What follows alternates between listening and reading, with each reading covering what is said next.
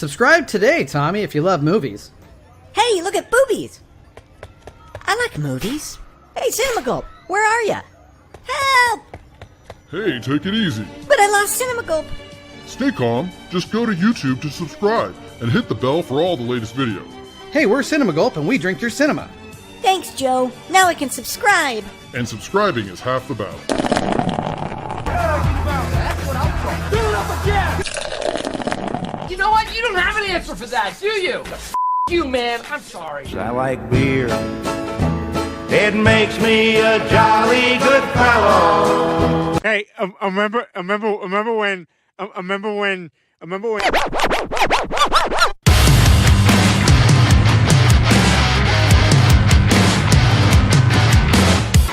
Is this thing up?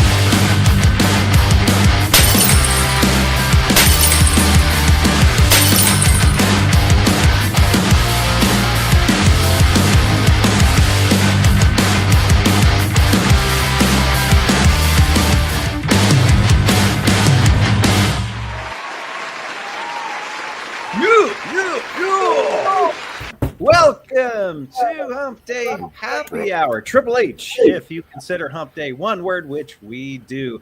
I hope you guys like the new intro song. Problem is, if we want to get monetized eventually, we can't be playing copyright music, no matter how good it sounds. That was actually my friend's band, so we ain't getting any copyright claims on that bad boy. Hell yeah.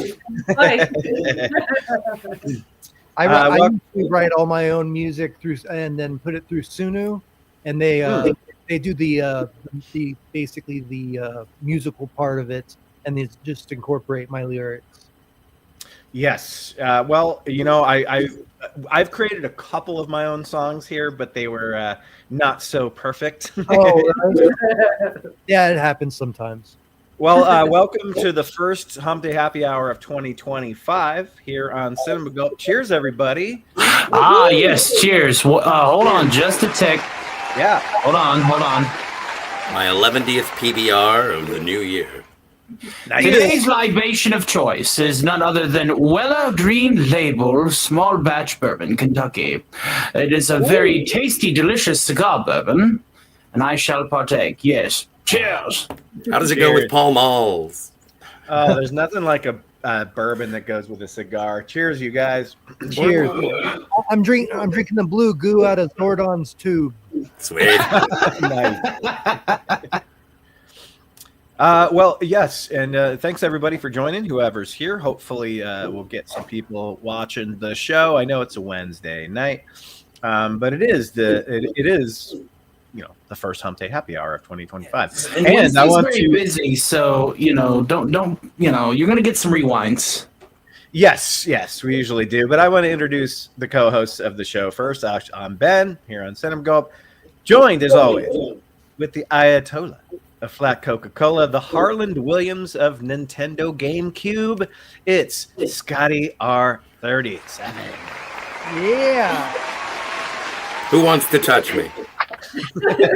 She-Hulk. Yeah, that's and true. of course, the other co-lead, it's Elvirus, the mistress of the Moon Block. If you've ever seen werewolves. Yeah. I always stumble on yours. Oh, and look who's joining us now. It's the cinema and Cinema Gulp. It's John. Hey, John. You still got your Christmas background up there, John. Exactly, and so to be true to Joanne's comments before, I'm not ready yet. Trying to get my background. Give me a second. It might be a violent night. All right. It might be a violent night. Hey, John, go like this when you're ready. It's always the same facial expression when he comes on camera. It's like he's not ready yet. Yeah. Well, you know, yeah, you're right. It is the facial expression. I should know that by now, but I just get excited when he shows up. So I'm like, let's bring him Me in. too. Me too. We're always very welcoming, and then he's not ready. Well, This is the first Hump Day of 2025, so it is going to be kind of a staff meeting. Anyway. Well, and to celebrate the first Hump Day, we should all have Pabst Blue Ribbon! I know we don't. But I only got the liquor. Only one of us has the PBR.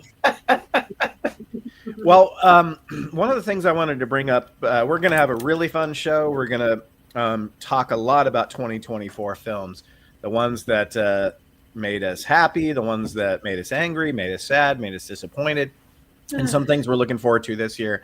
But I also, I just want to bring up, I would be horrible if I didn't bring it up, what's been going on in Los Angeles County and Pasadena and Pacific Palisades, you name it. Like, I've never seen anything like this.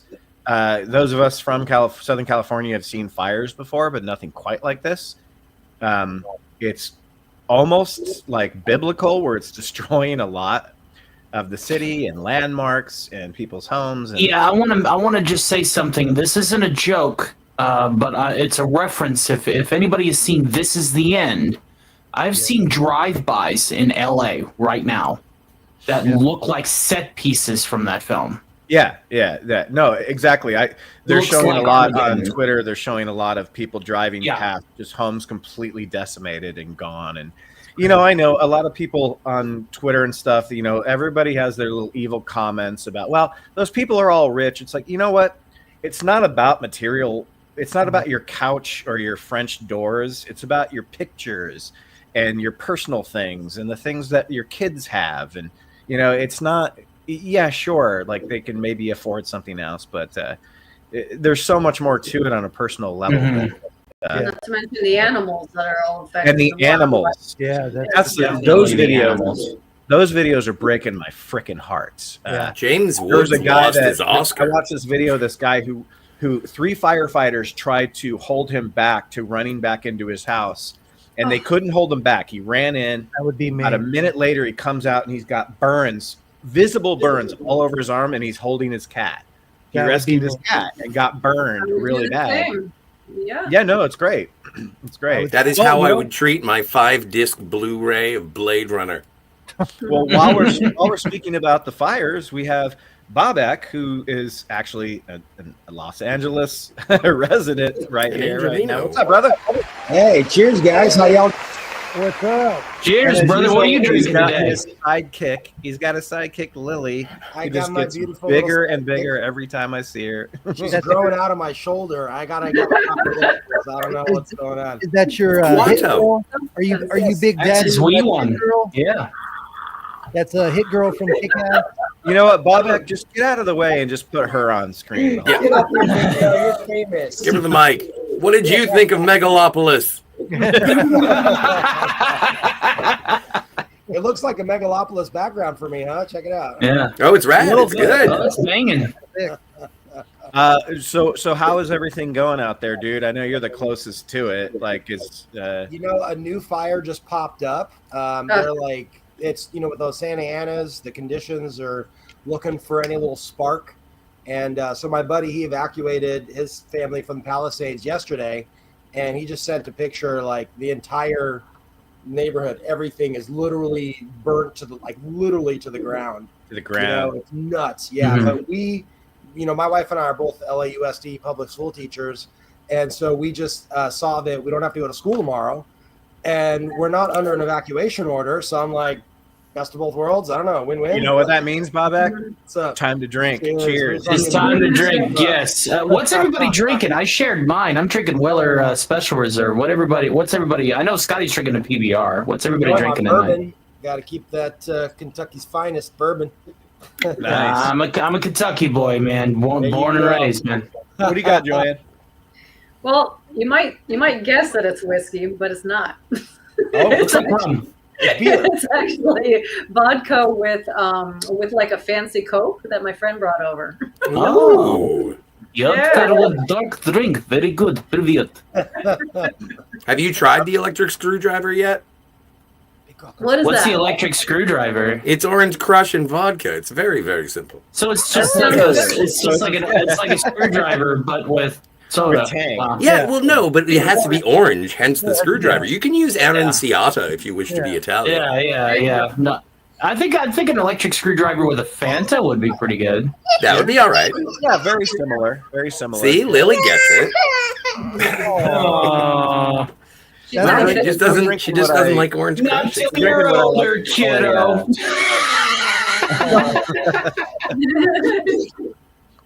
I'm drinking what I call a wheat-based booster, which is a white I'm claw. drinking orange Fanta. You're drinking a Fanta right now? Nice. John, are you ready to roll? You look like you're ready. There he is. He was cloned ready. I promise. From one Stark to another, John. See, you're using Stark's name, my name, our name. Well, my proper name. That's Yeah. my last name. Yeah, that's actually his last name. My first name is properly Tony, so together we are. You guys should Iron get Man. married. There we go. You'll need to do the fusion dance and become Tony, the actual. Absolutely not. You don't want to know what's going on in my head. Turn back now, right now. You don't want to fuse with me. Well, this conversation will be brief. Well, I want to go over. I want to go over the 2024 sort of box office winners. We won't spend a lot of time on it, but I want to go over like who won the box office, and Yes, you know, sir. we don't need to get into the nitty gritty details of like, well, this movie cost this much to make, and it had this. Ben, I have a list of 100 movies and what they made. So I thought we were going to go over each one of those one by one. Yeah. Well, Well, top 10, but- best and worst, and then my own personal pick. Before we get to that, Scotty, are you ready, sir? Are you ready, Freddy? Oh, I am ready. You will have You gonna play the an bumper, or ice should I? cream headache. Oh, that is awesome! I love that. All right, so I went and I did a thing. A lot of these movies that I got, I was kind of ashamed. I got a lot of comedies. So I decided to get the best of the best that I could bring to you, a brief snippet of more than 45 Blu-rays and DVDs that I purchased. I did not bring Short Circuit 2. Some of these were upgrades, like I got Shutter Island, but we've already talked about Shutter Island when I got Shutter Island, but I got the Blu-ray this time. Gonna go and, profit on the DVD. So that being said, I just wanted to make sure that everybody knew that these are things that I am very proud of, that I got on Blu-ray and DVD, new additions to the collection. So, without further ado, I've always seen this available as a DVD, and I said, F all that noise, Silent Bob. There is no way I'm going to watch this film, which was so beautifully shot, on DVD only. And so I am very much looking forward to revisiting this. I haven't had a chance. That's a great film. That's a great film. I third it. I third that. Theaters are closed tomorrow, but we don't have an evacuation, so I think we got the best of both worlds. Well, but the thing is, I've had a snow day. I've never had a fire day. I mean, Next- I don't really notice it, but if you look at the sky, Ooh, you can see it. Gattaca. Mhm. That's a good Yeah, one. Yeah, you can definitely see it everywhere. And is there an audio commentary? No audio commentary on Gattaca. F all that. I'm going to save one for last that I think is more of an oddity, and I'm really happy that I got it on Blu-ray. But before I get there, finally. Oh, nice. That's my number 5 favorite R-rated science fiction movie of all time. Yeah. Eternal Sunshine of the Spotless Mind. That's probably Anytime. my number 2 Jim Carrey film. Well, yeah. So we've got the keys to the place, right? Sure. Okay. Yeah. So you can let yourself in Call too. if it's late or whatever. Mute yourself, But we don't- Novak. Mute yourself. Anywhere. Well, I can mute him. Oh, I can Not mute out him, of too. not out of malice, but out of necessity. I When hear it comes to cinematography and when it comes to filmmaking, this is the first Great foreign thing. language film that I ever actually saw in a theater, and I think that it is visually spectacular and emotionally satisfying. And I think it has one of the best female leads in a film that I've seen in the 21st century. That movie is a testament to lighting. It really is. You have great I like it. taste in film. Very good. Now, this is a big shout out to a friend of the channel, Terry H. Iberius Mork. I finally got it. Oh, I just watched that like a month Nice. ago. I love that. Was the first. Come back here! I'm That not was the- finished with you! Yeah, that was the first movie that I saw in the movie theater. Like that, I was really excited about. I saw this movie in the theater as well, and I got to have pizza afterwards. Pizza dude got 30 seconds to show up. Yeah, I saw it in the theater too. Hey, now this is my oddity. This will close us off. This is a movie that I heard was absolutely regarded. We're past 10 minutes, right? Yeah, no. This was regarded with studio fuckery by nobody else's favorite person who was named a Weinstein. I heard that there was very limited release for it on physical media. And obviously, based on having an ice cream headache, I had to acquire it. But I got Fanboys on Blu-ray. I've never seen that. It is free on YouTube, I'm pretty sure. Yeah, it is. It's a fun movie. I don't like Dan Folger. I want to punch him in the face. Yeah, but come on, seeing Kristen Good Place on the this, but she's doing the thing. Hot. Yeah, she has Leia in that. Yes. Yeah. What's her name? Kristen. Bell, right? Kristen Bell. Yes. Oh yeah. I completely objectified her to the point of not remembering her name. God, but what I'm saying is that this is a movie that apparently has a much better director's cut, but the fact that it is even available in physical is just this is an oddity that would be very, very expensive. It cost me approximately $4 Canadian. How did you? Does anybody ever think that Dan Folger looks like a swollen Curtis Armstrong? He was kind of okay in them Fantastic Beasts. He was probably one of the best things about them Fantastic Beasts. Anyway, thank you, Scotty. You will have an ice cream headache. We already do. All right, let's get into the 2024 box office. And again, we won't spend a whole lot of time on it, but it's an interesting. It's maybe not what The funny thing is like we're going to give off our lists of like most anticipated movies of the year later. And John and I have done this a bunch of times where we've done shows where we just talk about most anticipated movies. And then none of those even end up on our best lists because all these other movies show up that aren't on these. There's so many movies that haven't gotten distribution rights yet that end up coming out later in the year that aren't on these slates at all. So obviously Inside Out 2, okay, we'll get animated and what's that? Hollywood constantly puts out crap, and so it's like the little film that doesn't have distribution yet that ends up being the best movie of the year. Yes, you typically, yeah. Right here. I mean, that's happened a bunch of times with us. And then there's a gem that is like supposed to be a blockbuster that doesn't do well that we end up just fucking loving. Oh, earmuffs, Lily, earmuffs. Oh, she's gone. Okay. Yeah. And yeah, we'll get into some of those. But Inside Out 2, that's not a surprise to me. I thought the first one was overrated. It was fine, but man, it made a lot of money. 652 domestically, but man, 1.6 billion. Yeah. Well received on the planet. Well received. Yeah, I know people like it, and that's cool. I just it's not for me, I guess. I don't think it's aimed for me. Disney had a pretty good year. Yeah. So I believe Moana is projected to be the only other film that's actually going to cross $1 billion worldwide. Mm-hmm. So they're going to have the top three, the only three films that reached $1 billion for the year. Yeah. Wicked is not even close because Wicked had no international audience at all. There was a lot of hype. Deadpool did way better than I thought it was going to do. I mean, I thought it was going to do good. I'm so glad. I didn't know it was going to do. I didn't know it was going to do $1.3 billion good. But good on it. It was fun. Is it the movies themselves, or is it the trend of inflation that we're dealing with, that we're seeing Deadpool comes out and becomes the highest grossing R-rated movie, surpassing the ones that came before, which were mainly Deadpool movies, but like Joker and other things.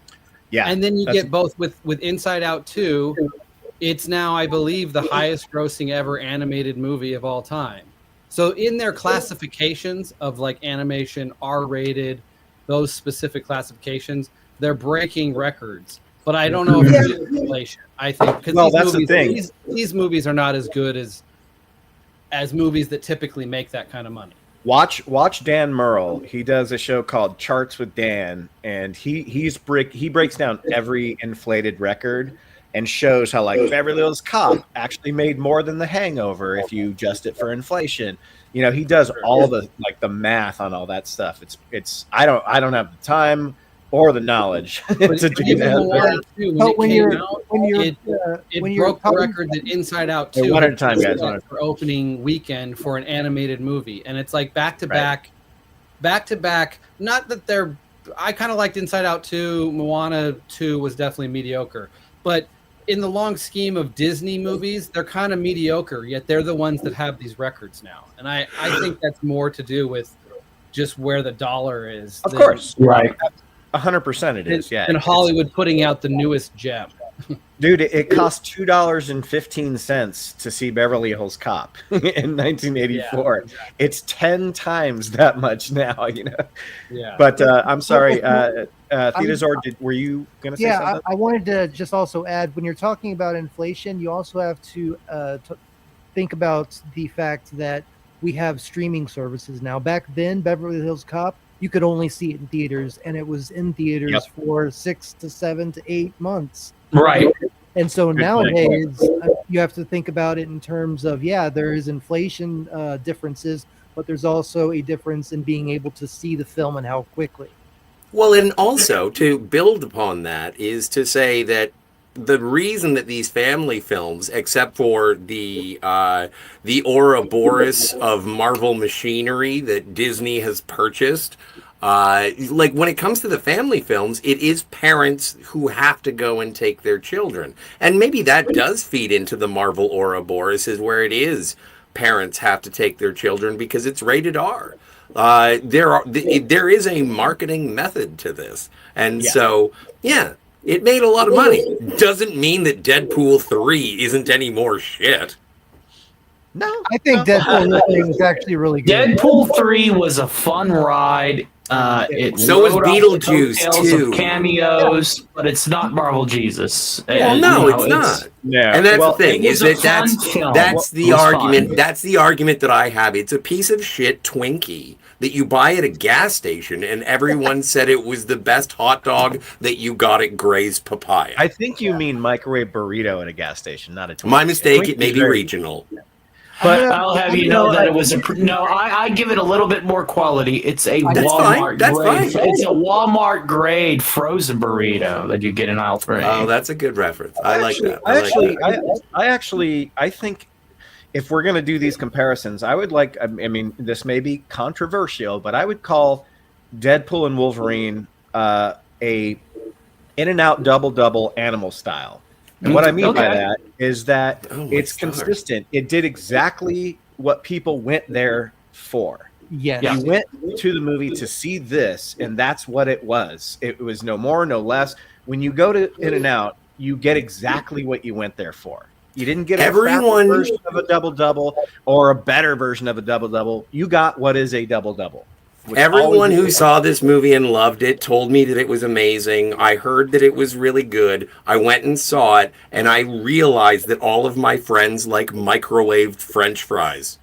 All right. Well. But let's look at Moana 2, which Moana 2. Correct me if I'm wrong, John. We talked about this already. It was developed and made as a series for Disney Plus, right? Yep. And you said it feels that way. Wow, what a moneymaker for something that was supposed to just be some shit box Disney Plus show, because it's going to hit $1 billion probably this weekend. Yeah, that's insane. It would have made nothing if they just kept it as a Disney Plus show. Nothing. I think the writing's on the wall at Disney. They're like, we have something that might have a little potential. Turn it into a film. Do it now. Yeah, maybe we should take. I can't believe they didn't know that from the start. Moana was excellent. It's one of the best Disney animation, non-Pixar animated films to come out in 20-something years, since like the Aladdin days. The past 10 years has been nothing but Disney making horrible decisions and thinking that they are good. I mean, it doesn't surprise me whatsoever that You just said you loved Deadpool 2. Yeah, and Ryan Reynolds was the fuel behind that. Dude, I don't think Disney had much to do with. Yeah, he Deadpool made 2. sure. Yeah, Approval at least. That's it. Yeah, that's it though. Like they that actually, ability to approve. Ryan Reynolds Anyway, had a lot- I'm not. Yeah, I let am him also finish. not a How do you person shut who up? thinks that Disney is the Antichrist. let him finish. Go ahead. Yeah, sure. I mean, I was done. Oh, okay. Sorry. Well, okay. So these What next other studios made some money? well, no, yeah. Well, Warner Brothers is getting its own way. It doesn't know how to make money anymore. Apparently, neither does Sony. Sony has all these Spider-Man properties, but they're doing all the wrong things. I mean, they're doing things that makes it looks like they're self-sabotaging themselves. Yeah. Instead of actually, dude, they can make another animated Spider-Verse movie, and those movies weren't huge grossers, but they grossed a lot. They have Andrew Garfield, they have Tom Holland, and they just instead they give us Kraven the Hunter, But yeah. These next two are, I don't care about Despicable Me, whatever. These next two are interesting to me. The fact that Beetlejuice 2 and Dune 2 are both like in the top 10 kind of surprised me. I didn't know how Beetlejuice 2 was going to do. And it did. It almost made 300 million domestically, almost 500 million worldwide. I think people were stunned by that. What do you guys think?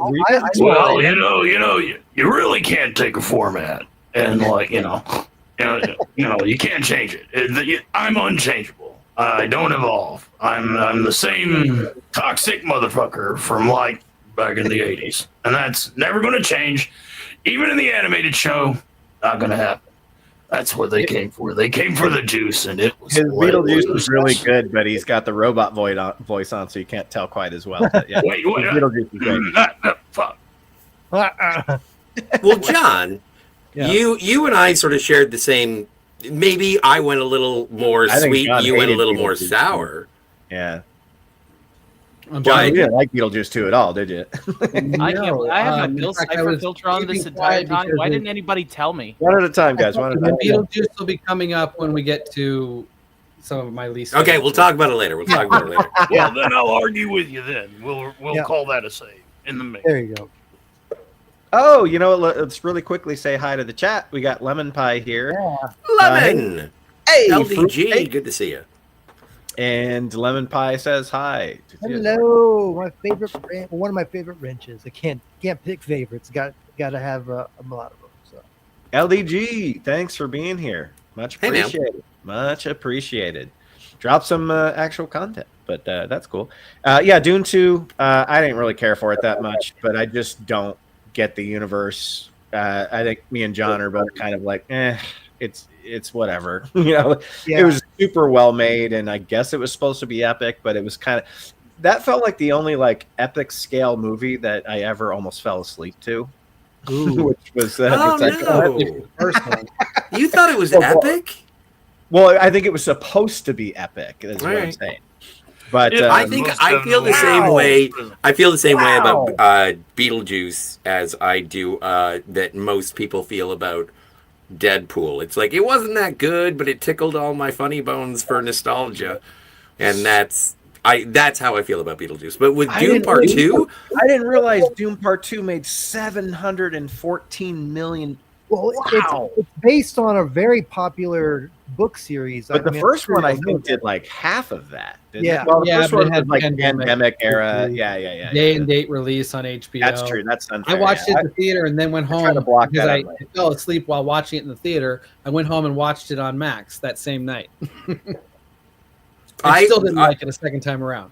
No, I watched the first one in IMAX. I watched the second one in IMAX, and then I bought both of the Blu-rays, and I watched them back to back. I love them. I'm never going to read the books. Well, and the original film was made by David Lynch too, and so I think the first one didn't make as much because a lot of people kind of held that one in high regard. And 700 million is nothing to shake a pencil at.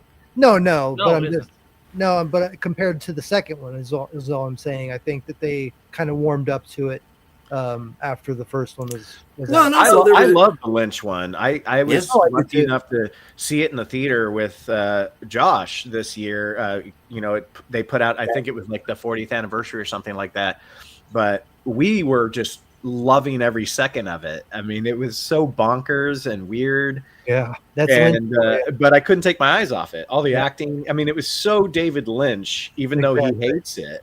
But he should watch it again and embrace how much people actually care about it. But yeah, Joanne, did you see Dune 2? Yes, I did. I thought both of them were really well made and everything. I just didn't get into the stories. I never read the books or anything, or I don't have any past history with them, the movies. But I couldn't get into it. I need better. I need to attach more to the characters. Well, then my follow-up question is, Joanne, is like, I don't give a fuck about anybody. My follow-up question is, are you angry that it made money? No, not at all. Okay, I mean, I'm just curious. Yeah, no, I think that it was well made and to be appreciated. I think it's the same way that I feel about Deadpool and Wolverine. Like, I'm such a nerd. Like, I remember growing up watching X-Men and the animated series. I remember watching the original pilot for Pride of the X-Men, which came out in '89, I believe. I've just been such an X-Men fan for so long, and to see Wolverine finally put on his mask and see them do those characters correctly. You're an S&M guy. I get it. Yeah, for sure. And I think that's something that Dune inhibits in those people that follow the book series. They love the characters. They love the original story. They don't want to see it messed with too much. And I think if they did that, I think if you got into that a little bit as a kid or even younger, we'd be more inclined to be attached to those characters and stuff like that. Yeah, that makes sense. Yeah. So Bobak, I want to come to the number 10, and these movies are still trucking, but is Lily too young? Have you taken her to the movies yet? No, we have not gone to the movies. Yeah. Maybe like that would. She couldn't sit through it. Yeah.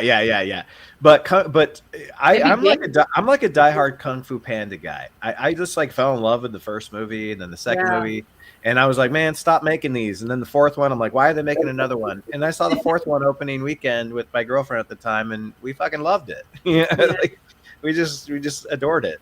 I don't know if I don't have kids, but don't ask me why we went and saw it. I can't remember. Well, I will tell you a movie that Lily decided we should all watch, because anything that we're doing, she loves to do. So she always grabs my Xbox controller and just mashes the buttons and stuff. That's and what I do. Ended up buying the Garfield movie for $30. Holy shit, yo! How was it? Oh, dude, yeah. Oh, it was worth every penny. So wait, dude, I remember when Mason, my godson, was a baby. I'd get calls from Brian and Jamie all the time going, Mason just charged like $75 because he was just hitting buttons. Yeah, just mashing buttons. So Lily was like, I want to watch the Garfield movie, and she knew and that's the new one, right? The cartoon one or whatever. Yeah, the new one that was just out in the theaters and all that. Chris Pratt is Garfield. Around, That is hilarious, man. And was she laughing? Did she get it, or the movie? No. She just was like, oh, cat, yay, cat, dog, yay, Well, that's adorable though. That's adorable. But I don't want to skip ahead to the 2025s, but like Dog Man, because my baby loves dogs, and so like she always has to watch YouTube videos of like dogs playing in like water and dogs like in the snow and all this stuff. And so I'm like, maybe I can watch Dogman with her, at some point. Maybe she'll get a kick out of it. I don't know. I don't want to do the 2025s yet, but later in life, she'll really enjoy Night Bitch. Yeah, I can't believe there's a movie coming out called that. Yeah. I know Amy Adams, Lois Lane herself. From the I think it's already on Netflix or something. It's okay. adorable. Is it not good? I haven't seen it. Neither have I. Haven't seen it, want to like it. Sorry, Lemon Pie. Yeah, we were just going over the box office, so we were tiny little squares, but now we're back. Oh, I'm still a tiny little square. We're Don't two get squares ahead of away, yourself. and most of the two contestants, we could play some Hollywood squares. But we would have to put Scotty in the middle because he would be Paul Lynn. Last thing I want to say before we jump into the main topic, which is all of our picks.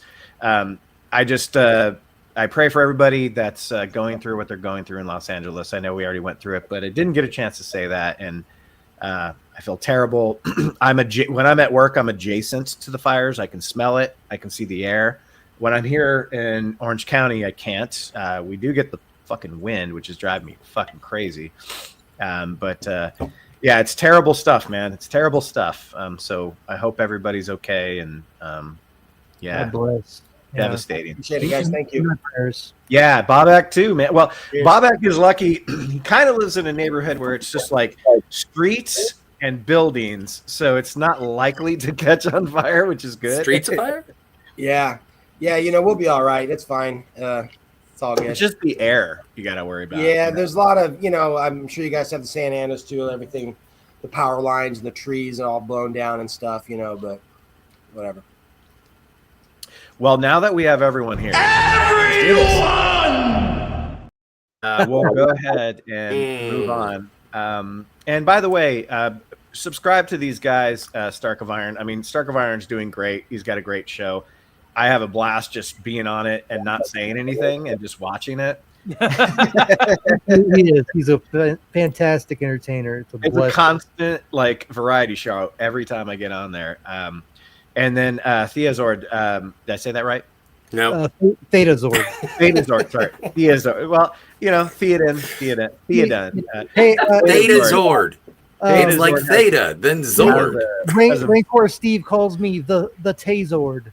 Oh, that makes sense. It's a very creative, interesting, exciting, passionate channel too. So check that out.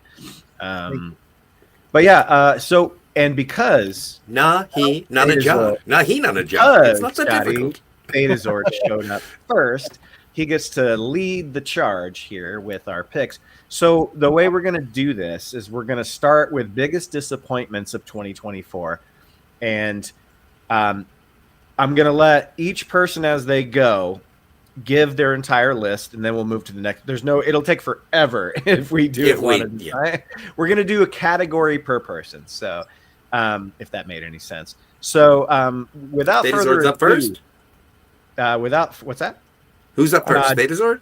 Yeah. Thetazord is going to do his biggest disappointments of 2024, and let me see. Do I have something? Yes, I do. Take a big step back and literally fuck your own face.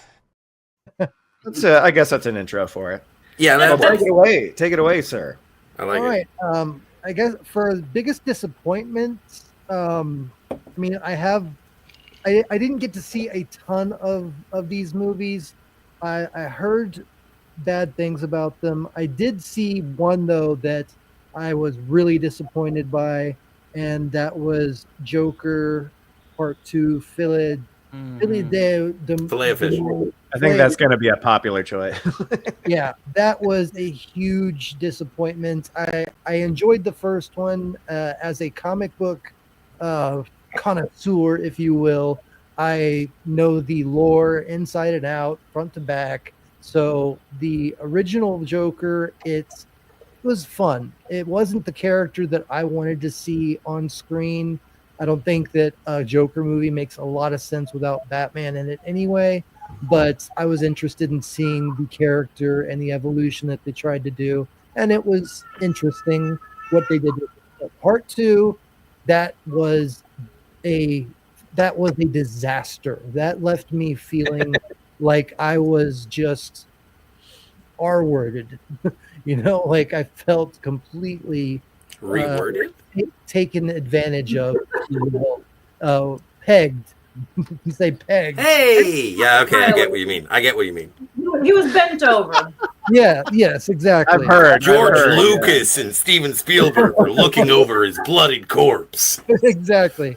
So other than that, I know that Craven the Hunter obviously would have. I don't even want to see that. I know that was going to be incredibly disappointing. Don't worry, I got that taken care of, yo. Another one that was disappointing was Five Nights at Freddy's. I do enjoy watching like game theory and stuff like that. Was that this year? Yeah. Oh, I thought it was 2023. All right. I don't know. Check your Red Letter Media video release dates. It might. It's fine. Let me see. Or, no, it's fine. I don't want to take up time. But anyway, I was disappointed with that. I like the lore, and I do like Matthew Lillard a lot. And you know what? My number 2 biggest disappointment was Transformers 1. I am a huge Transformers fan. I heard a lot of people love that movie. I did not like it. It was very disappointing for me. I was going into it with high hopes. It was just too kid friendly. It didn't adhere to the cartoon lore that I love so much. So it didn't hit the sweet spot. I can see how people do like it. Younger audiences, people that are coming into, that aren't from the 80s, that aren't dinosaurs like me. But I just didn't like the connection that they did with Optimus and Megatron. Didn't make sense. Get the fuck out of here! No, I cannot. It's serious.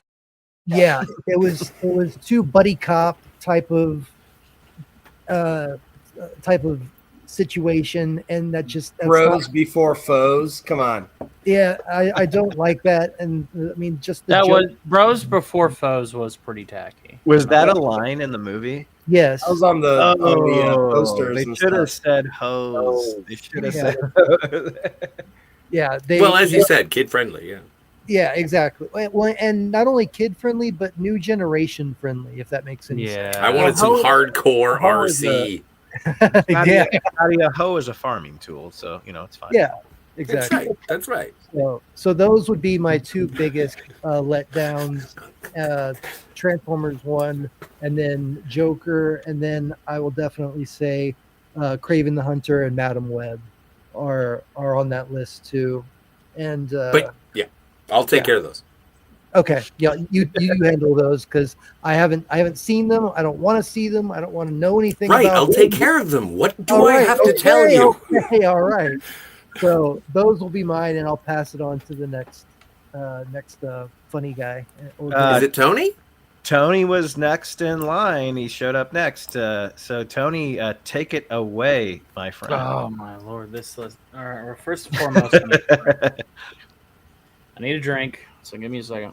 Do it. Well, no, you knew you were preparing. Were you listening to Theta Zord? I wasn't. Well, come on, it's a joke. It's just a joke. I get it. No. Scotty, I know.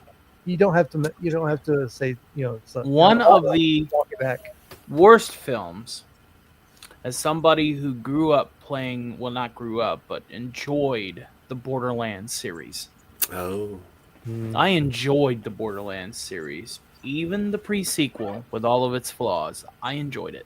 I enjoyed, from beginning to end, both Telltale games, the whole kit and caboodle. It was such a rich lore, great art style, and it was Diablo with guns. What more could you really ask for? How about Cate Blanchett in one of the worst miscast roles of 2024, or practically in her entire fucking career? That is the biggest disappointment. I knew the movie was going to be shit because they had Jack Black playing. That's what I was gonna say. Wasn't Jack Claptrap. Black? Yeah, wasn't he horrible? But Cate Blanchett was the disappointing miscast. It does not do well for Lilith to be played by somebody who wants to run the character as a grizzled old war veteran whenever this is supposed to be Borderlands 1. Lilith is kind of fresh like everybody else. They're all supposed to be fresh and not knowing what they're doing and getting into trouble. Okay? This does not happen in this film. The second biggest disappointment of this film is there was no Handsome Jack. You cannot have the Borderlands storyline without Handsome Jack. You cannot do it. Is that the guy with the Mexican wrestling mask? No, he's the guy that has like a called a mask over his conquistador. face to cover the wound. So he's got like the gimp mask, and then but he's jacked. No, he's not jacked. It's you're thinking of a different guy. I don't know. You know what? You keep going. I don't know anything about this property. This is the reason why it resonates and hits home for me, because I'm a Borderlands fan, and a lot of people don't know that. I definitely want to at one point go through the entire game series on my channel. At one point, that's an endeavor. That is an endeavor. On some of the lists that I was watching, checking, for this stream, a lot of their lists had the number one biggest disappointment, or not biggest disappointment, but worst film as Borderlands. I believe it. The second biggest disappointment has to be, and there's a lot of correlations between Theta Zord and I as well. He's an Autobot and I'm a Decepticon, but we can coalesce and agree that they had taken some things from Transformers and didn't give a lot back. I did think that the vocal roles, with the script that they had given the actors, the voice acting was top notch for what we had. It's not going to be Frank Welker as Megatron, I agree. We have to acknowledge that. But with the lines that they had, they did very well.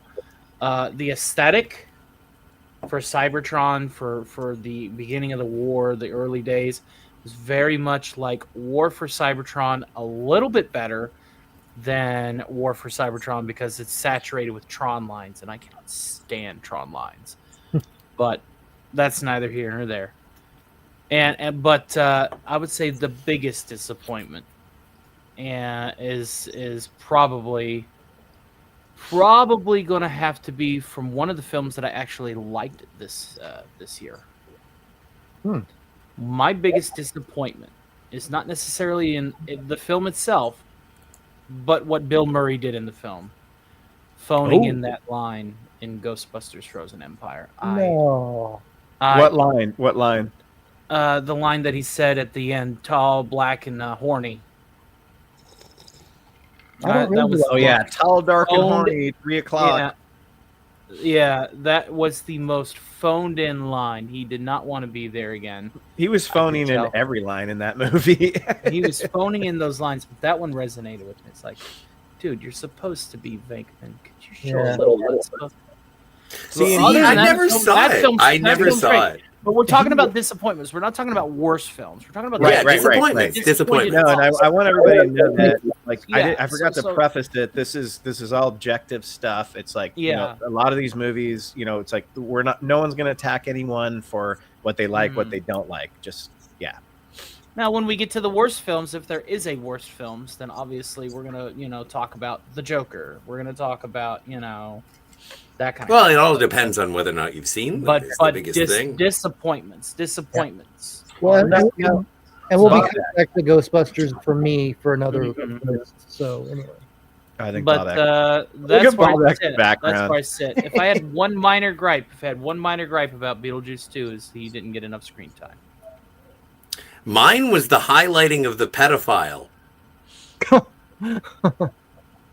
Interesting buzzword for you too. Well, this isn't getting monetized.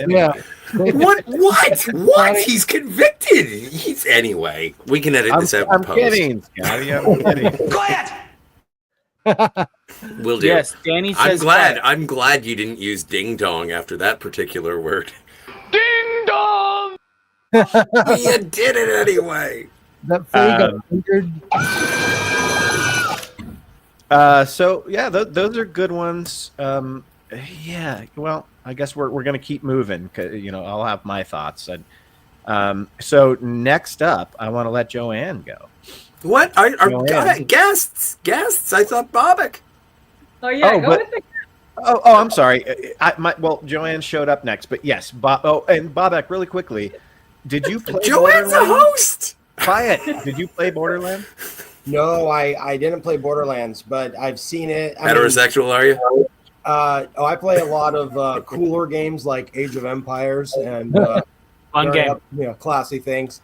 But But no, I didn't really see Borderlands, but I was imagining that people who really loved the game probably were stoked to see it. But I get that it's Apparently really hard. not. Well, no, but I mean, like built up for Eli it. So Roth. it's hard when you're expecting everything, and then like it's not there, and it doesn't kind of make sense to the fanboys and stuff. That's kind of, I think, the kiss of death to do with a lot of these, a lot of content where it's like there's such a big fan base that's so detailed. There's so many I'm sure there's probably like novels, like graphic novels and comics for everything we're going to talk about, and to really kind of fuck it up like that on some of the canon, that can be really disappointing. Like for me, I loved Halo, and there was always like this big hype about the Halo movie, and they could never really quite get it together, and I think they eventually like threw some TV show out there and like, Dude, do you remember, Bobak, when we lived together, the Halo movie was going to be Peter Jackson produced, Neil Blomkamp directed. And then they went on to some fucking Lord of the Rings bullshit. Right. Fuck all that noise, Silent Bob. Yeah, fuck that, man. Give me my Halo. Neil Blomkamp really wanted to make Chappie. So he made I know Chappie. Dude, I don't know. I want C-3PO the movie with guns. Yeah. I like District 9. I gonna- feel like Chappie is probably District 9 redone with like a cuter robot or something. Well, if you remember, Neil Blomkamp, from Jayberg, Jayberg was where he was from in South Africa. Johannesburg, yep. Yeah, Jayberg. Johannesburg. And he did those 2 short films. He did the District 9 short film, and then he did the Chappie short film, and they were kind of combined. And then he Chappie was like a passion project. It was just misguided. It was misguided. We all loved Elysium. Don't lie. These passion products, lots of times they don't quite pan out for everyone who's not the person who's passionate about it. Like, there's a lot of movies that I just don't see because they just seem like they're not, I don't really go to the theaters very often. So when I do, like, I'm really invested in what I want to see, Yeah. Yeah. So like, I would definitely say for disappointments, it's interesting because you want to thread the needle. Like I think you guys were saying before, not necessarily bad, just didn't meet my expectations. Mm-hmm. You know what I mean? So like, I am disappointed by some movies that like I never went to see. Like I'll watch it when it streams one day, but the first thing that came to my mind was Gladiator 2. And I'm not really going to talk about it because I didn't see it. Just the billboard with some dude on a fucking rhino. Yeah. And I was like, what? I thought that was Black Panther. I'm the same way with a lot of the movies that I saw the trailers for this year. I didn't go see them, but they disappointed me nonetheless. Exactly. And aside from that, there were different movies that I like maybe could have wanted to see, like the War of the Rohirrim. Like I would like to see that. But then when I found out, I only heard bad things about it. It was supposedly awful. Yeah, exactly. And the first thing that anyone ever says about it is they had to use the license or they would lose it or something like that. And it's just like, I'm not really into the filler content, especially fucking animation. Like, what are we, back in the 70s, Hobbits, like where they sang all the songs from the books? Like, what the fuck? Yeah, it's kind of like when I went to go see Final Fantasy Spirits Within, and I was get out of here. Get the fuck out of here. No. But You sung that movie's praises, Scotty. Don't lie. I have. It's visually stunning when I'm playing music that I like. But one movie that I did want to and I just couldn't get through it was Beetlejuice. I Here's the part of the movie where we're gonna unleash the juice. Well, what's going on? What's going on? Well, the thing was that I just don't like it when a sequel just rehashes the bits that made it good in the first movie. And just to see that, like, oh, okay, we're gonna do the dancing bit again, or like we're gonna go back to the DMV, and on the one hand, I love that I'm seeing lots of the original actors, and I love that I'm seeing lots of these original characters, and they're actually getting lines now. But like, I just couldn't get into Beetlejuice being the protagonist. I'm like, dude, the guy's an asshole. Don't try to make him look like I'm going to root for him. Like, I want to hate him. And they're like, oh yeah, it's my ex. Those crazy exes. It's like, okay, but come on, dude, that makes you a good guy. Like, I'm going to be on your side. Like, well, no, I'm just going to marry this one instead. Yeah, it's like, come on, just I couldn't get through it, and so Haven't you ever heard of the likable villain? If Angelina Jolie can do it, let me tell you, I can do it. You know, when it came to Beetlejuice, I think that part of the reason that I liked it as much as I did is because I had paid the ticket and I was sitting in the theater and I was like, all right, fine, just fucking enjoy it. This. You know, I streamed it. in retrospect, guys, honestly, like I was kind of sucking its dick when I walked out of the theater. Yeah. I really, I was there. Honestly, I think it was because I was just so happy to see Winona Ryder back on the big screen again. Sure. And playing like a lovable character. And yeah, she wasn't, everyone's like, well, she doesn't act like her Lydia. I'm like, well, she's fucking 30 something years older. She's 30, she's neurotic, she's drugged I've always thought she had such great screen presence. She was my ultra crush in the 90s. I was just happy to see her on screen doing her thing, looking great. And Michael Keaton, yeah, you could tell he's a little slower. I mean, dude, fuck, give him a break. He was like 40 when he did the first one, or not 40, but the representation Mr. Keaton put on for me was. Don't forget that every time that you defend Beetlejuice, you also have to defend MacArthur Park by Richard Harris. Now you listen here. I thought it was a good pick. You don't get to tell me what you do. Hey, no, it's fine. It's fine. I've never been laid in the back of a Buick. Whatever. I don't care. Mabek, do you have any other ones? Well, you know, so far as this, I don't have like full lists of all these. I just was, you know, just trying to figure out something. No, one or two is fine, dude. One and two. Yeah. But so Beetlejuice. Now, here's the thing about the movie that made me laugh, and I wish, like, as soon as we finished up the Christmas movie episode thing, I was like, dude, why wasn't I just talking about Red One the whole time? You know, because you saw it. Well, yeah, I know. And but so here's the thing. Can't be disappointed if I didn't see it. Yeah, but here's the thing about Red One. I had such low expectations for it. Like, I had no expectations. I was just like, it's a Christmas movie I haven't seen yet. I'm going to put it on. It's an action film, whatever, you know, and I was like trying to send out Christmas cards and stuff. And so like, and I had it on and The Rock delivered a line that just like made me just laugh for like 3 minutes straight, you know, like, and it was when it's the beginning where they got Captain America. And he's the vehicle for the audience, and so everyone has to explain the world. The catalyst, yeah. Isn't he Nate Christmas? Yeah. You know, and they're explaining to him how like I'm the commander of the ELF, and this and that, and he's just like, what the fuck are you talking about, dude? And like, and then The Rock just breaks it down where he's like, only Santa Claus can do the mission. Santa Claus is a unique individual. Santa Claus does the mission. He is indispensable. We trained 364 days, blah, blah, blah, this and that. And like Captain America's like, what's the mission? He's like, to spread joy, asshole. And I just like lost it for like a good 3-4 minutes, you know. And no movies I hate jokes in movies, so they're always so bad, and I'm pissed off at anyone who laughs at them. You know? I suddenly want to see Fred Claus. Oh my God. I had to rewatch that movie just for that line. And then by the time like I finished watching it, I was like, this is great. This is like my second favorite, you know, Christmas movie after Christmas Story. You know what I mean? So dude, Christmas Story all the way, dude. That's my favorite Christmas movie. My favorite, well, me and John, me and Josh, me and Joanne, but I love watching movies with Bobak, like at my house or at his house, because we have some libations and maybe something else. And watching him, the alert, the automatic alert button of like something is super cheesy is hearing his laugh come out when you're like, he's like, he just starts laughing at it, and I'm like, oh yeah, that was really cringy. Like I love that natural reaction to cringe Bobak has. It's just high laughter.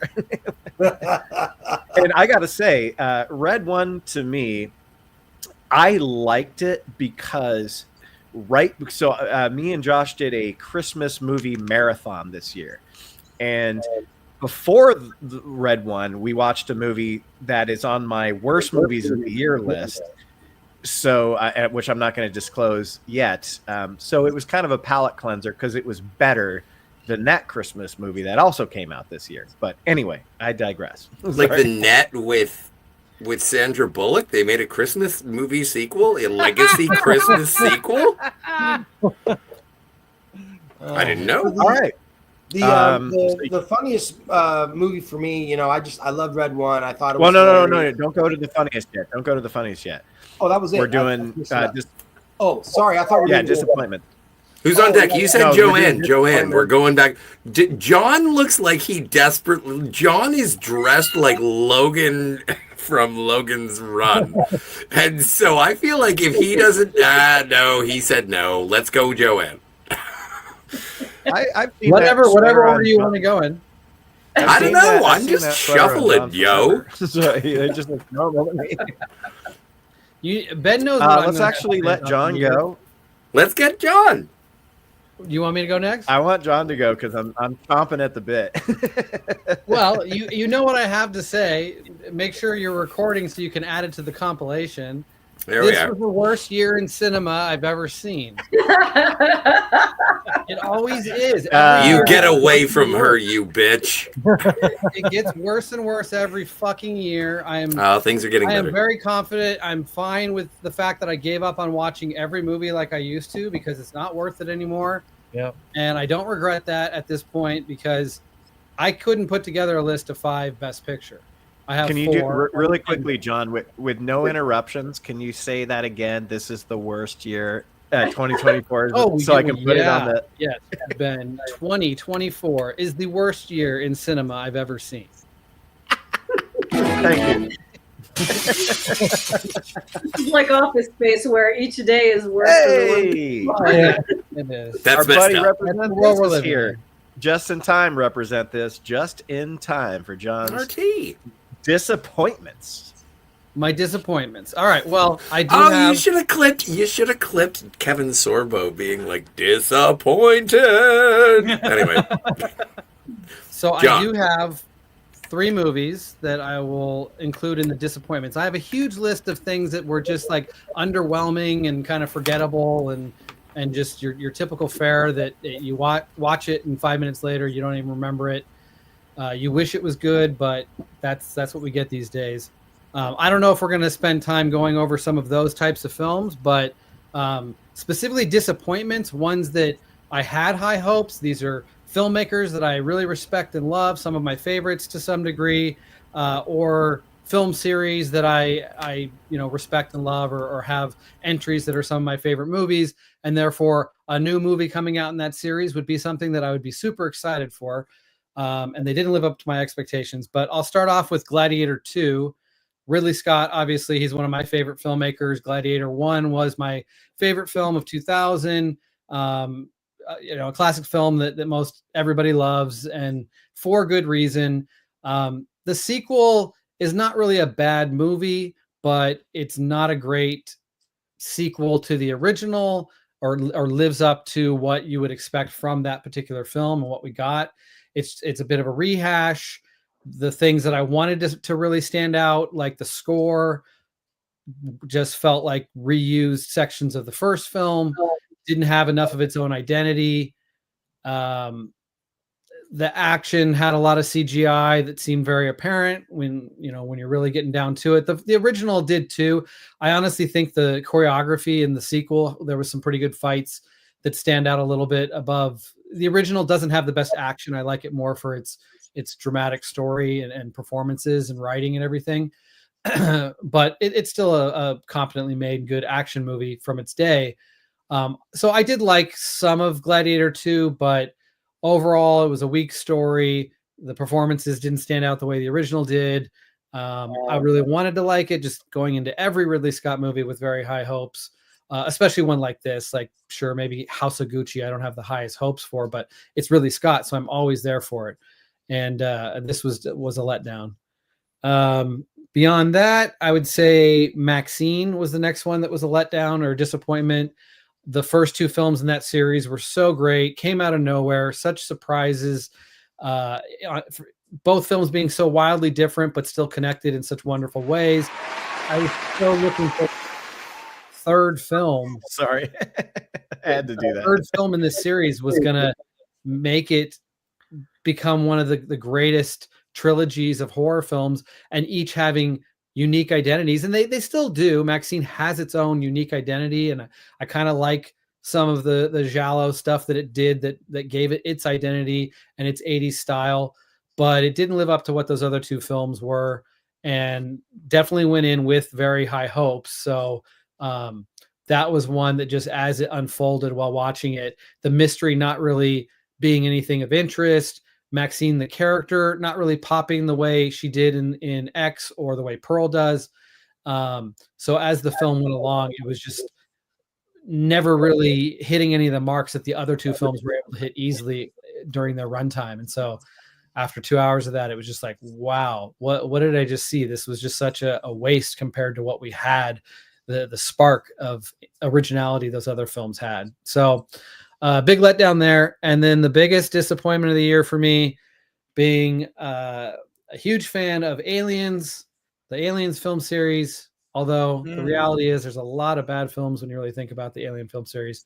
But my love for 1 and 2, and this conversation about this is going to take place between 1 and 2, so it even has connective tissue. And boy, did Fede Alvarez go to great to make sure that set design and sound design and all the things that you want to make it feel like you're back in the Alien universe he's really put the work in and got the details right. And you can say that he did on some level, especially like sound design and some of the set design and stuff. But I felt like I was watching more of Alien Resurrection than I was the tone that I wanted from a true, proper Alien 1 and Alien 2. Alien Resurrection is like goofy, and I felt like we were kind of getting some goofy, stupid shit going on in this Alien Romulus, and it Goofy's just a word. It's more tame than what I would have used. But carry on. Well, being a Fede Alvarez movie, that was another reason why I had very, very high hopes to see a true return to horror roots in the Alien series, brought by the guy who did the Evil Dead remake. I was so excited for seeing someone pull a needle out of their eye. That kind of intensity, those moments, and many moments, not just that one, but so many moments in Evil Dead remake have such intensity and such gore factor that even a slight amount of that in the Alien universe was going to be so exciting. And we got none of that, in my opinion. One guy gets acid digitally dripped on his face and then it like explodes. That was it. Yeah, where was the intense no, I won't. Fede Alvarez moments? The remake of Evil Dead really surprised me too. Like, I am a huge original Evil Dead Sam Raimi fan, and I didn't go into that thinking it was going to remake. You're talking about like the one from 2013 Evil Dead remake. Yeah. That Alvarez. I loved so much. Surprised me so much. So because they made a completely different, serious, scary movie. Exactly. and tone. Ben, you've heard me talk about the tone of Alien and Aliens and how important they are, and James Cameron's tone across his first 4 movies and how serious they are. Fede Alvarez brought that to that Alien movie. Like, that is why that movie had the tone that it had. Like, his serious approach to something that had already been made a couple times, kind of getting increasingly more goofy. I love the original Sam Raimi versions of Evil Dead, but the tone he brought to that Evil Dead film was exactly what I wanted out of an Alien film. It was missing, in my opinion. This felt more like a commercial approach with trying to be a little bit flashy and not upbeat necessarily, but just trying to be too exciting and not just dead serious. Yeah. Just dead serious. That's all I wanted. Dude, you and I were so excited when we heard Fede Alvarez was doing it because he did Don't Breathe.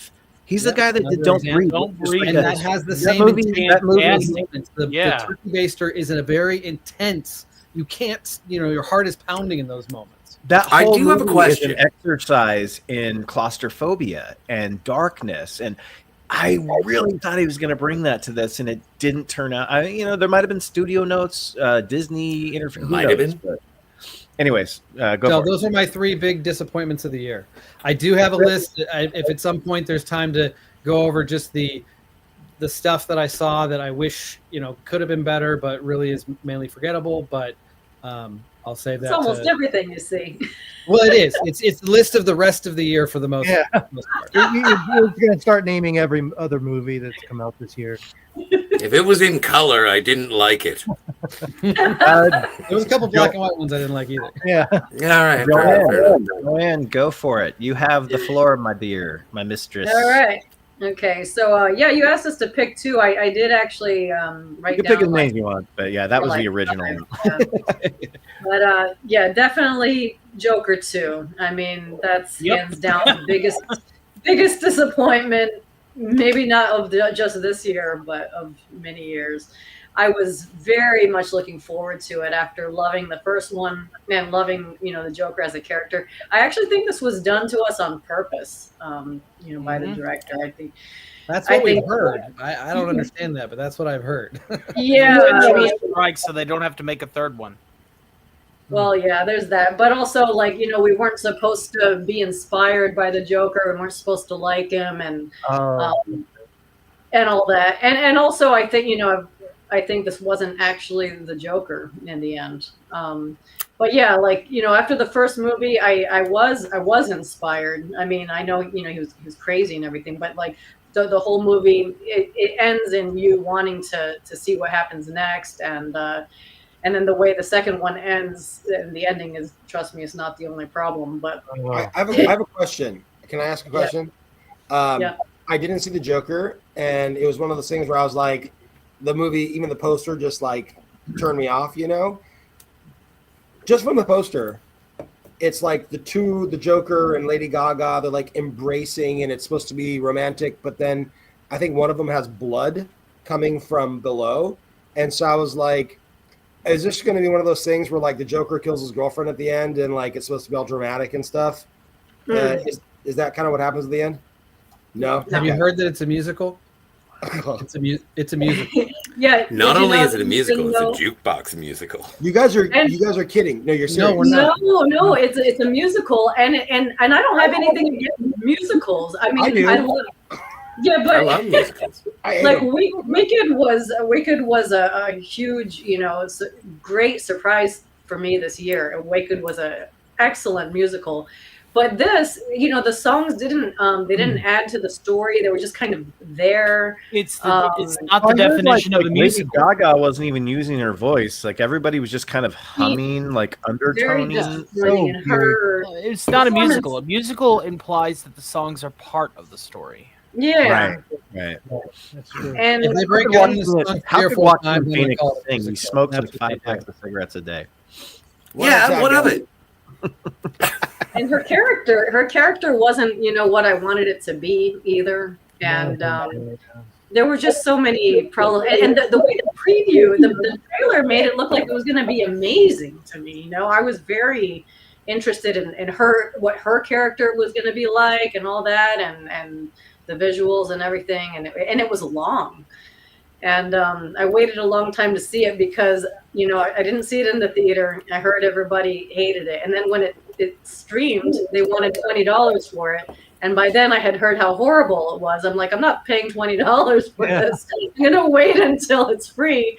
So it was a long wait, and it was just unfortunate, very unfortunate. So that, that was disappointing. Well, remember, you and Mark did that long review of the first Joker, and we got deep into that one about what it was trying to say, and the wonderful performance from Joaquin Phoenix. And then there was something about this one where I was like, I don't know. And then when I started hearing how much of a piece of fucking shit it was, I was like, okay, my heart was right. Stay away. So I never saw it. Yeah, it's heartbreaking. Yeah, it's terrible. But anyway, and I do think it was done to us on purpose. So whatever, he had fun, and the director had fun, whatever. But yeah, Beetlejuice was also my second disappointment. Not nearly as disappointing. But yeah, I thought it was going to be funnier, and I remember, they introduced a character where I thought he was going to have a bigger part, and then he just kind of fell off. And talking about Defoe's character, the detective. I wanted him to do more, but yeah, and it just wasn't that funny. So I just thought it was okay. I'll agree and with you then- on that. Like the first one was fucking hysterical. Yeah. And the second one, it wasn't as funny. Yeah. Yeah. 2024. Are you guys gonna keep beating a dead Sensibilities horse are on the dead different. for It's 600 harder. years It's harder already? to do some of the Wait same till I jokes. get my turn on it. Yeah, no, You'll get your but, turn. You'll get your turn. You know, like you watch the original one, and he's taking a stick and he's lifting Gina Davis's like dress up, and he's like, "Hey, you know." Hey, what's going on? Definitely a big difference between the first one and the second one. Yeah, they clean that stuff up a bit. I tell you what, after Protein that rant, agrees. Yeah, Protein said Beetlejuice sucks. Like I said, wait, all wait, good. where- The film's never where going to be as the sequels are never going to be as good as the original unless you're like, I don't know, Terminator 2. It's fine. It's fine.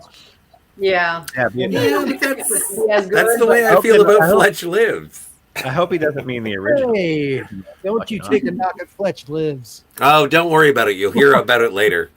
I what else you got, Joe? Is that it for you? Yeah, Nice to just meet you. real quick, Terrifier 3, I talked about it after I saw it on one of these shows. It wasn't, I love Killer Clowns, and I didn't like the direction. Voyage. I thought it was awesome. A lot of people thought it was awesome, and I felt like it was just like gore for shock value. I didn't That's like all where it the is. That's the point behind it. It's a return to form for 80s slashers and just I where like they're just slashers, murdering. but the first Terrifier was a good, straightforward slasher. The Mhm. second one, they kind of added this other, other mystical, like supernatural story to it, and it kept going more in that direction. And I guess it's just like a personal opinion that it's just a personal preference. I didn't really want that type of story. I just wanted him to It's be like, basically, I agree. basically torture porn packaged in a slasher presence. It's not really a slasher; it's torture porn, but it's I think Saw is still more geared towards. No, I agree. I agree with that. Yeah, Um, yeah. What Snuff the thing I like films. about Let's just call Art them is snuff he's the films. first. Yeah. The thing I like about Art is he's the first slasher in almost a decade because I compare him to Hatchet. Like I love Hatchet. was, I love Hatchet. Hatchet was the last really good slasher. And he was basically a mutated hillbilly in the woods, played by Kane Hodder. That's what he was. Yeah. That's my dad. So The original Hatchet movie is it's hilarious. It was so funny.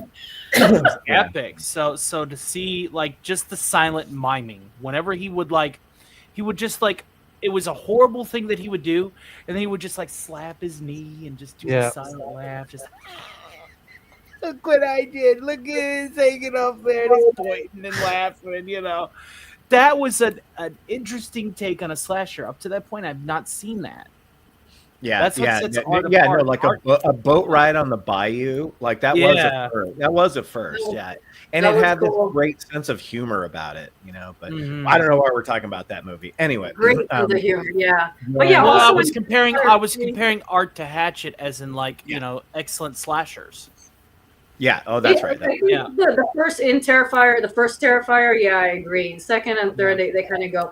And I enjoy any kind of animal. I know there may have just been rats, but I don't want to see any animal ever. I did kind of wince through that because I saw watched Guardians 3 and I saw the kind of crap they were doing there. Did you like John Wick when they murdered the dog? I skipped. Oh, that it's part. different now. It's a different way to kill an animal. No, I skipped I don't like that either. Well, exactly. Joanne- but then John well, Wick got let's- to let's- exact your. Anyway, sorry. Let's let Joanne finish, and then I'm going to catch up with the chat really quick. Just two more real quick. Yeah. Longlegs wasn't as good as I hoped. I was really anticipating Longlegs. I love Nicolas Cage, and the story just, I don't know.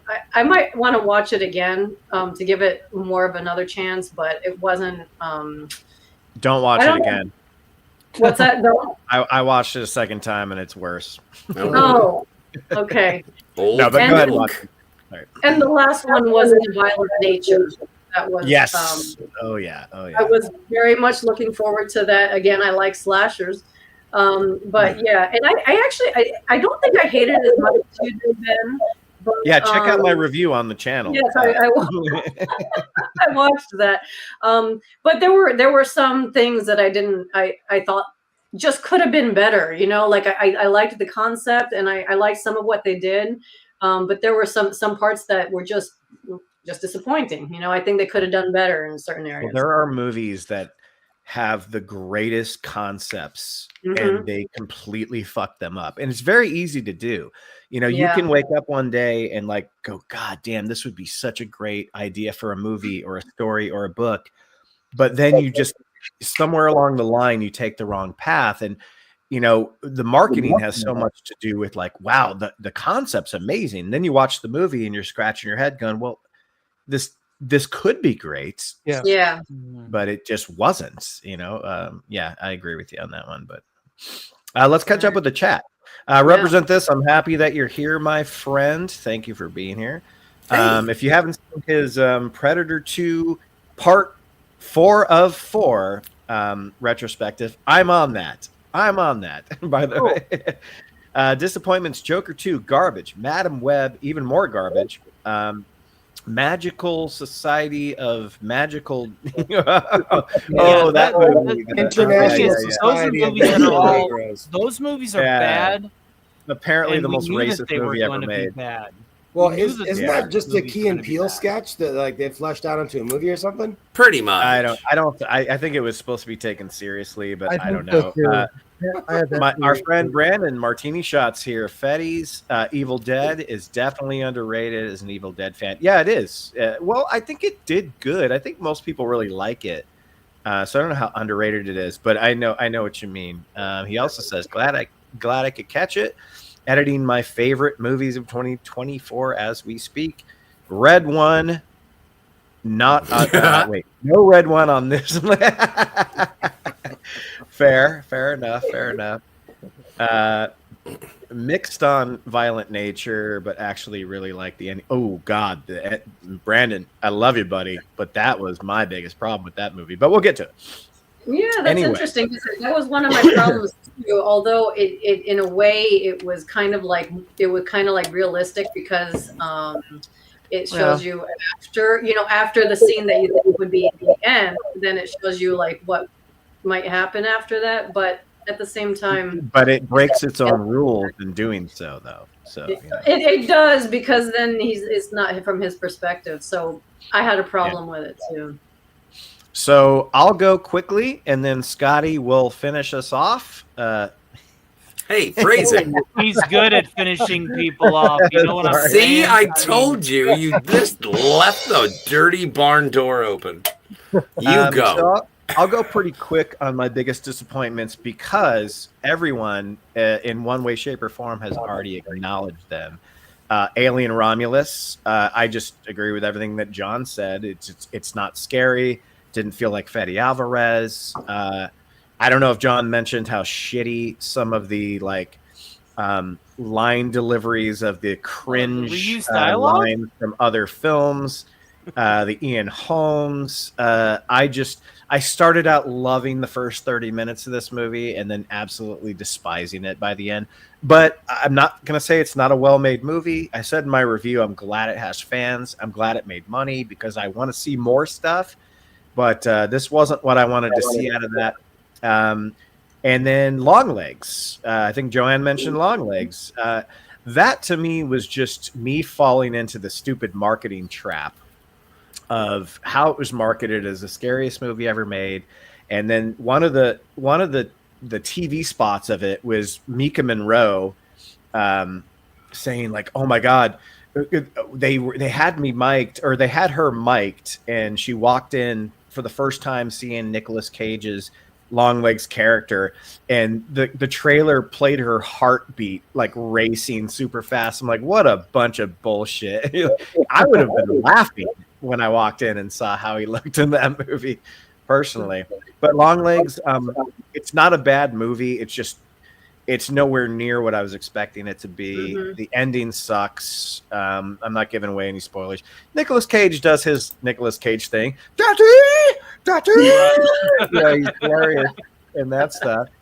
My biggest disappointment of the year, I don't think is a bad movie.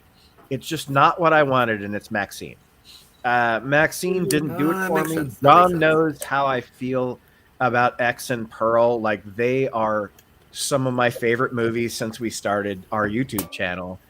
And I agree with you on the Giallo. Like, I like how this movie went totally red. Like, because each movie has its own color palette. Like, the first one's sort of like orange and yellow. The second one has like blues and browns, and then Maxine just goes full red. And I get it because it's going after like an 80s slasher thing. I do think Kevin Bacon is the best part of that movie. His character's pretty great, but I didn't know what they were trying to do or say with Maxine. Was it supposed to be a horror movie, a slasher movie, an exploitation movie? I didn't know. And by the end of it, I found myself going, man, to me, just watch Pearl, watch X, it's done. Or watch X, Pearl, whatever order you want to go in. I was really disappointed by the ending of the trilogy. I still think it's a well-made movie, but man, for how much I was looking forward to Maxine, it really let me down from a storytelling perspective. But Mia Goth was still great. You know, she's always great. But yeah, those are my three disappointments: Long Legs, Alien Romulus, and unfortunately Maxine. Scotty, it's your turn, brother.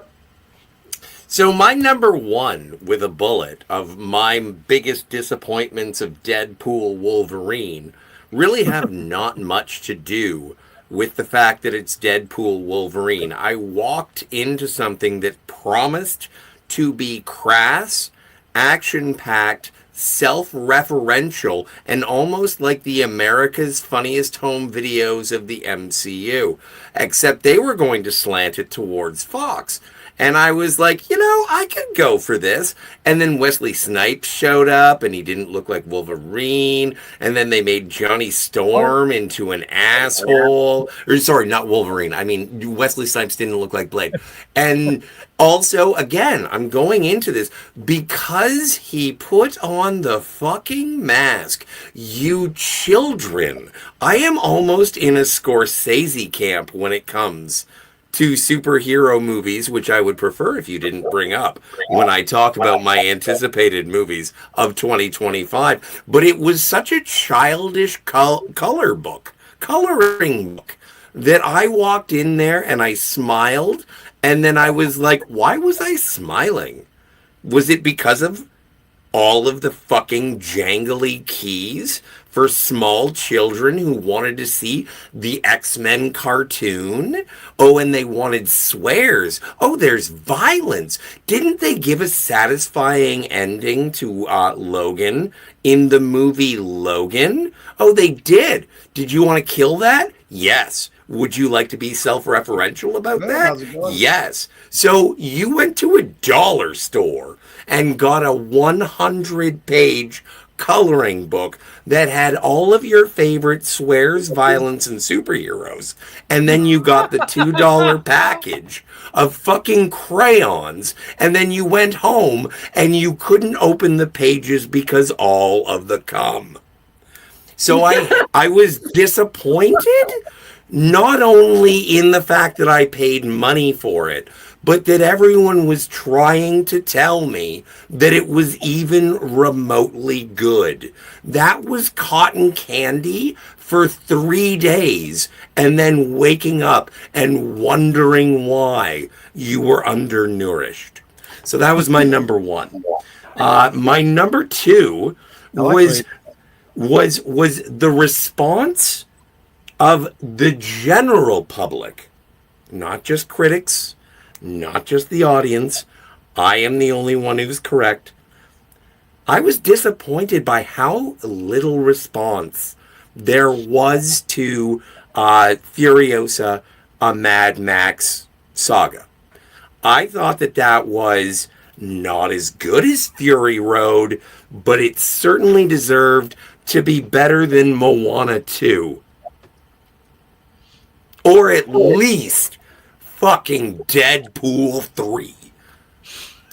I was disappointed that I was the only person on the planet with taste.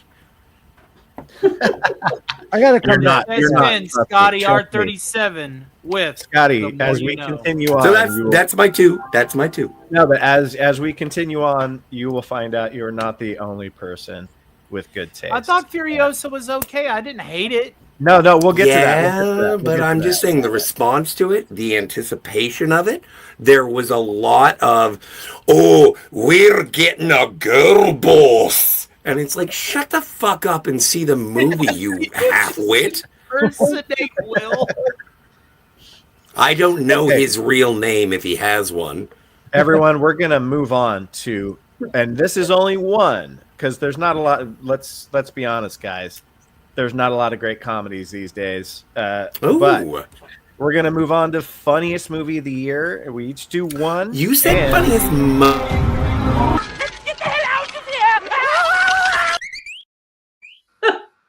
You said funniest moment. No, funniest movie. Well, I meant movie. Movie experience. Yeah. Let's see. Martine Shot says, big fan of long legs. Yeah, marketing definitely expectations could have been it. No, I agree with that. Even if the marketing wasn't as strong as it was, I felt it was a bit confusing towards the end. Hey, S Beam is here. Hello, all. Hello to you. Hello to you. Thanks for being here. Chime in. Check out our poll. We're going to end it soon and move on to another poll. So that's what she said. Let's jump on polls. And Martine Shaw says, fuck yeah, Furiosa. And we'll get to that. Yeah. So without further ado, Theazard. I said it right? Theazard. Yeah. Theazard, you are up, my friend, for funniest movie of the year. When it comes to comedies, there really wasn't anything I saw that was like extraordinarily funny. The only things that I can come up with is Beetlejuice 2 and Deadpool Wolverine, and I guess that's really it. Because slim picking these days, isn't it? Yeah, there really wasn't. It really is, man. Everyone's afraid to make a really funny comedy. Yeah, I would say Ghostbusters. What was it? Frozen Empire, but that wasn't really. What was it? Frozen Empire, but it wasn't funny. Like I would say, I guess my number one is Deadpool Wolverine, but it's not. That's fair. Yeah. I accept your apology. Yeah, that's the only thing that I could say though, and I have a lot to say about it in response to Scotty, but I'll save that for another list. I'll just say that a best of that type of list, but the comedy in that is it's R-rated because Deadpool's character is an R-rated, and X-Men is more of like a kid-friendly type of show, and I do get my rocks off to watching some men and women in spandex, shooting some laser beams out of their eyes, and who doesn't skeletons, all that. But Deadpool was created as a character to be out of the box. Like he is the She-Hulk to to your love of you like Deadpool better than She-Hulk is what you're saying. I'm saying your love for She-Hulk is akin to mine and a lot of the people's love for Deadpool because of his.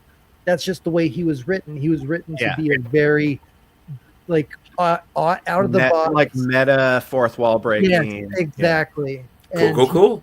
And Ryan Reynolds, I just love his writing. I think that he did a great job with that. So we'll move on to the next one, and we can talk. So basically, what you're saying is, when you watch Deadpool and Wolverine, yeah, exactly. That is. Tony, thank you. Thank you for the laugh track, Tony. I didn't have time to. That was actually good, dude. Thank you, Tony. And speaking of Tony, you're up next, brother. Tony. Tony's moved here. Wrong Stark, but shit! You know what? Yeah, exactly. Oh, that's great. Oh, I'm so confused now. Too many Starks in the kitchen. I'm so lame. Sorry, buddy. Too many Starks spoil the arc. Go to Tony. So, It has been a very dismal year. No, we're going for funniest, yo. Don't go to a funeral. No, it's dismal. There wasn't that much shit that I laughed at. Yeah. In no way does it make Deadpool and Wolverine the best movie of 2024, but it is, based on what I've seen, it was funnier than both Frozen Empire and Beetlejuice. So I'm only saying this by default. And that kind of sucks. I'm gonna have to go with the regenerating loudmouths, and the funniest scene in said film has to be the fight in the minivan. Yeah. Yeah, it's like, what happened to comedies, man? I completely agree with that. That sucks when a superhero movie that you look for like action and adventure and fantasy and stuff like that becomes the only movie you can think of that made you laugh this year. You know, that's really sad. It really is. What happened to like the ensemble, 3 dudes or 3 girls? And like, you know, hijinks ensue, and they're waiting until 2025 to try and bring us back in. Well, yeah, that's true, because honestly, you know, your 2016s, you had 2016, 2017, you had like Tag, and you had cock blockers. Those were kind of the last of those like runs of like raunchy R-rated comedies. Yeah. So I mean, remember when there was like the super bads and This Is the End of the World or whatever that one was. This is the end, yeah. The end. I mean, all those. Oh, even look at something like the goal, or what is the Simon Pegg, Edgar Wright directed the Mile. Not the second one, the third one. The Cornetto. Oh, you're talking about The World's End? The World's End. World's End, yeah, exactly. I mean, we were just something like that. We had those at ad nauseum. I mean, and now all of a sudden it's like comedy is just dead. It's illegal to be funny. It's illegal to make funny movies. It seems. Yeah. It's sad. It really sucks. You have to find these like alternate routes to really, or alternate routes to really try to make people laugh. Because you can't do it. Like someone was just talking about This Is the End. I mean, there was like a 5-minute long joke about them wanting to R-A-P-E Hermione. Yeah, Hermione. You can't do that anymore. No, you can't even come close to that anymore. No. I reviewed all of the Harry Potter movies on Antiderivative Jill's channel, and that was the only rule that she had for me. She was like, don't sexualize the children. And I was like, deal. That must have been hard for you, dude. No, it was very, very simple. Bobak, you are up, sir. Funniest movie 2024. You're muted. You're muted. Yeah, I am. Yeah, of course I am. Yeah. You got a kid. I kind of like thought we were supposed to do all of them at once, and I really did laugh at Red One. I thought it was really funny. I mean, I'm totally, I get what you guys are saying. It's like at this point, the funniest movie is whatever not comedy movie you just laugh at the most because it's just ridiculous. Yeah. See, that's what I love about Bobak is like he can laugh his ass off at something that's not supposed to be funny, but it's unintentionally funny. Yeah. The things that are supposed to be funny like end up pissing me off, but the things where they're just like a throwaway or something, or like I'll laugh at movies a lot. Like Platoon. And the only reason I say that is because it's a reference to The Naked Gun. That's the only reason I say that. Yes. I was about to say, that line it's a from bit Red stretchy. One just go ahead. No, you're good, Bobby. So Red One is your funniest movie of the year, unintentionally. And I was laughing the whole time. After I watched it once, I was really into it. So that's pretty much what I got for the funniest ones. But if you think that's funny, you should see The Tooth Fairy. The Tooth Fairy? The Rock. John, you are up, sir. I can't wait because I know how much you hate. There's nothing for you this year. Yeah, well, for comedies, I mean, you guys were pointing it out. Like, comedy doesn't even really exist anymore. I don't know. There's probably like streaming movies. That's where you find what in the past we would consider a comedy. And I don't really watch a lot of the streaming movies. unless I really hear something good about it. But so yeah, from the ones that I did catch this year, I'd have to say that Deadpool and Wolverine, was at least an attempt at comedy. So that one had me laughing.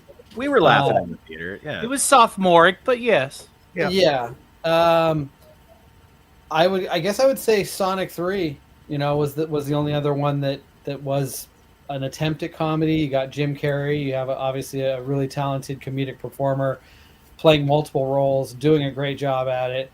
I heard that was really good. I saw it last night, John. I saw it last night. Oh, you did? Okay. It didn't let me down. I really liked it. It was good.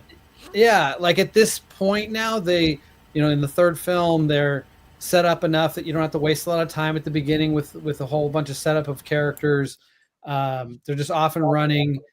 Jim Carrey, even the sidekick guy or whatever, I don't know who that actor is, but his like minion that's in love with him is pretty Gary hilarious. Lombardo. Oh, dude, the funniest line is when his sidekick is paired with Tails, and he goes, "I just got to get this out of the way. You're adorable."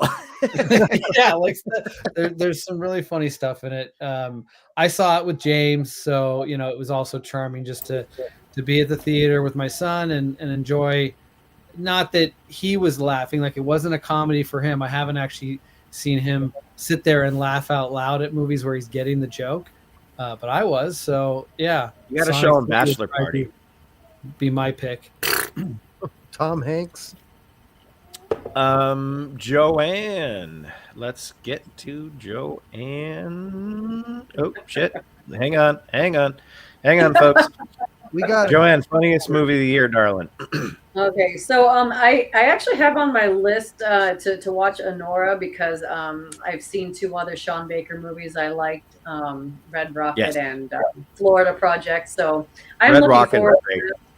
Yeah, so I'm thinking that's going to be funny, but I haven't seen it yet. So yeah, you did say funniest movie experience, and I saw Deadpool and Wolverine in the theater with everybody cracking up and just such a high energy in the theater. How do I hang out with you people?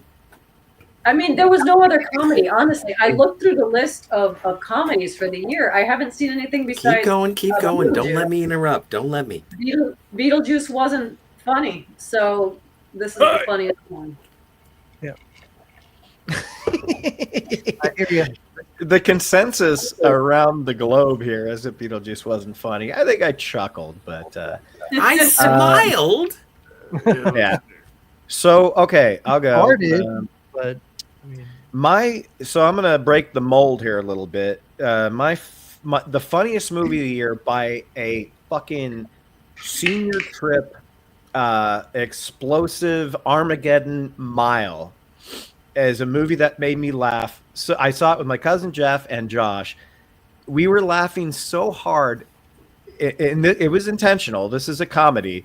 But my God, I've never seen anything like this movie in my life. I couldn't stop laughing.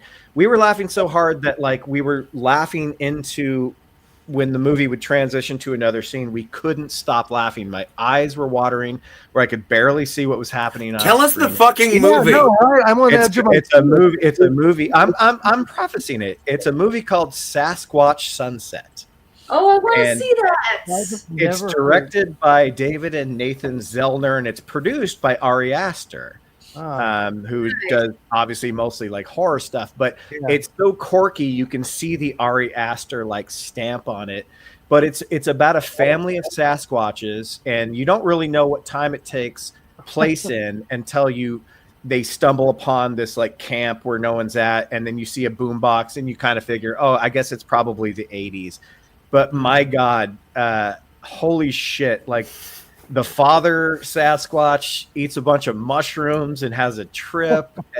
It is so fucking... It's one of the most original movies I think I've ever seen in my entire life. You need to link me to this film. Yeah, it sounds like the Star Wars holiday special. You guys haven't heard of Sasquatch Sunset? I've never heard it in the theater. But it had a small release, but we found a theater with it in there. And man, if you want to just smoke something interesting and watch this movie, holy shit, you will seriously, it is R-rated. There's Sasquatch boobies, Sasquatch penis. Cock. We call it cock around here, right?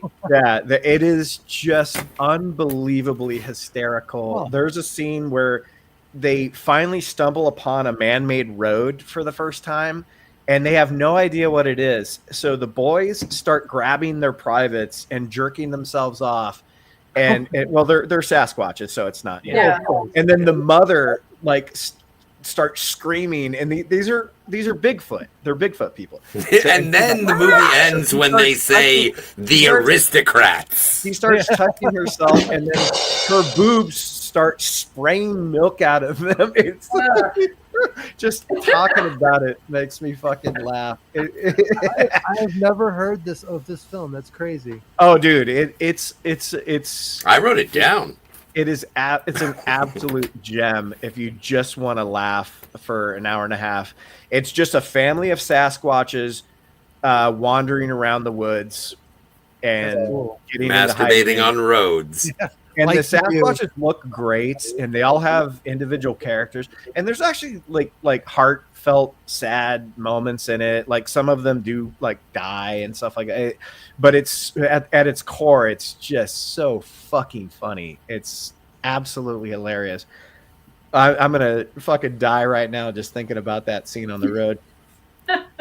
There's just scenes where like the music will pump up and the dad will just be like, and then he'll just squat and take a crap, and like you just watch him taking a shit. But it's not low hanging fruit like I'm making it sound. It's really interesting and funny. But yeah, Sasquatch Sunset, nothing even comes close to it. Well, I just might lose my head.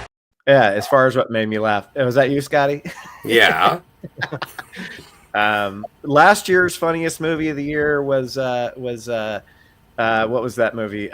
Slaughterhouse. So this one is now based on another fictional animal. Well, sloths are real, but anyway. So that's it for me. If you guys haven't seen Sasquatch Sunset, it's I wrote it down. Great. Or Slaughterhouse. I've never heard that one either. Yeah, I should write that down too. So, Scotty, your turn. I think that the funniest movie that I saw, and not ironically, I'm not saying this to shit on it, I think that it was actually the funniest movie that I saw all year, that was made this year, because that's a big thing. Don't say I saw a Deadpool lot of funny movies this year. Because again, like the reason that we do the whole fucking "you'll have an ice cream headache" is because I'm more into old movies. Because kind of like John, I'm like new shit sucks. I would refer you to Deadpool and Wolverine, and so I go back and I see a bunch of good stuff. But if I had to say the funniest movie that I saw this year in terms of wit, I'm going to give it to Megalopolis. They're like at least, I mean, and you know what? I'm not going to go off on it. I'm not going to go off on a big thing, but I'm just going to say when Adam Driver says to Natalie Emmanuel, and it's like, get back to the club, I lost my shit. Because I was like, what is this movie? Like up until anyway, we'll talk about it when I talk about my top 5. But that was the funniest moment in the movie theater when I saw Kylo Ren go all like fucking, oh what? Oh no, you can't. Yeah, and I loved it. I loved it. Really, I was the only one who laughed in the theater, and that's why I'm cool. I'm ending the poll, which I started earlier, based on delicious. Some people's dislike of Transformers 1. Was it a disappointment? 55% say no, 44% say yes, based on that's close. 9 that's votes. close, but it still seems that No was nominated as president. Yeah, it's a nice split down the middle there. Martini Shot says, "Oh man, I need to watch Sasquatch Sunset." Yes, you are, dude. You will fucking die, man. And you should make a drink out of it because Martini Shot makes a drink out of everything he reviews. I would love to see what drink you come up with on that shit. But but Ben, what do you think? What do you think? Nefarious means to acquire such film, or should I get a Blu-ray?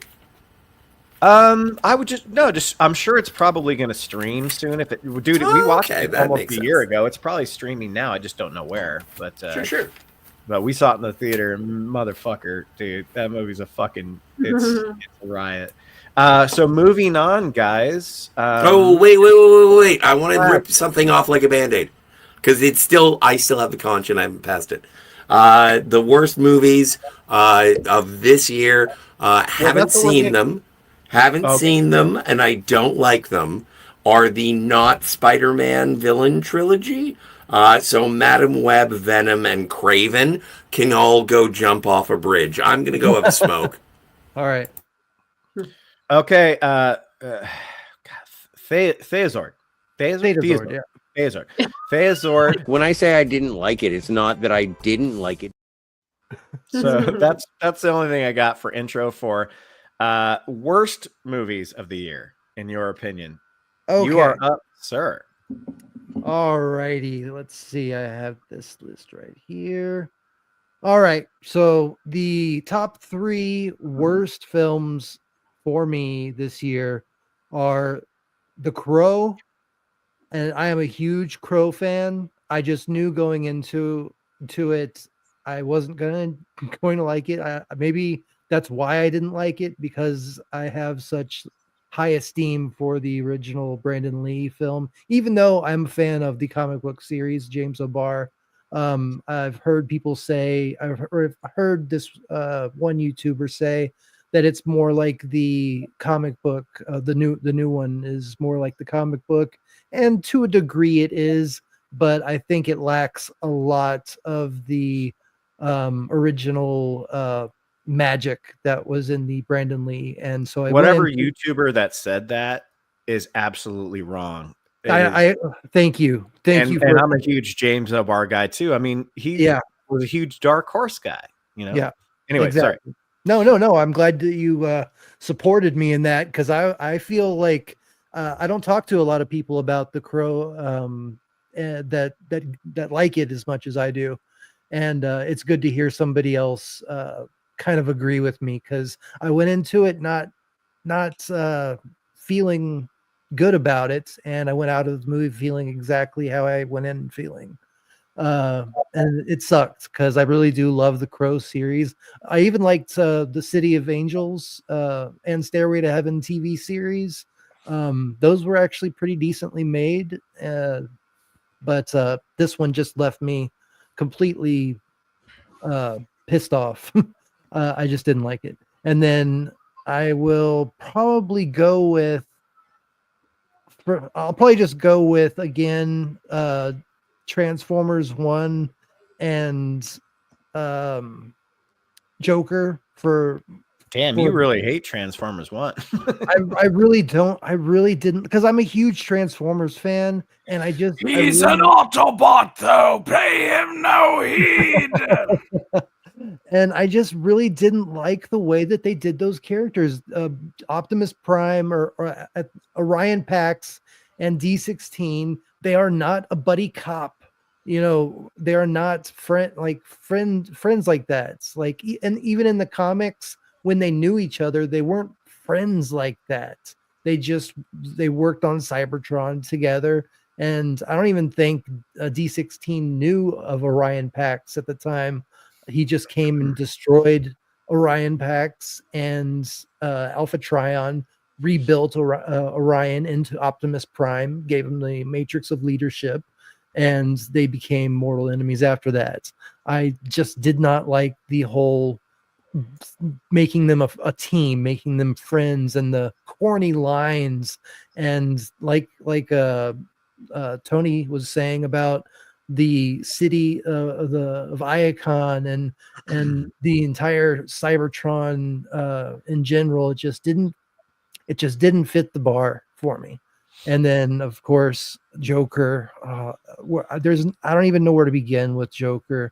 There was just, it was another one of those I knew going into it that I was probably not going to be pleased with it, because the first one was a hit for me. Like I enjoyed it, but it wasn't a Joker movie for me. Like in my mind, it was a it was more of a drama, and I kind of just see it as a character abstract of the Joker. Well, it was a ripoff of the King of Comedy from Yeah, Martin that's Total I've never really thought about it that, but yeah, you're actually right. Yeah. But yeah, I just didn't really, I just hated it. I hated the whole idea of being a musical, and like you said, the musical isn't even a musical if the music doesn't actually progress the story. It was all just it seemed like it was just, ironically, it seemed like it was just one big joke in the first place, and I say that completely understanding the pun and the irony of it being the Joker and everything, but it seemed like they went into it just laughing the whole time, like, we don't give a shit about this movie.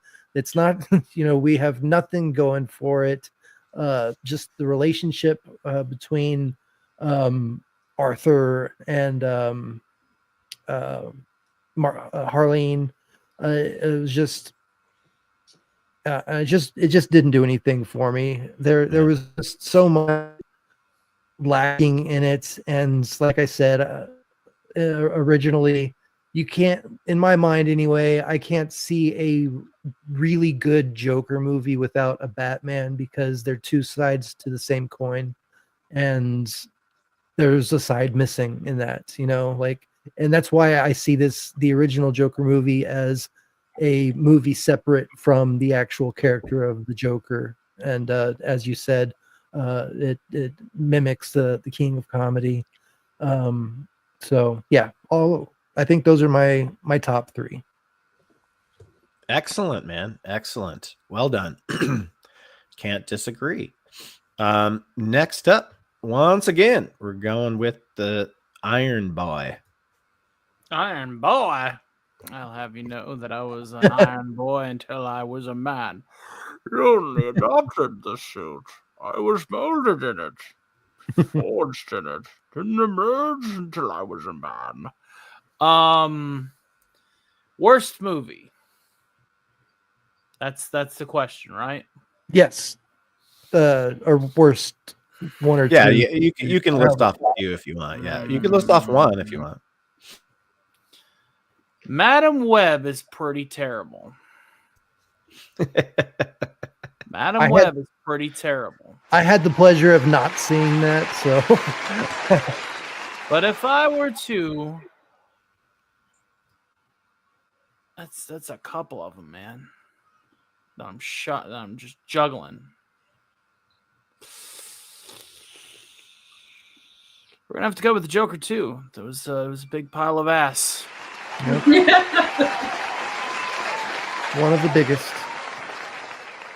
That seems to be the rock star right now. it probably, I have a feeling it would be on mine. I just didn't see it,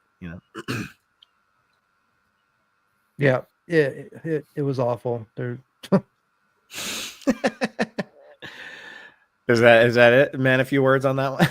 I'm a man of few words on that one because that's really weird. I mean, I don't like to repeat what others have said. Yeah, no, I'm the same when way, people yeah. emphasize something, I'm not the kind of person to repeat it. It's tough when everyone's like Joker 2, Joker 2. It's like, yep, moving on. Bobek, right along. Worst movie or a couple worst movies? I know you got a few. Worst. Can I go series? Sure. Yeah, no, yeah. The rundown said shows or movies. Yeah. Yeah, there you go. I'm going to continue to beat up on the Rings of Power because there's no end to, Rings deflowered. Yeah, Rings deflowered. There was parts of the two seasons that I kind of got into a little bit, towards the end with the guy who's actually making all the rings and all that. It was cool here and there. But for the most part, I mean, my God, I feel as if that was probably like, talk about a passion project, like, I don't know, Jeff Bezos or whoever was like, I'm just going to spend $1 billion on something that I might watch just because I can and it's a rounding error. That's how rich I am. And there was just so many bad things about it, starting with the script. I think that the acting was bad because they were trying to do what the writers and directors were telling them to do. And, the dialogue was so horrible. It's so poorly cast. And I mean, talk about just taking something good and dumbing it down. I'd honestly rather watch the War of the Rohirrim than go over the Rings of Power all over again. I do appreciate just seeing the backstory. Like, I kind of just sort of want the cliff notes of, this and that happened or whatever. But man, it was just really hard for me to just, I watched all of it, I did. I had to. Did you hate watched it? I hate watched it. Sorry. I absolutely hate watched it. And, being a teacher, dealing with 13-year-olds all day, every day, I was just like, wow, this is really written for the middle school crowd. It's not written for me. Like, I don't know what the fuck's going on here. But yeah, because, Tolkien really wanted to get the teenage TikTok crowd. The college professor linguist who made up his own language, and the books were just the backstory for the languages that he made up. Yeah, he would have loved that. But can I just throw in something about Tolkien? I saw this great interview on him, and you guys might actually appreciate this quote, where he was like, because he was a stuffy British aristocrat type when he spoke, it was very pausing and hesitant, roundabout way. Like, I could have told you the story in 30 seconds, and it took him like 3 minutes. But basically, he was like, I was at the local pub one day, and this drunk guy came up to him and was like, I love you. I love the Lord of the Rings. I love everything about it. But why didn't they just have the Eagles just fly Frodo over Mount Doom, and he could just drop the ring in from the air, and we could just skip it. Like, why didn't the Eagles just fly in and just, and I've heard that story. And Tolkien's answer to this guy was basically, fuck off. Yeah. Because there's no story. There's no story if you do that. And but the way you said it, it was just this roundabout way. And I will tell him what I told you. I'll tell you what I told him now at the moment, and it was something that I was, bugger off. Well, and Bobak, isn't that the thing? It's like, and what you said as well, Ben, is if someone nitpicks Tolkien and says, well, why didn't the Eagles just do it? And he's like, bugger off. Or, because then there's no story. Yeah, we have these giant magical eagles, and now you're requesting them to be buses. Yeah. Well, I mean, they show up right after the fact. It's like, come on, but anyway. I don't care. I don't care about Lord of the Rings. Two squats. He should have answered. How many eagles you wouldn't have think liked would get book. past Mordor's defenses while they were still up? Whatever. Lightning could fix it. Anyway, I don't want to interrupt. I apologize. I started a Furiosa. That was a good pick, Bobak, and I'm going to give this just for you.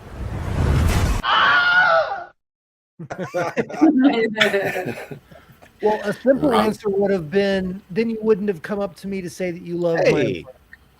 Well, just so long as I'm beating up on the Rings of Power, my little shot right here. This probably was one of my least favorite things at the end, where it's like Galadriel is like battling, is having a sword fight with Sauron, and they just do this whole thing where it's like this CGI fest, and he keeps shape shifting and at one point he shape shifts into her, and she's like fighting herself, and like I can see how it's supposed to be like symbolic and deep and stuff, but I was just like, dude, come on.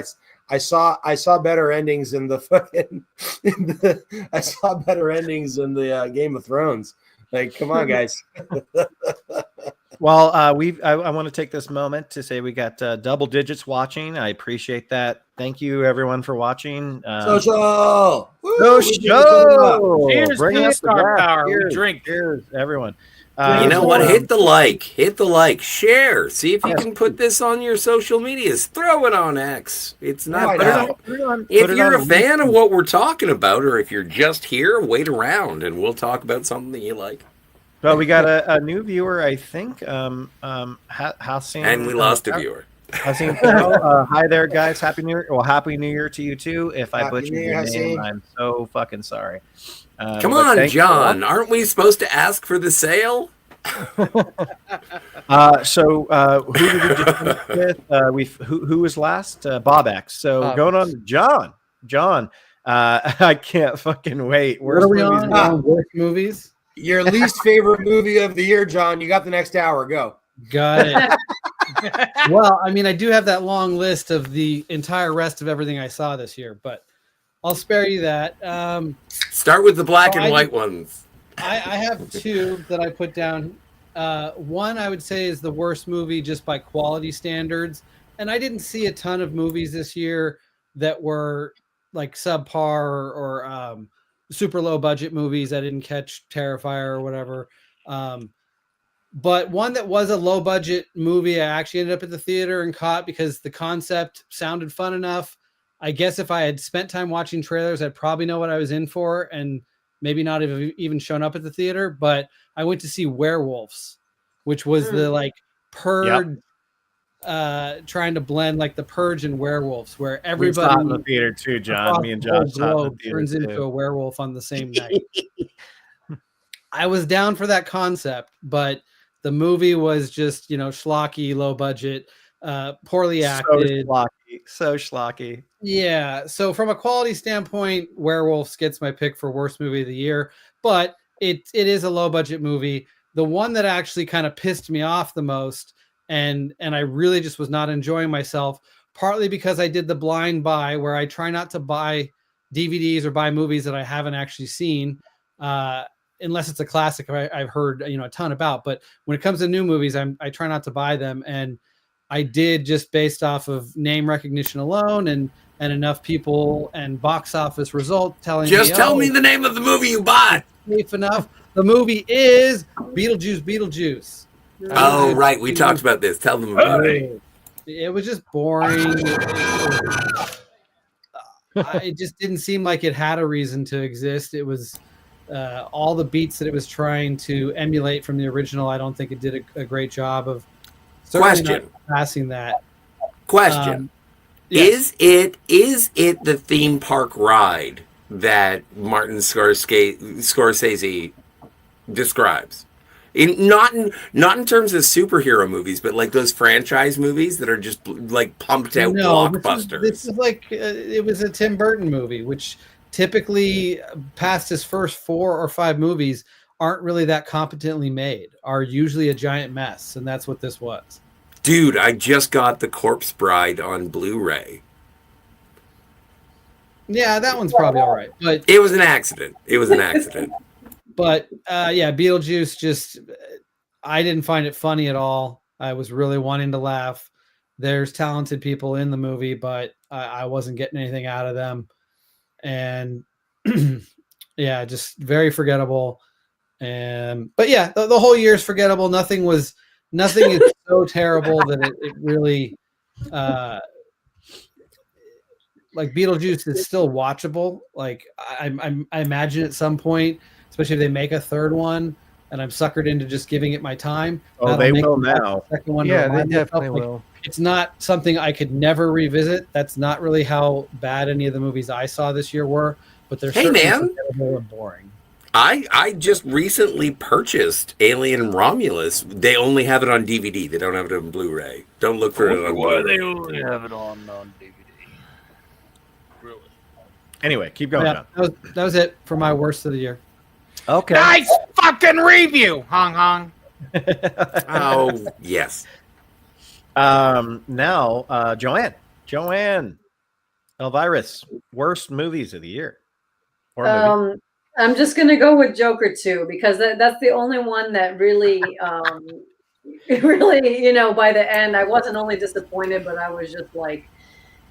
Is that movie getting anally? Yeah. Tarantino likes it. I didn't totally hate it. I mean, I liked it better than Beetlejuice. I was more engaged. I haven't seen it yet. You know what I heard? You know, a bunch of haters. That's what you're. But the thing is that everything that I've heard about Beetlejuice, I mean Joker. So when Joker came out, everyone said, well, you know what happens? He's not Joker. And I've said this before, I'll say it again, and I feel very confident in this assertion, is that Joker wasn't in the first movie. So if you feel duped, you were duped by the first movie? That's what I was saying. That's what I said. The whole thing was done to us on purpose, I think. No, but the first movie was done to you on purpose. It wasn't the Joker. Yeah. Well, I'm saying they both were done to us on purpose. That was the plan from the beginning. But so if you disassociate yourself from the character from the Batman story, do you find it an interesting character study between both films? The first one is an interesting character study. Well, I heard that the second one tears down all the ideas and questions from the first one. Well, don't you want to tear down all of the ideas that were established by a murderous fucking clown who murdered a guy on live television? Like, he's not a good guy. Do you want him to succeed? Yeah, exactly. That's what I think the intention was, Dottie. So for the second one. Scotty, your voice got so high it almost sounded like Gregory Hines. Well, that's what you fucking deserve. Okay, so we got another Joker 2. I wish I want to see it. I'm looking forward to it. I'm looking forward to see it. It's probably going to be another blind buy. Designated somebody to be the counter of like. Well, really quick, go around. Movie gets the most panel, like. Because I think. Yes. Joanne, Scotty, Lazord. Theta-Zord. His name is Theta-Zord. You guys don't respect his name. He's from another planet. He protects the Earth. Almost everybody picked Joker, it seems like. Yeah. I didn't. I did not.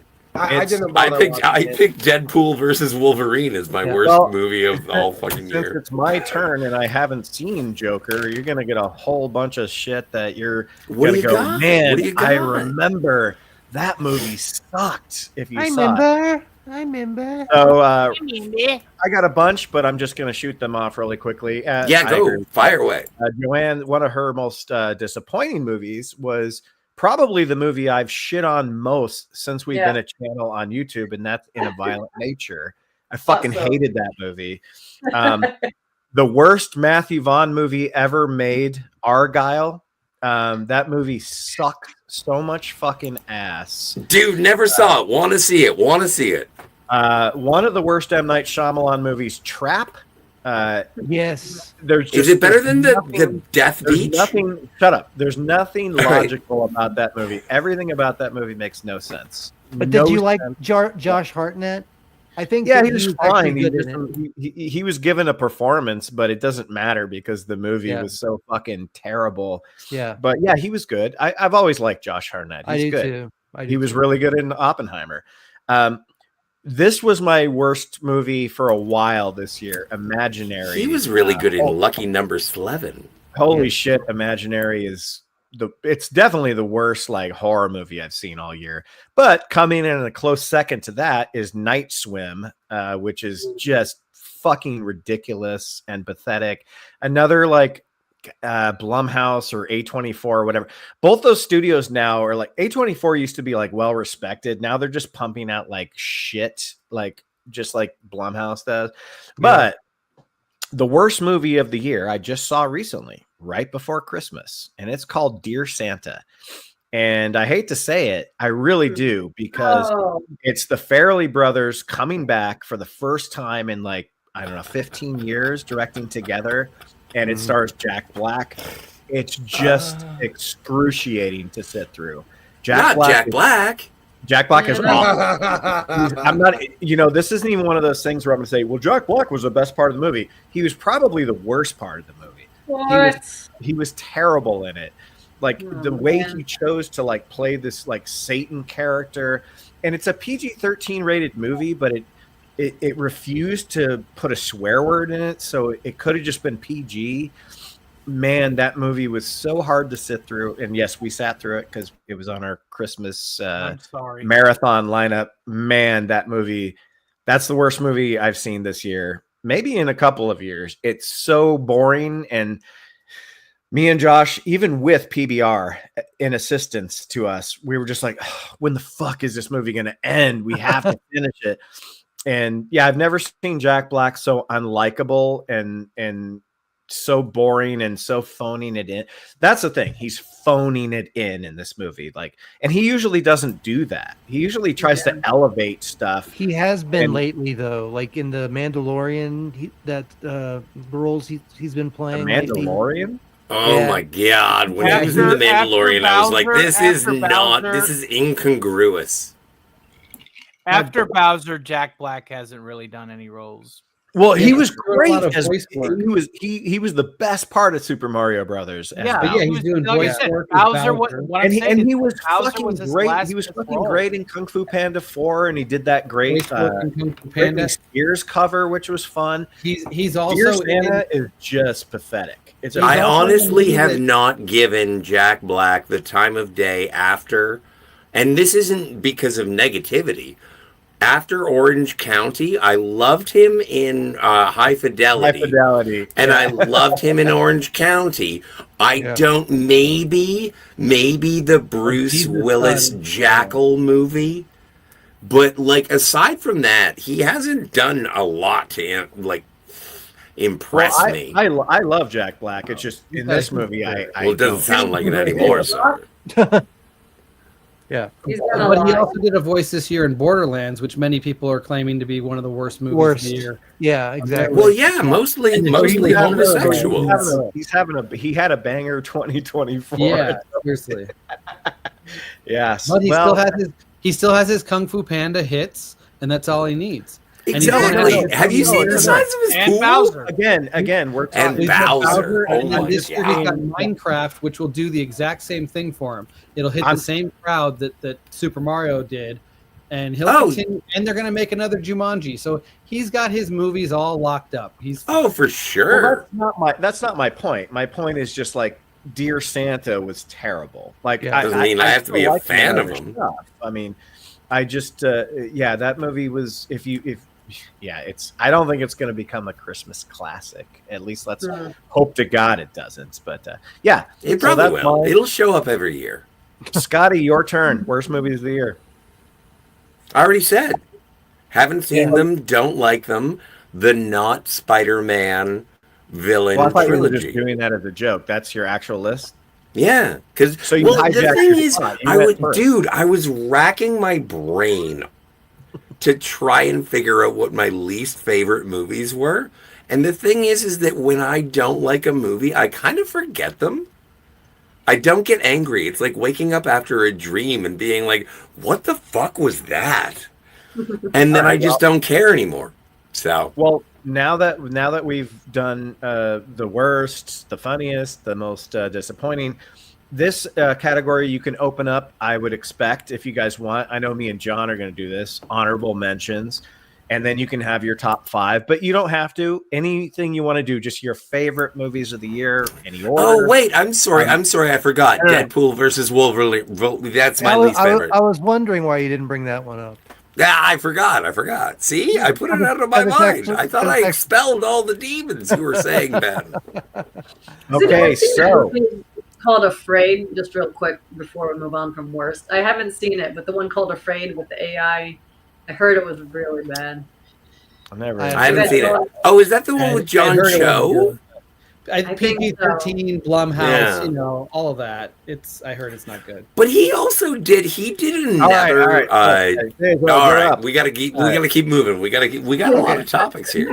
Your favorite movies of the year, and you can throw in honorable mentions, but your top 5 if you have them, sir. All right, my honorable mentions. I have 2. I have Furiosa. I haven't.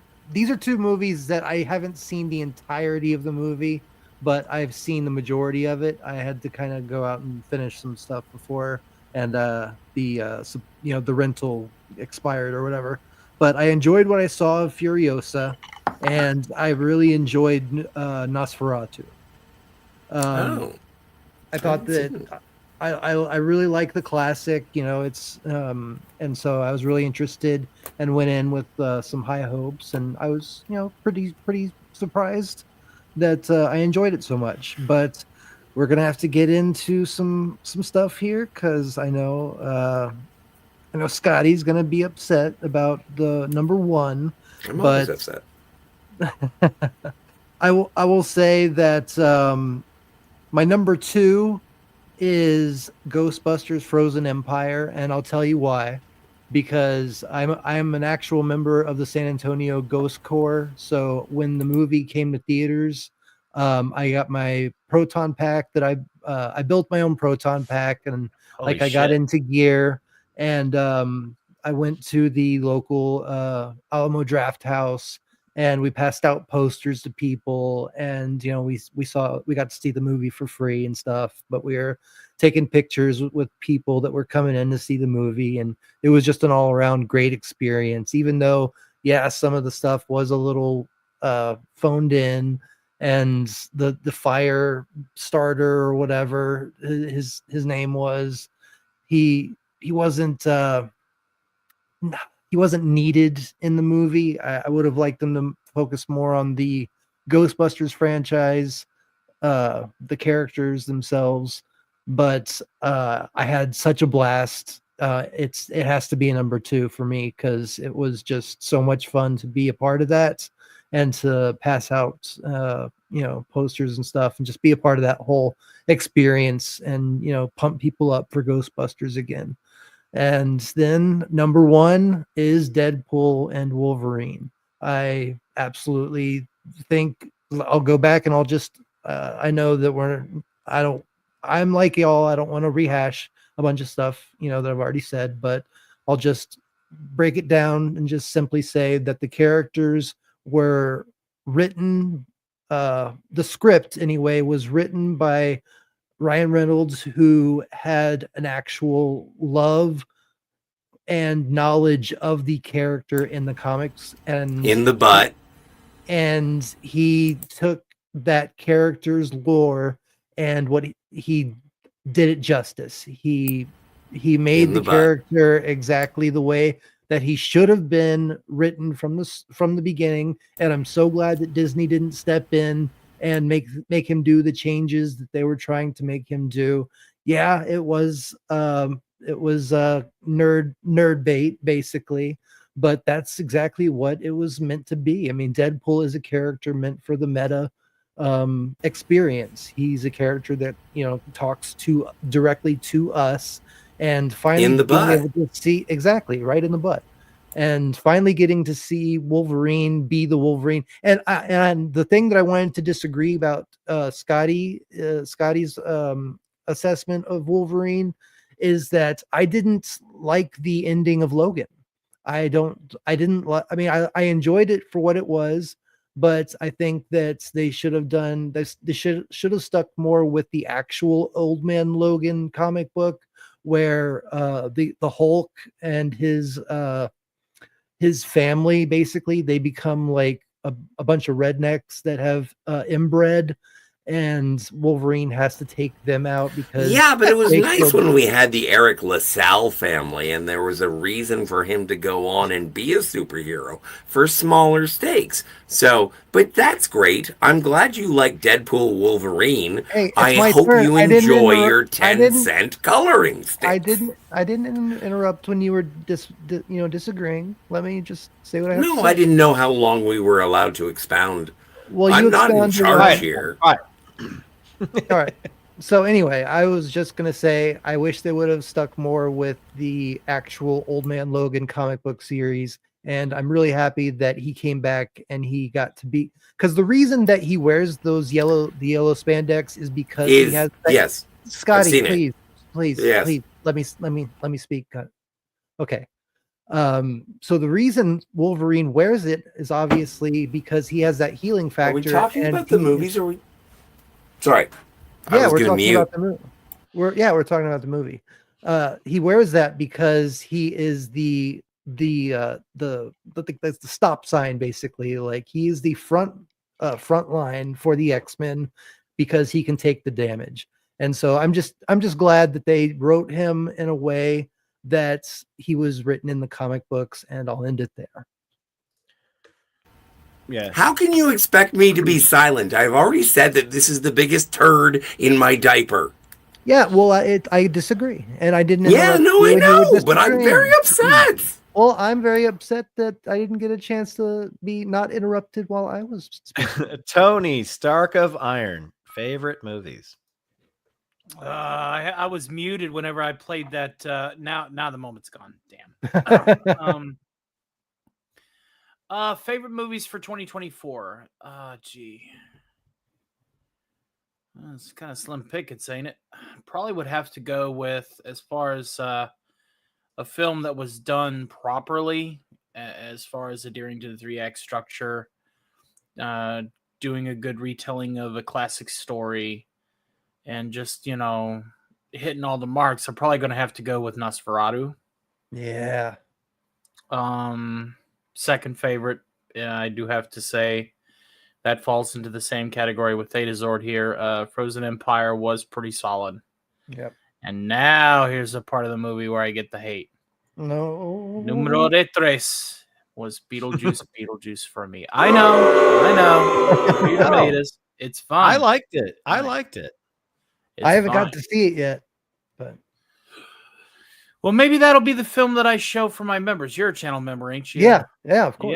Yeah. I'll do a member backstage watch party next Wednesday. Awesome for that. Yeah, cool. So we'll do that, and it'll be Beetlejuice for those who haven't seen it. Cool. Plus one other film of my choice. Yeah. But two more. Therein lies the potatoes, since we already went through the meat and gravy. Two more. Furiosa, despite it not starring Mad Max outside of the cameo at the end of the film. Yeah. Still holds muster. It was a good lore building experience. It was something to expand on why Morton Joe was the way he was, why these three communities were, working with one another. It was an interesting lore building experience. But now we need to get one more in there that I've seen. I would agree with that. Yes, the only thing you have to do is pick your number one movie of 2024. Thought you said 5. Well, we just said as many as, like, if you have like a top 3. Oh, or well, whatever. Do whatever you want. I'm not just by default. He's done. You know what? Oh, can I go? I are done. I do want to go ahead and make an announcement. I do need to leave here in about 15 minutes. Okay. So Okay. after you pass the stick, I would like to plug my karaoke show before I go. To those that you are tuning in right now, stay right here. I will be going after this show is done. Do not move a muscle. Just bookmark the link. I am actually going to put the link right now in the chat. Well, your channel anyway. I don't have the link to the show. But, I got the link already queued. Isn't that neat how that works? So okay, it's in the cool. private chat. There it I'll is. be in the chat for a little bit before I go to bed, but yeah. You guys like karaoke? The people that I have selected that will show up, they at the very least can carry a note. That's a promise. So, well, Bobak, while we're doing that, and Tony, don't leave. We're gonna talk about what you have coming up. But let's let Bobak do his top 5 before you have to leave, sir. Well, I feel like 2024 was actually a really, really long year for like movies and stuff, because I started Googling movies and I was like, oh shit, stuff that I thought was in 2024 were actually in 2023, like Pretty Things, which I loved. I was going to mention it, but I was like, oh wait, I was actually 23. And then I didn't realize that Furiosa was actually 24. Or like Alien Romulus. I mean, I feel like that was so many years ago. It was such a long time ago. But I'm going to start by baiting you guys. And I'm going to tell you, I loved Alien Romulus. But you also love Prometheus. Next to obviously Aliens and then Alien, but then I love Prometheus and then I love Alien Romulus. I thought it was a really great. Usually I hate it when they just try to. I like your order. I like your order. No, Bobak, you're not telling no lies. Let him go. Shut up. But usually I hate it when like a movie just rehashes the same bits, but I often like it when they do a reference.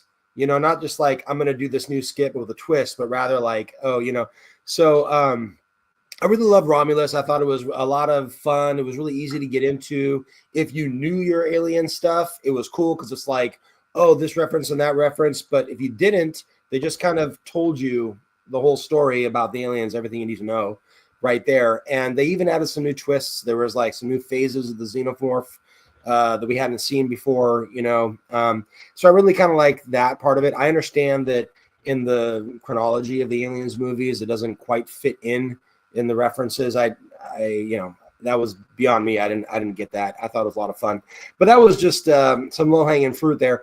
I love Furiosa, and I love Mad Max. I think Mad Max was a very elegantly made film. I hate extra dialogue, and so the thing that I loved about that. They kind of continued. There was a lot more talking. The Dr. Dementius, character, he was talking a lot more than I would expect from Mad Max, movie. But it's Chris Hemsworth, so I guess you got to give him his lines and his screen time and all that.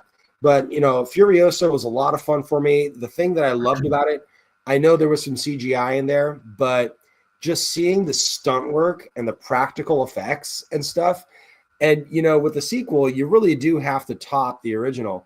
There was so much great stunt work. I'm especially thinking about in the original Fury Road, where they've got the vehicle chases through the desert, and you got the dudes up on the poles swinging back and forth, and they're like throwing their boomsticks down on the trucks they're chasing. Mm-hmm. But then how do you top that? Because those were live stunts on moving vehicles, so far as I know. Yeah. Furiosa, they got dudes with friggin' parasails and fans, just like zipping around up there and stuff. And I was in love with all of the stunt work and the practical effects and stuff. And I did appreciate fleshing out this apocalyptic world.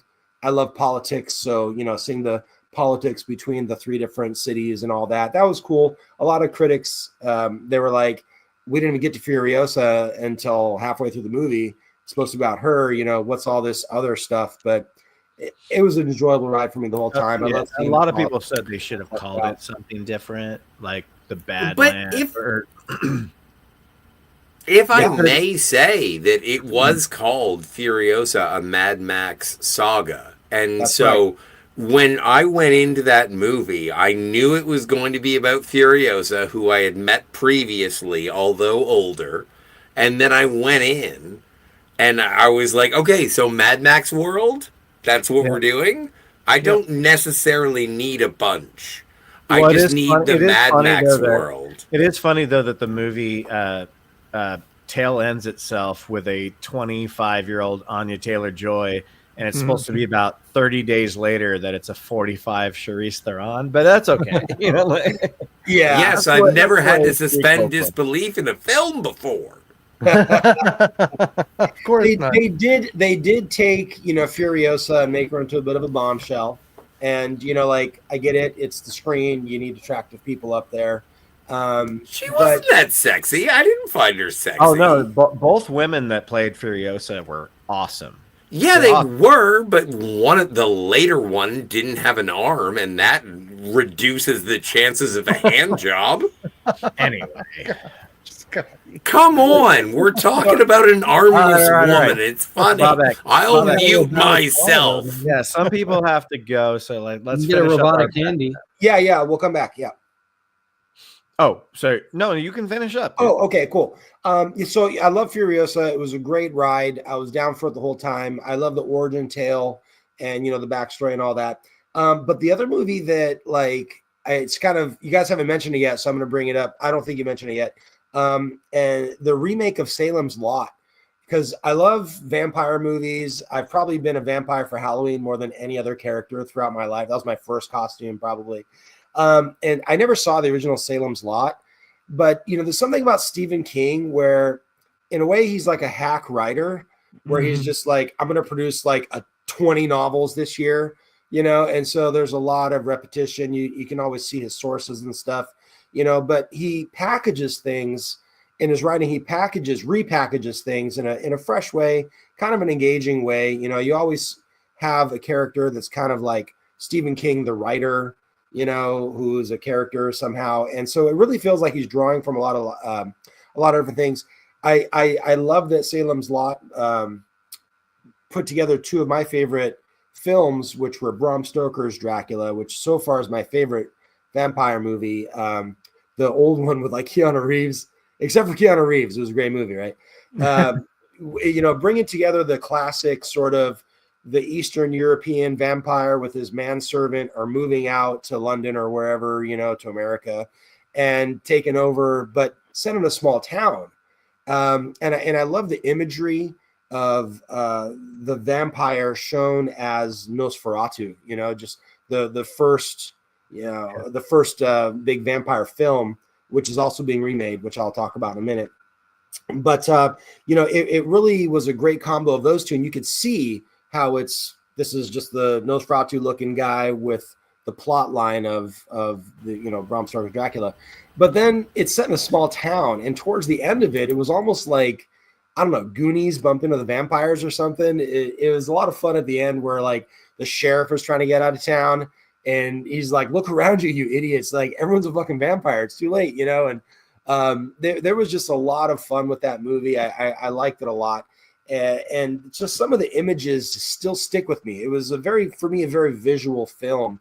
When there was the little boy in the bag at the beginning where he's like an offer to the master.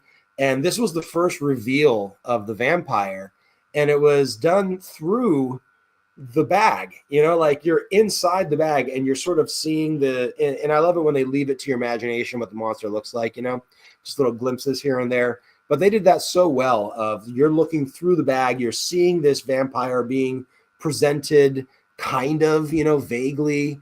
And so much of it was just nighttime with the silhouettes and stuff. It just felt so creepy. And at first, I was laughing at it, but at the end of it, I was totally invested. And so I feel like Salem's Lot, that was definitely one that I'll probably want to, watch again. I might even check out the original or whatever, but I don't have a full 5, but I think that I definitely want to finish up with that one. Cool. Definitely watch the 70s one. It was a 2-parter, like a mini series, but I watched the one that you're talking about. I didn't quite feel the same way you did about it, just because it's such a long book and they condensed it into a 2-hour movie. So for me, it felt really rushed, but I'm glad that you liked it. I mean, there were some interesting, good moments in it, and Bill Pullman's son is in it, so that's always a thing. Lewis Pullman as Ben Mears. Lewis Pullman. John, you are up, sir. Best movies of the year. None. Next. Well, so I could only pull together a list of 4, but I'll do some honorable mentions first. I mean, these are the handful of movies that I felt were actually entertaining enough to mention. They still are just kind of run-of-your-mill movies, genre fare. We got stuff like Furiosa that everybody mentioned. Furiosa would probably be my number 5. I just didn't really put it in that classification as the top 5, but that would probably be my number 5. But beyond that, I thought Dune 2 was a step up from Dune 1. Being a big fan of Denis Villeneuve, I still, every time he puts out a movie, I still want to like it, want it to be successful. I do think the second one got me a little more interested in the story, but still after 2 movies, I'm not that invested or really like, I would say, a fan of where it's going. But production value on that movie is really great. And that's what I go to the movies for the most part. So I'd say Dune 2 was a strong contender. Kingdom of the Planet of the Apes was entertaining, well made, not as good as the last 3 in the trilogy but Kingdom of the Planet of the Apes, Dune, and Furiosa would probably be like the 3 kind of action genre fare honorable mentions. And then for like dramas, one that I guess I want to mention because I feel like it's not really, I'm not hearing it mentioned on many other kind of end of the year lists or whatever. And I thought for what we get these days, when it comes to just dramas that are produced, I thought it was a pretty well made one, and would like to see more, specifically because this is supposed to continue. It's Kevin Costner's Horizon, an American saga. I guess that's what he calls it. I loved it. I loved And it. yeah, he's supposed to make like a second part. It was already, I think it was 3 hours if I remember correctly. The second part is filmed. They just don't know when they're going to put it out. It's going to be massive if he actually makes the whole thing. And I'm actually very interested with what he set up in this first section. Every story, there's like 4 or 5 different stories that get started, but you don't conclude any of them. So it's a letdown from just the experience I have right now, not knowing, what I might get and if it's all going to get finished, because he wants to make 3 parts and he's only made 2, and one was a huge. And the first part kind of bombed because he shouldn't have put it out in a theater. He should have. Yeah. So I want to mention it. So in case anyone's interested, check it out. Maybe that'll help it find a second life somewhere, and we'll actually get to see how it all turns out. But it's just a classically made Western made by Kevin Costner. So it's got the style of films he's done in the past. And I thought that one was really good. And then Heretic was another one that was very close to making the top 5. I thought it had some problems in the third act. And didn't resolve the way I was hoping it would. Went in different directions, not completely unsatisfying, but it just wasn't the direction I was hoping it would go. The first half is so much better than the second half, but really strong performance by Hugh Grant and the 2 girls as well. But Hugh Grant's really, really funny in it, as he always can be, but just plays the role really well. And then the other one that I'm going to call out that's kind of a horror movie, kind of just a weird thriller that not sure if enough people really heard about, that came out this year. It was called Cuckoo. And it was like the title suggests, it's offbeat, strange, things happen out of nowhere. Stuff doesn't always make sense. How do you spell that? Cucko. I saw it. It's a good one. I thought it was Cucko. Oh, nice. Yeah. And good performances in it. Dan Stevens is great in it. Number of other people. I don't know who the lead actress is, but she's really good in it. Lots of really good Hunter Schafer. Okay. Hunter Schafer. A number of pretty good, young actresses that had roles in horror movies this year that actually stood out and did really good jobs. But whoever Hunter Schafer, whatever, is one of those that was really good. Cuckoo, and it goes in a direction that I'm not even going to try and allude or let anybody who happens to want to check this movie out. You'll come to find out what it's all about, but it's pretty off the wall when you get there, and I was okay with it. I was like, I think for what people love about Longlegs and Nicolas Cage's crazy performance, there's a performance in Cuckoo that I think was the better version of that, and so I really liked Cuckoo. Nice. I'm glad to hear that, because I liked it too, and I didn't like a lot of Did people. anybody else get a chance to see it? I guess Joanne. I never heard of it. I saw it. Me and Josh watched it here on Halloween night. I was a little disappointed in it. I thought Hunter Schafer was great. I thought the acting was great, but just like you said, John, I didn't know it got so confusing. It got very like artsy. But I enjoyed watching it, and I thought micro budget the lead actor was really good. Yeah, it was really good. Yeah. So it's And worth a that watch. actress is trans too, I believe, which is pretty cool. What's the that? actor? What? I think the actress was trans. The Oh lead yeah, actor. Hunter Schafer used to be a dude. Yeah. Or whatever. Yes. Yeah. Hunter Schafer is a trans. Yeah, but really good in the movie. Really strong. Probably still yeah, is. Just a weird one of those weird, like starts out kind of with a plot and then just kind of devolves. But I get what you're saying, John. Like I enjoyed it as well. Yeah, it's a ride, But so those would be the honorable mentions.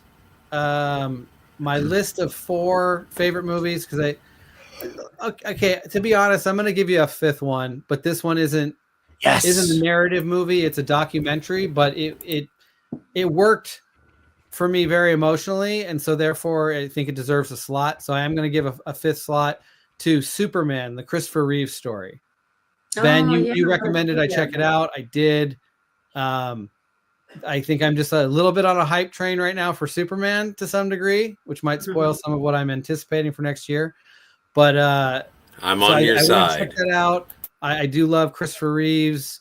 I did want to hear more about his story, and there's things that you learn along the way in that documentary, especially all the way up to how it concludes. That so many 3-ways brought me to tears for sure, and shows you some really beautiful relationships that guy was able to have, long before the accident, but then even after the accident, just the way he was able to inspire people and still stay connected to certain people in Hollywood, that supported him, and the way the documentary is put together, it's really great. There's footage that it's amazing. Some of these documentaries, it's like, who was filming back then that knew that we needed this footage for something, but it exists. And so it's really cool to see.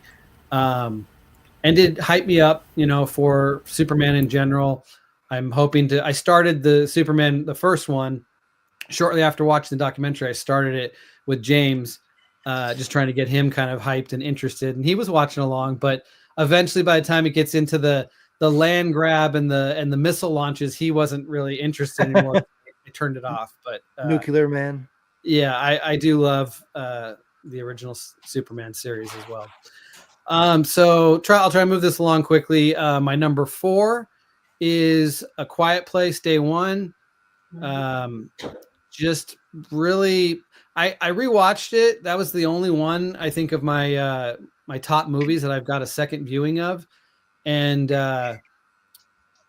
it slipped a lot on the list. To be honest, I don't. It was kind of a struggle to say, oh, this should even be on the top 5, because there were things that I was reminded I didn't like about it on the initial viewing. But at the same time, for what it is, for its approach to being, genre fair and part of this thriller horror series that we've got going now, it was the most interesting of the 3. It tells the most human story. The characters are the most interesting, and it tells a really moving story without obviously being a film that everyone has to be quiet and can't speak. Moana 2, right? What's that? Moana 2, yeah? I'm right there with you, buddy. No, I'm still talking about Quiet Place 2 or Quiet Place 1. Sorry. I didn't like Moana 2. That was a disappointment. I'm just bugging around. But yeah, I just thought that the approach to this movie, the director is the director of Pig, which I haven't seen but heard so many great things about it, and you could feel that kind of artistic side and just human storytelling that was going on in this movie, that you, not to say you don't get it in the other films, but they did it in a different way that stood out for me, and made this one the special one of the 3, I would say. And this is the Quiet Place Day One that you're describing. Correct.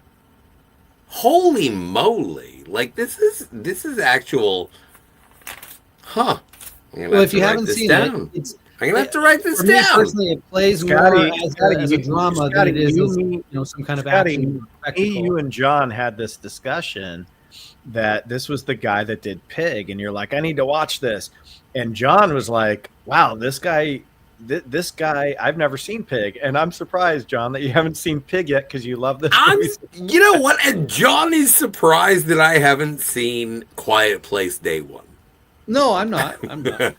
Hey, guys, John, really quickly, and I apologize. I know that Tony, the Stark of Iron, has to jet. So we're going to let him say his goodbyes, and then we'll get back to you if that's okay. Yo, yeah, brother, sure. Where are you? Magnificent. Let us go ahead and do the plug, shall we? In approximately 8 minutes and some change, we will have Stock's karaoke event happening at the 12 o'clock hour. That's right, midnight, ladies and gentlemen, for those of us on the East Coast.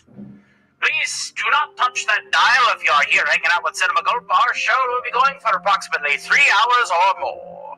Never know who will show up on those particular karaoke events, but one thing is for certain. A lot of these songs are going to be completely and utterly botched. Best damn well believe that, ladies and gentlemen. This advertisement was brought to you by the fine folks at Grey Tortoise Cigarettes, Nuka-Cola Company, and, of course, Iodine Toothpaste, because if you're going to ruin your smile with the previous two, finish it off with a tube of bleach and unregistered fluoride. Thank you, and have ourselves a good night. We here at the Stock of Iron channel congratulate Cinema Gulp on his double-digit views. Excellent, excellent. We hope to see you all next time. Thank you, and good night. Excellent. All right, Stark of Iron, my brother Tony. Have a good night, and when we're done here, I will check out your show tonight, and everybody else too. Putting your heart out. Love you, brother. You're the man. You are the man. Go eat those cheeseburgers. All right, you guys have a good one. God bless. Love you, man. Thanks for being here, brother. Cheers. One last drink for the road. One for my One baby. last drink for Tony. One for my There he baby. And one for the road. Cheers.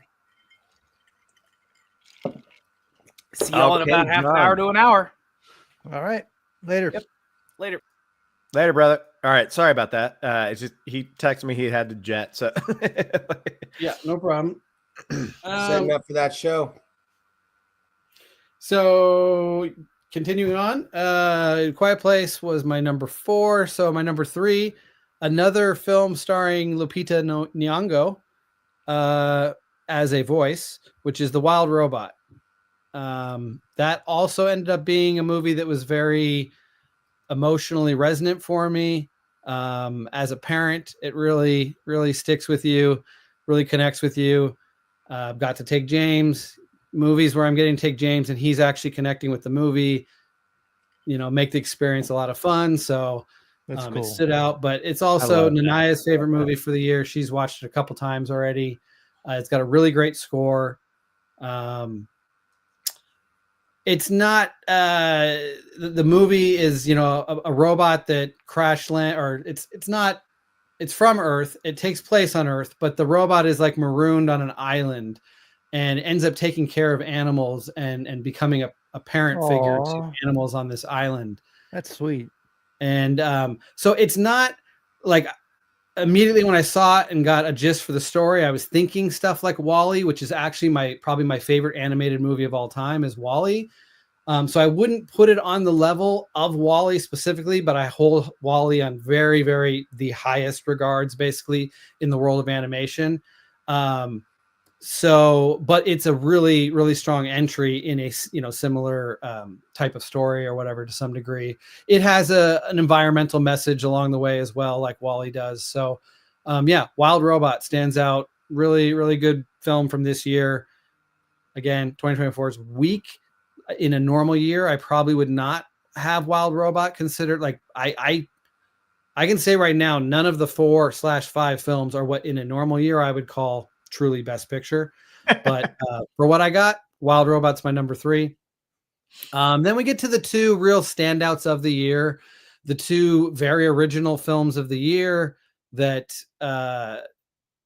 just to some degree haven't left my mind. Specifically, my number 2 has not. And I'm really rooting for it now to be an Oscar nominee / winner. And that's The Substance. Demi Moore. When I first heard about this movie, it was because I heard Demi Moore was going to get an Oscar nomination for a horror movie, and that might be coming true. And she might even be winning at this point. So that's pretty wild. Once I saw the movie, it wasn't about her performance. Like, she's really great in it. If I was doing my own personal... John, can I stop you for 1 second? Yeah. Is Jaden... No, which is Will Smith going to slap Demi Moore in the face? I don't think they let him come to the ceremony anymore. No! What? He's barred? Is it because he's black? To be honest, I think he is barred for 10 years or something. It was a G.I. Jane joke. What the fuck?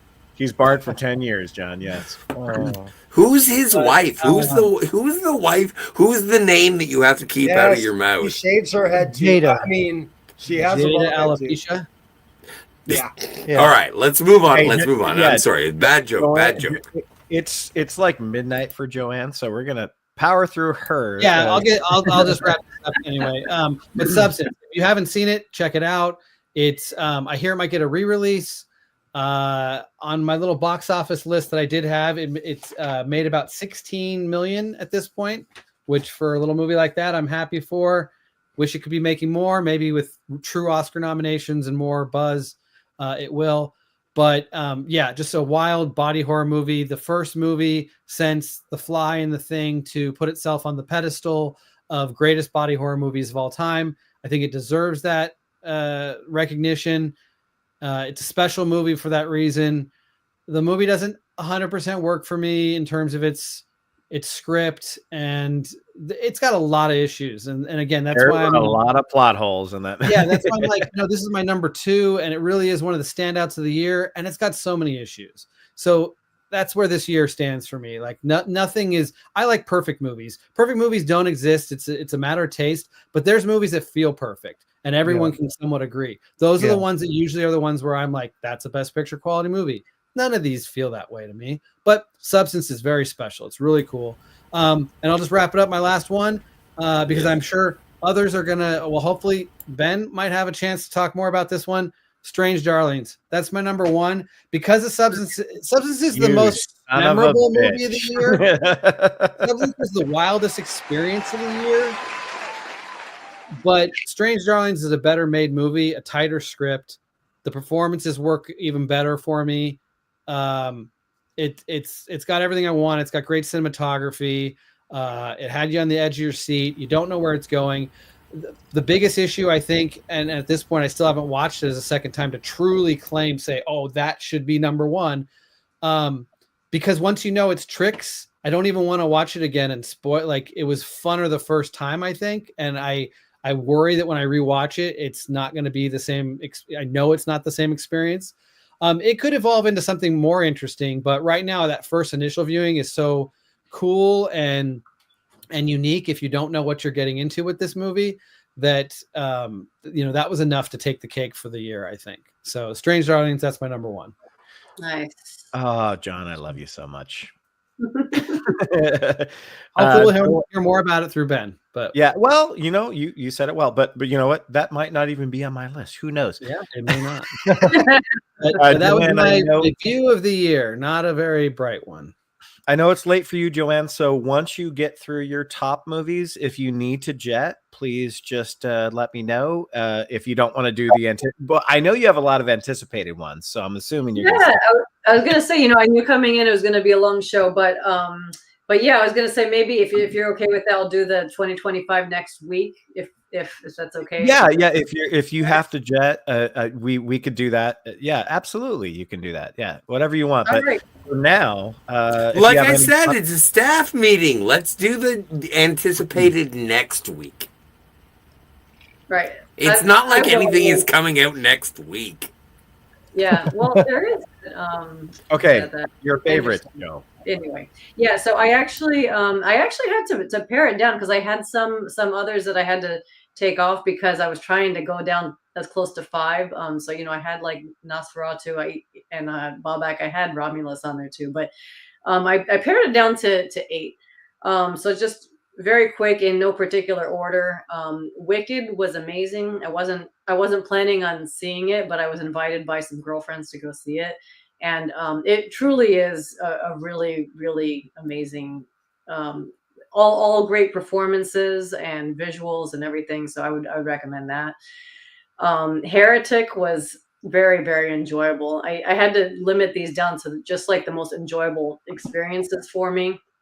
And Heretic was really great. Godzilla -1, that was way better than I expected going in. It was just a good movie overall. Whether or not you had a monster, even if you didn't have a monster. I haven't even seen it yet, and I think you rule. Yeah, you have to see that was 2023, but yeah. Oh no. That's okay. Okay, that's when you saw it. No, you saw it All this right, year, fine. so it's fine. It's fine.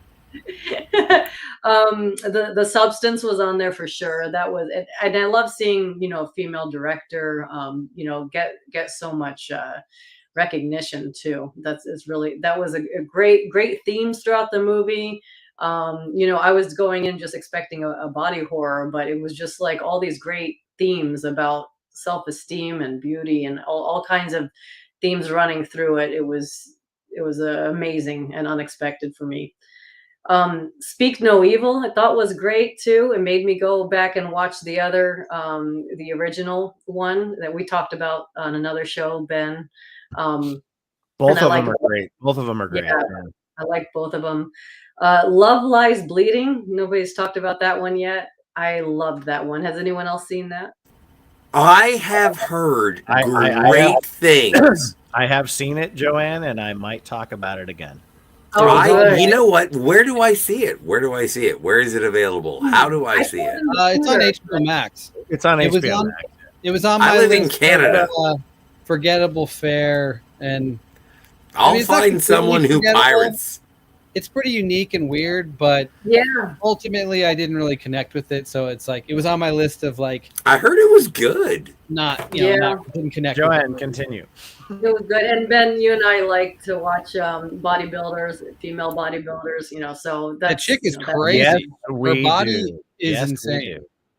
Yeah, it was really cool to see. Oddity was one of my favorites too. That was a great horror/thriller movie. I'd recommend that for anyone who likes, especially thrillers. I would say it's a good combo of both. And what's that?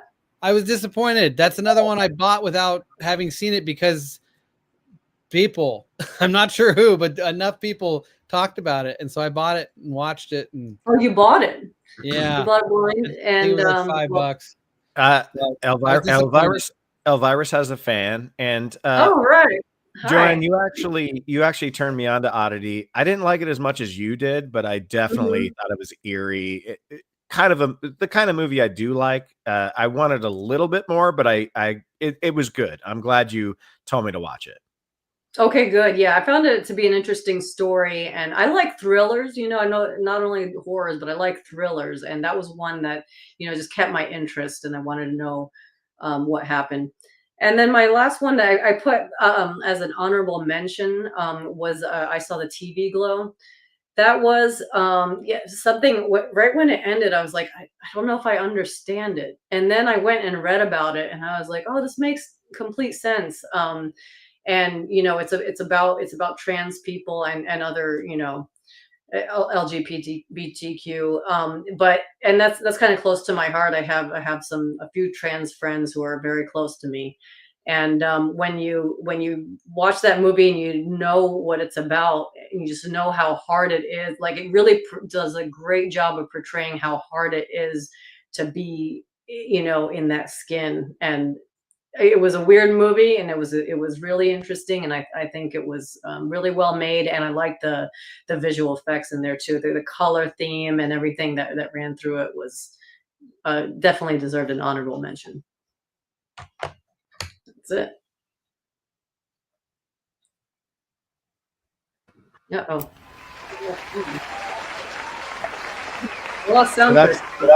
I was muted. That's your final go. Yeah, so that's my list, and I loved it. Yeah, I loved it. Thank you. I'll do the 2025 next week, and I will see you guys soon. Oh, Joanne, well, I look forward to it. We love you, girl. Yeah, we'll get you. Thank you so much for having me, guys, and Happy New Cheers, Year. Darling. Happy New Year. Happy New Year. Thank you. Cheers. And there goes the last female, or the only female. I don't know. Depends on whether or not you're trans.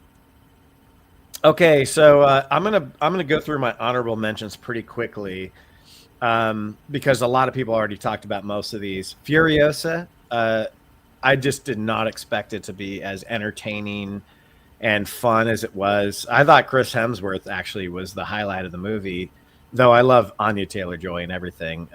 I don't think it was as much CGI as people said it was. There was a lot of it, don't get me wrong, but a lot of it was practical.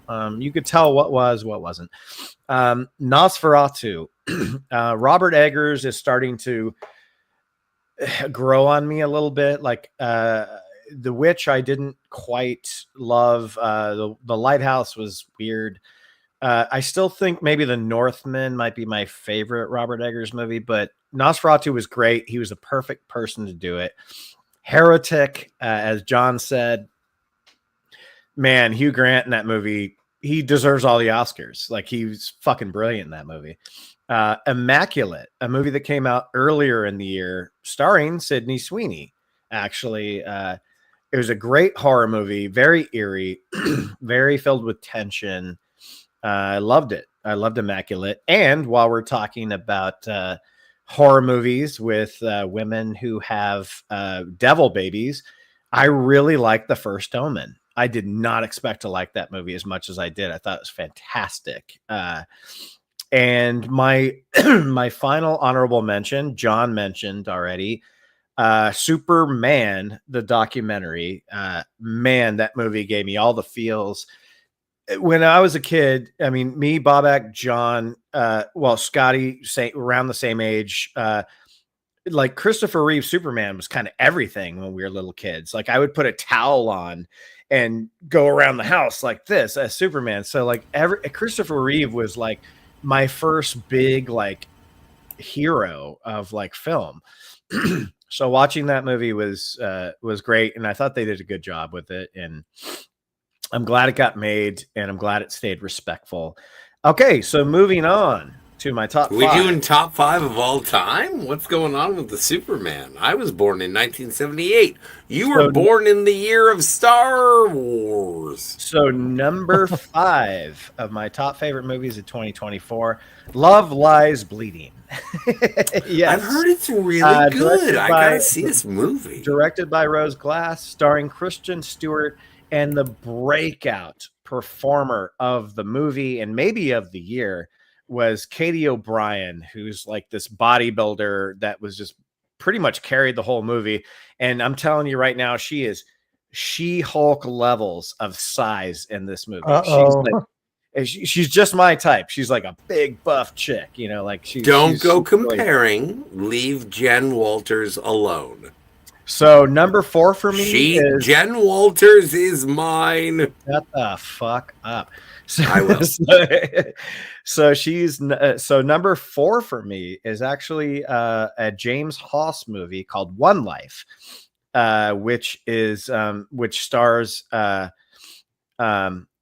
shit. Stop it, Ben. Oh my god. What's his name? Fucking. I always get these two guys confused. Stars Carol O'Connor. God damn, I suck. Hemsworth brother. Jerry O'Connell. Ben Folds. Oh my god. Anthony Hopkins. I'm sorry, Anthony Hopkins. Yeah. So One Life is Anthony Hopkins plays the guy. Bobak, I'm surprised. I don't know if you've heard of this movie or have seen it, but it's about it's a true story about the guy that saved a bunch of children from being taken away to Auschwitz. And it's a real life story, and it goes, you know, it starts with him as the older man, and he's telling the story, and then it goes to a younger version of him where he's using his intellect and his like swagger to figure out a way to keep all these kids that are about to be put on this train and keeping them off of it. And then by the end of the film, you find out he ended up saving like thousands of kids from being taken to Auschwitz. And it just gave me all the feels. I saw it with Josh. It was just brilliant. And what's it called again? It's called One Fiction Story. One Life. Yeah, it's amazing. And God, I can't not believe a it. True story. They didn't get 15,000 children away from Auschwitz. I always get Anthony Hopkins mixed up with Michael Caine. Don't ask me why, but I just had a problem with that. It's the right province. Oh no, it's an absolute true story. Yeah. Let's get back on track, ladies and gentlemen. I would like to talk to you about my top 5 So anyway, so number 3 for me is one of John's favorites, which is A Quiet Place Day One, directed by Michael Sarnowski, the director of Pig, my favorite movie from 2021. It has all the sensibilities and details and everything that you would get from Pig, but put into like this big, expansive blockbuster. But like John says, it doesn't feel like a blockbuster. It's a personal story. The movie, like, it's so genius how good this guy is as a director, because he puts the blockbuster in the background, you know, and he focuses just on these two characters. So all this crazy shit's happening, and that's where the budget goes, but he doesn't focus on those moments. I mean, he does. I mean, there's intense moments, but it's so much about these two characters just trying to get a slice of pizza. I love A Quiet Place Day One. Number 2 for me is The Substance. John said everything about that movie that needs to be said. I think it's great. Demi Moore is fantastic. The camera loves every woman's ass and breasts in that movie, and that's a good thing. That's never a bad thing. John, you still here? And yes, number 1 for me is Strange Darling, directed by J.T. Mulder, starring Willa Fitzgerald, who to me was the best actress and performance of the year. Also starring Kyle Gallner, who's awesome. And cinematography done by one Giovanni Ribisi, the actor, shot this movie, and this movie is amazing to look at. I don't have much to expand on it that John didn't say, except because I don't want to give anything away about it. He brought up the fact that you have to you see these like changes in the way the story structure moves. I think it's the best edited movie of the year. It's got some of the best lighting techniques, where when characters are mad, there's red in the background, and when they're suave and they're kind of things are going good, there's blues. It's a really detailed, layered, amazing film that I don't think anybody really got to see. But Strange Darling is for me, it's the best. It's the best movie of the year, hands down. I would even say The Substance is kind of a far second to it. It's just, if you love the way a movie is structured, and you love like watching like how a movie moves from act to act to act, and it keeps kind of like how The Prestige keeps kind of questioning things and making you think about things and flipping things on its head. I'm not saying this is The Prestige, but it has a structure that way, where the writer, the director, the actors, and the editor were so in sync for telling this perfect story. It just works on all those fronts. And there's nothing to me this year that even came close to how I felt while watching Strange Darling. So that's my favorite movie of 2024. Scotty. Oh, Ben, sorry. I just want to say that was awesome because we aligned. Sorry, on John. Basically, our top 3 were the same, but I know. I mean, I had the Wild Robot in there, which you didn't. I didn't see it. I didn't see it. You don't gravitate towards animation all that much, you know. And I think you'd enjoy it, especially like the animal side of it, like taking care of the animals. I think you'd connect with. But at the same time, you know, there's plenty of animated movies that you let come and go, and I think this would just be another one for you. So I love bestiality. I'm really glad that you mentioned the Wild Robot, because it's one of those things. We'll edit that out. Oh god! And I'm glad to hear that you like it, because I kind of wanted to watch it. I wasn't sure from the trailer, but now that it's got your endorsement, I'm looking forward to it. And your wife's gonna love it too if she watched it, because to be honest, it's more about motherhood than it is fatherhood, but it has to do with parenting. So just on a parenting level, you totally connect with it. But it really also does. if your wife is unhappy with their marriage, then I am totally okay with infidelity. Well, I'm pretty sure Bob X's wife is happy with her. Anyway, it's well, and very far she'll love away. it. She'll love it. Okay, Scotty, the floor is yours, my friend.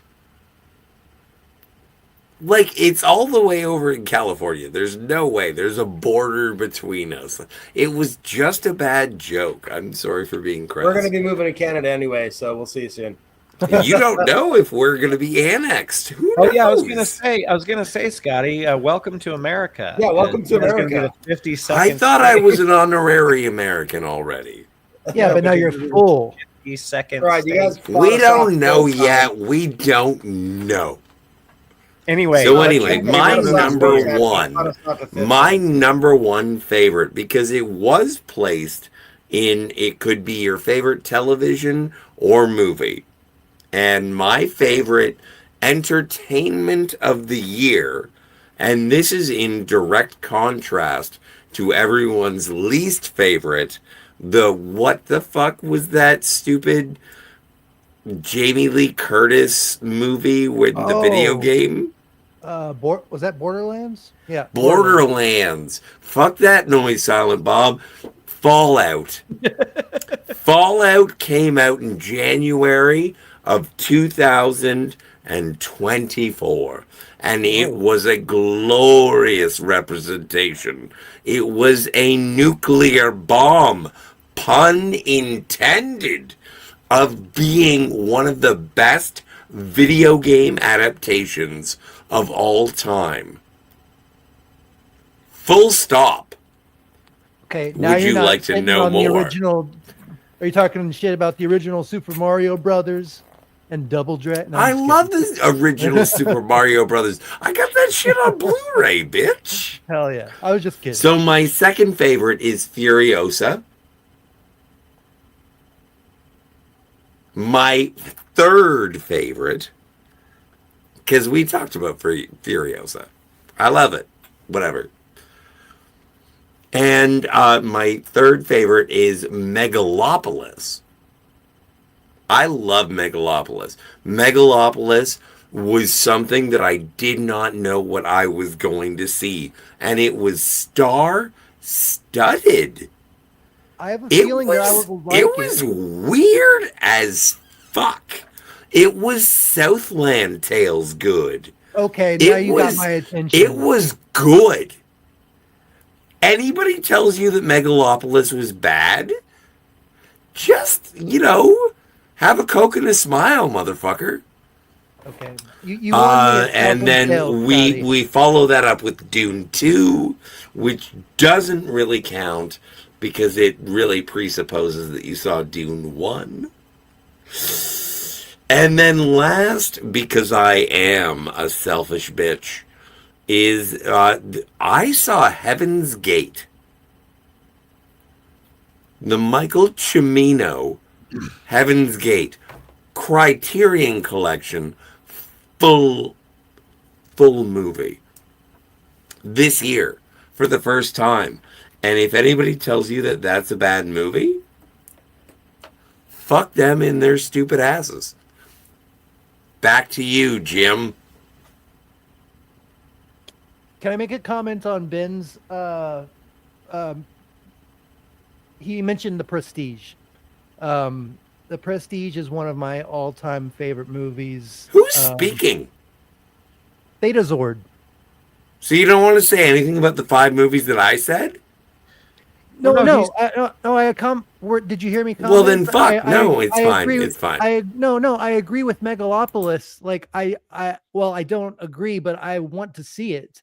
Yeah, I told you had me at Southland Tales. You know my love for Well, I don't know if you remember, but we talked about Southland Tales for a while, and I'm in love with that movie. But I was talking to somebody else when Ben was talking about Prestige, and I just wanted to kind of I have a warm place in my heart for The Prestige. It has such a beautiful story. And I don't know if y'all know this, but I actually guarantee y'all don't know this, but I was a bar magician, street magician for about 8 years of my life. So when that movie came out, it was just like seeing like my art being applied in a different art so beautifully. And I don't know, it was just really awesome. And I love that movie so much. It had so much, such a beautiful story in the way that it was told. Sorry. Yeah. I agree. No, I agree completely. Like that movie's genius. Does anybody want Probably to? The Prestige is probably the best movie of the 21st century, possibly. I wouldn't disagree with that. That's a high praise, and I don't know if I can argue against it. That's one of them. Might For be the sure. best constructed script of the 21st century. If it's not the best Yeah. movie, it might be the best constructed script. It's definitely one of my top 3 for sure. Nolan uses the numbers. Like he's a thinker. Like he's not just a writer. Like he's a thinker. You know. Yeah. Does anybody want to stick around to do anticipated of 2025, or do people have to go? I know we've been on for quite a while. No, I would love to talk about 25. Let's do it. I do have to go, but all right, brother. Even if I didn't, I don't know. I mean, there's nothing that I have for 2025 that I'm anticipating. I did a video on Superman with Stark. We did like a stream about it, talking about when the movie poster and trailer came out and stuff. But I don't know. I'm skeptical about it. That's the only thing that I'd be able to talk about. But okay. I love being here talking about film, man. Like I need to watch more. Like y'all have got me like pumped up for actual good films again. I haven't been able to afford it in a while. And yes. So anyway, this year would be the year. You're welcome anytime, man. Is a pleasure having you, man. Thanks for joining and doing the homework and bringing your thoughts with film and all that stuff. So it's my pleasure. And like I said, to talk to you behind the scenes, I'd really like to do like a video talking about The Fall with you, and if anybody else well, we should talk about The Fall and The Cell together. Yeah, that'd be a brilliant idea. A double feature of Tarsem. Yeah, if y'all want to do that, I'd like to do that. I was planning on doing. I fucking love The Cell. Yeah, I do too. I think John, you like that movie too, right? I don't know if I've seen The Fall. You've seen The Cell. Yeah. Seen The Cell. It's weird. Yeah, it's got great imagery. Yeah, it is very weird.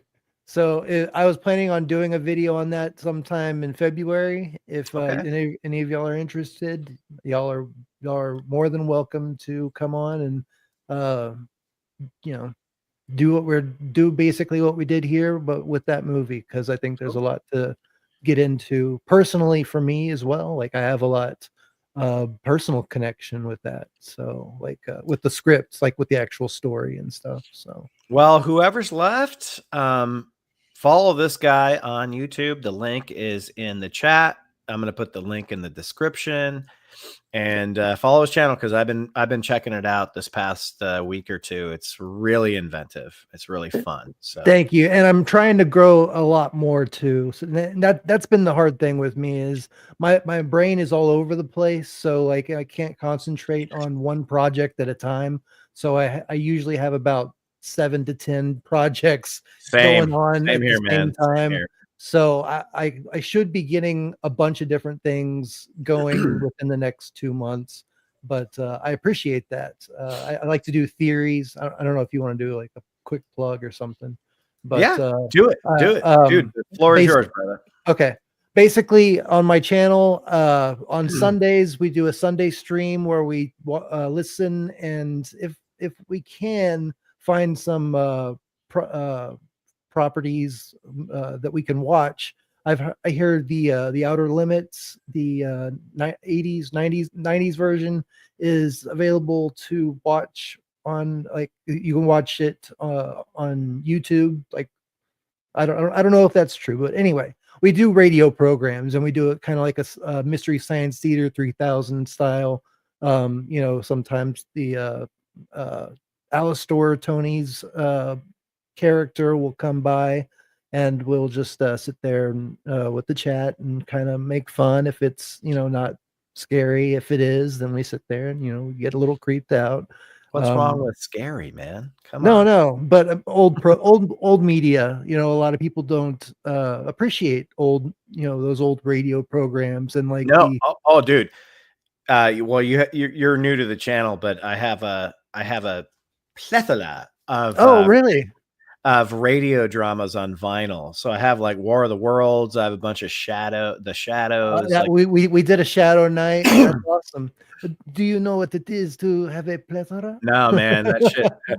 Do you know what it means to have a plethora of guns? Yes, guapo. I know. I know it, plethora. Well, you know who should subscribe to this guy's channel? Everyone. That's another Yes. brilliant movie. Leon the Professional, Gary Oldman, the classic. Yeah, so come by. I'm also starting a series called Dead Franchise Busters. I did the first teaser trailer release last Sunday. Actually, they met the goal, and we released the teaser trailer. It's just a quick little teaser, but other than that, I got gaming stuff that I do. And what I'm really wanting to focus the channel on is movie, comic, and literature theories and interesting breakdowns, or interesting thoughts or meanings that people don't usually talk about, like going into depth in the meaning of the books or the TV series, or that type of stuff, the philosophical essence of things. And I'm starting theories and stuff, and I did a Energon and Transformers video that just came out a week ago, I think. Basically about it's like a parody, but basically about how Energon is what evolved humanity in the Transformers universe. And so yeah. All right, so come check me out, and thank you so much for having me, Ben. It's been You're a pleasure. welcome, man. Dude, you're awesome. You've been a great addition, man. I appreciate you saying that, man. It was a blast being here. So thank you so Have much. a good night, my friend. Have a good night. Have a great night, and tell Joanne, tell her, I'm sorry I missed her, but tell her it was a great pleasure, meeting her and everything too. And sure. Yeah. Y'all take care, and I will see you soon. Later, man. All right. May the power protect you. Brian Conwell, thank you for being here. Hello, everyone. Hello, John. I'm guessing you know John. Just watched Mad Max Saga Fury Road. I liked it a lot. I think I'm on my own right now because everyone's gone. But we are going. Oh, John, do you know Brian Conwell? Yeah. Coworker. That's cool. He tuned in. Yeah, he said, "Hey, everyone," Welcome. and then he said, "Hey, Yeah. John," and then he said, "Hey, I just watched Mad Max." Mad Max, Furiosa, one of the best of the year. I don't know when you came on, Brian, and heard, but I think it was in about many people's honorable about 3 mentions. minutes ago. Yeah, about 3 Well, no, minutes. he might have been listening for a while. I don't know. But, yeah. Most everybody on the panel at least had it in their honorable mentions, if not in their top films. Yeah, so. it was in my. It almost made my top 5. It Almost. definitely got robbed at the box office. I mean, for whatever reason, people didn't go out and see it, but everyone who did see it, I think, pretty much liked it. Yeah. John, do you have some most anticipated? I dare ask, do you have any most anticipated of 2025? Well, I'm always excited for, No, I don't mean that from you. I mean, like 2025 to me looks pretty dull, but Yeah, I mean, it really is like my list is nothing too unique or interesting. I guess if I point out the ones that are slightly, not just regular genre stuff, like there's an Avatar 3. Obviously, James Cameron's got a new movie. I'm still going to be excited to see what he's going to put out. I've more been excited underwhelmed by all the it's Avatar. like fire. It's like fire. Yeah, I It's mean, like and it's fire not and even like ash. he's doing anything that interesting. But there's a new Predator movie coming out, Predator Badlands, which is the same director who did Prey. Yeah, that's anytime. Just like this past year, though, a new Alien movie was coming out. I was so excited for it. It had certain components that had me saying this could be good. This director's proven himself in certain areas that would translate into Alien.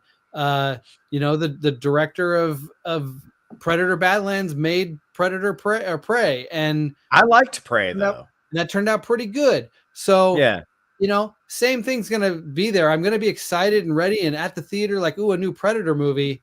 Let's see how it turns out, because Alien Romulus really, really deserves its spot as most disappointing for me for this year.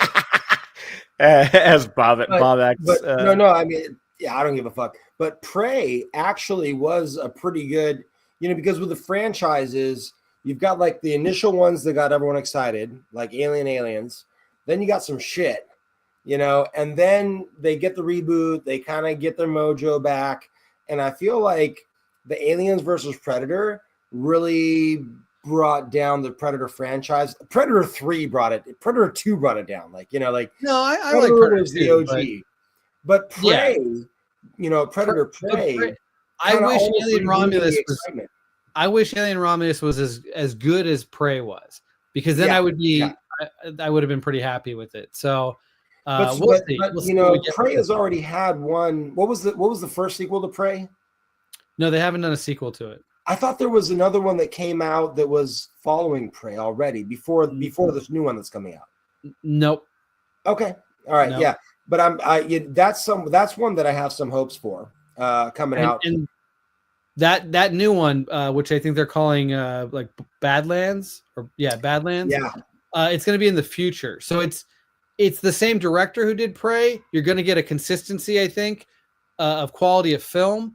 But I don't think the stories are necessarily supposed to line up in any real way. I thought it was back in the 1700s. I thought it was. I know with that name, you would think it's going to be another like period piece Predator movie, which is totally what I want. You could make that all day, all different time periods. Everyone really wants to see a samurai. Everyone versus the Predator, dude. Like, right? Come on. So like you could do that all day, but they're making a futuristic one, which is like that's the part that worries me. Is like I'd rather see just a direct sequel to Prey, or something just another time historical time period. But I think Prey worked so well because it was directed by Dan Trachtenberg, who also did 10 Cloverfield Lane. Yeah, 10 Cloverfield Lane, which was a great movie until it wasn't. But I thought that movie worked because it was original, but it was also kind of like the first one. And then Amber Mid-Thunder was a great actress. I thought she was fucking fantastic in that movie. So then when you have Alien Romulus, it's like, it's trying to be Alien, Aliens, Alien Resurrection, Prometheus. Whereas like Prey was just trying to sort of get the spirit back of the first movie. So yeah, I don't know. But anyway, sorry. What I'm looking forward to this year more than anything is 28 Years Later. That trailer blew my fucking mind. That trailer was a perfect trailer. It's exactly what you should do with a trailer. It just gives you tone. It gives you mood. And they played that, what was it? Rudyard Kipling, that the poem that was read during it that kept speeding up during the most intense moments of it. Oh, fuck. That trailer was so goddamn good. Well, you had me at Rudyard Kipling, bro. Yeah. Have you guys seen that trailer yet or no? No, but I want to check it out now. I'm going to bring it up. 28 days. I'm not into zombies and stuff, but. Well, no, but that's the thing. 28 Days Later is not about zombies. Like, it's called The Rage Virus. Is Danny Boyle directing this entry? Yeah, he directs this one. Yeah. Okay. All right. Yeah. Well, that gets me more excited for it then. So you guys talk amongst yourselves. I'm going to bring up the trailer because we're so late in the show that we can I do want to mention a couple more that are coming out. Yeah, go for it.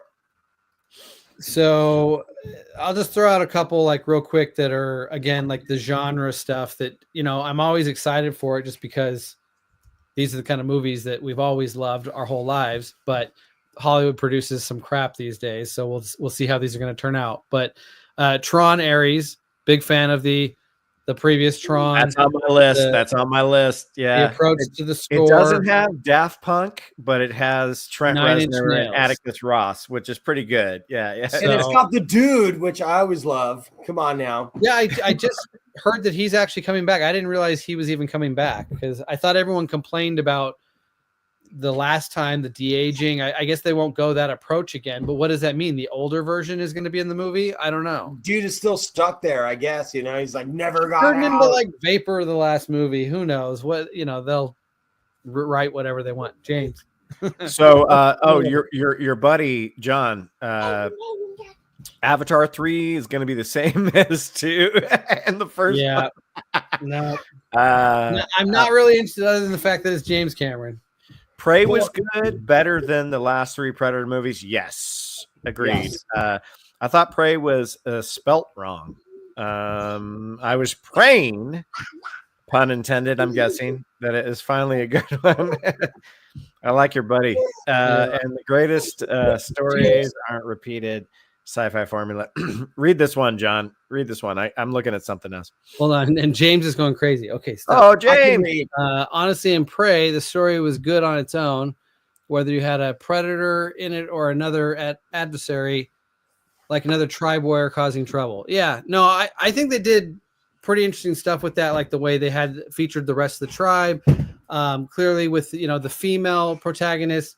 I didn't have an issue with that, but they did have, they wrote themselves into some corners with portraying the strong female that outsmarts everybody else in the tribe or whatever. But I didn't have a major issue. It wasn't the I think the biggest issue was the gun, right? The gun from Predator 2. The Predator has that gun, but he gave it to her. So does that mean the Predators go back there and decimate all the Indians? That is what I took from the ending, was that somehow the gun's going to make it back to a Predator. So she's going to have another run in, or it was almost like an Easter egg that the filmmakers didn't understand. They're like, hey, James hasn't been on yet. Bring James on. Bring James on. He's going crazy. James, you want to come on? James, I want to see James. Here, let's come talk about a movie we'll James. watch. Well, What is he like 4 now? Hey, James. What's up, dude? Hey. How are you? What's up, big guy? Yeah. Hi. Hey, I like your PJ bottoms there. I got the same. Yeah. Yeah, look at James. Wow, look at and James. There he is. Hi, James. We love you. Now. All right. What movie do you want to see coming up this year? If you could see any movie, what would it be? What movie did you just watch 5 minutes ago? What movie did you just watch? Santa, what is it called? Santa 1 or Red 1 or whatever? He just it's right there. Inside Out 2. He was just you like that? Was that fun? Yeah. Nice. It's have you guys seen Inside Out 2? Has I haven't seen it. No, I know that movie, but I heard of it. It's cute. I saw Sonic 3 last night. The new character in it is anxiety, and I don't like him hearing about anxiety. Yeah, I don't want to introduce anyone to anxiety, dude. No, it's like my least favorite. He's saying stuff from the movie that I'm like, I don't think you need to understand that emotion yet, honestly. Hey, John, your buddy says, hello, James. But the first movie works perfectly. I put that on for him all the time, and the emotions portrayed in that are safe. But you know what? Your buddy says a good one for kids is Cars. Cars is 4. that your favorite movie? Cars? You like Cars? Who's your favorite character, James? Hey, James, cars don't talk yet. They will soon. Well, they're going to become Transformers. Oh, did we see Transformers, James? James, you should watch. You should watch Kung Fu Panda movies. Well, actually, I know what his favorite movie was. Was your favorite movie Sonic? Yeah. Did you like? I liked Sonic as well, James. That movie's awesome. Yeah. Hey, how does Sonic get in charge? Can get in touch with Knuckles? He gives him a ring. Oh, I get it. Wow. All right. Well, that's yeah. Kids love my jokes. I love it. Good dad jokes. Okay. So I think I found it. Yes, I did. Do you want to? I don't know if James wants to watch the Predator or the 28 years. I don't think later. I want to. You know me. I don't like watching trailers. Oh, dude, it's not. Dude, it's not. Trust me, man. You're gonna love it. Well, you're gonna it's okay. love Okay, it. James, can you go? Can we go this way? You're gonna love it, John, because it's so like okay, to share audio, share a tab instead. What I have a question about what Brian Conwell said after we do the clip. It's amazing. Yeah. Go ahead. Oh no, after the clip. We'll do the clip. Let me know if you guys can hear this. Yeah, let's go full screen though. Can you hear it? A little bit. It's really quiet. Okay, I'll bring up the volume as much as I Yeah, can. bring it all the way up. Let's that full screen, yo. All right, you son of a bitch. Hang on. I'm working on it. I love the thumbnails. They're amazing about what else I could look at right now, but how dare you? How's that? Is that better? Saucy. Yes.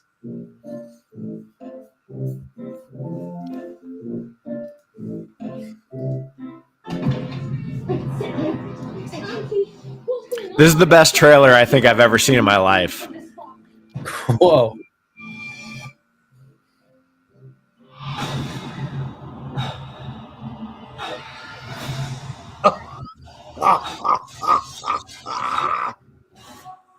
First, they came for the daycare.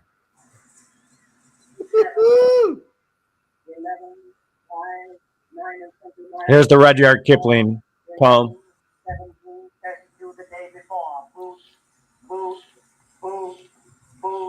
Moving up and down the game.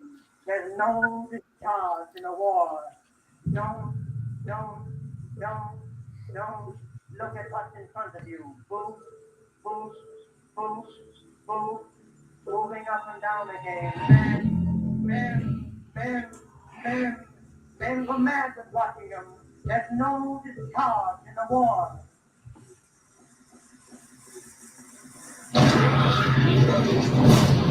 If your eyes drop, they will get the top of you. Boost, boost, boost, boost.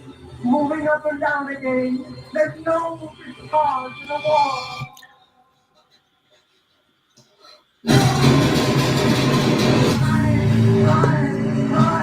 Try to think of something different.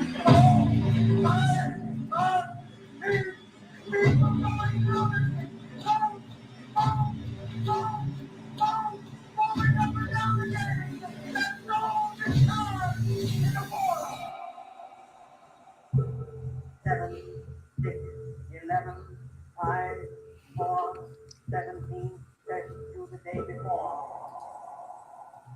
That's a fucking trailer right there, man. That's how you make a trailer.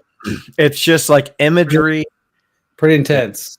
With the poem and everything. That's pretty cool.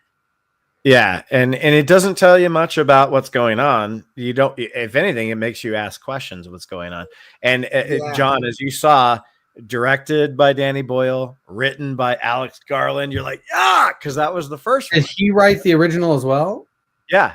Alex Garland was involved with that. Okay, he wrote the first one. Yeah, so you're like, fuck yes. Like, I'm so excited for that movie. Well, I heard they have big plans that this is like supposed to be the start of a trilogy. Yeah, unfortunately, the second one's already being filmed, and it's by like the chick that directed the Marvels.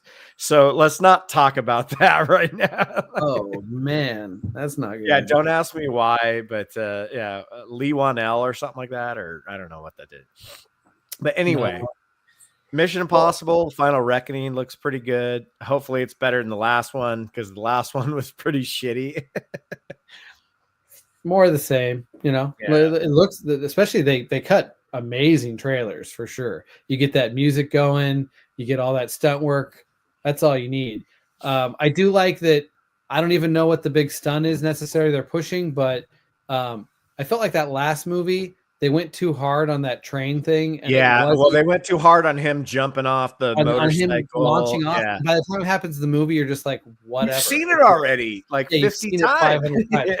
So maybe their approach will be a little different with this one to keep more surprise in the film. I don't know. But you're right, Tron Ares. We haven't seen anything. We haven't seen a trailer, only a couple images, but I'm excited. I think the Nine Inch Nails logo. That's all I need to know. The movie I'm looking forward to probably the most is Mickey 17, Bong Joon-ho's latest movie. That does look. I had that on the list here. That looks from the trailer. It looks comedic, quirky, which will be interesting. It reminds me more of what he did with Snowpiercer, more than the one that everybody loves him for. Parasite. I wasn't a huge Parasite fan, so I'm hoping I get the vibe a little bit more of Snowpiercer than.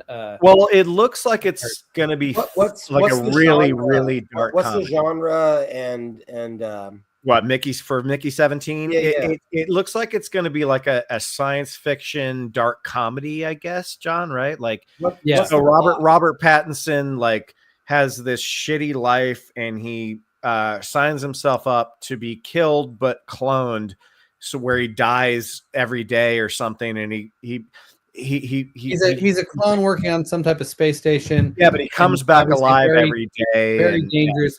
So as the title, Mickey 17, he's up to whatever we see up to 17 iterations of him, and 17 is where he something. I do think. Have you ever seen the movie Moon before? Yeah. Yeah.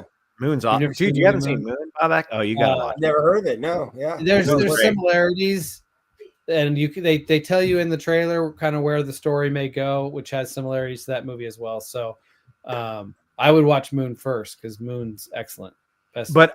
Honestly, John, the selling point of that trailer for Mickey 17 is like Robert Pattinson looks like he's going to be excellent in that movie. Yeah, he looks like he's having fun.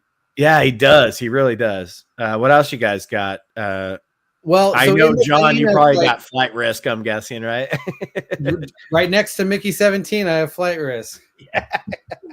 Because of the director, and that trailer looked freaking hilarious. Like, I don't know, like exciting. Mark Wahlberg with the horseshoe head.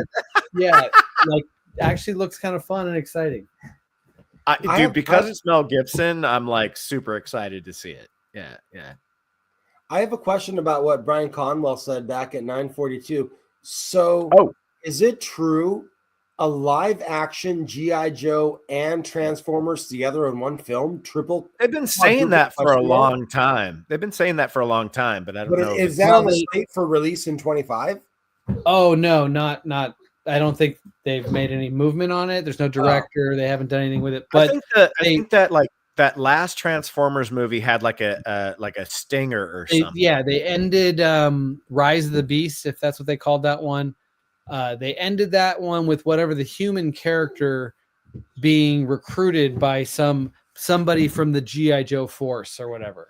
So it's within the Transformers universe, but it was one of the human characters being hired by G.I. Joe. And so that was enough for them to say, okay, whatever we want to do with the next film, we have the groundwork to some kind of tie. Was it did Channing Tatum walk up and shake hands with Optimus Prime?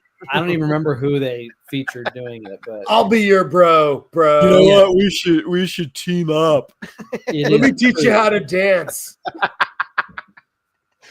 Yeah, your magic prime. Magic prime.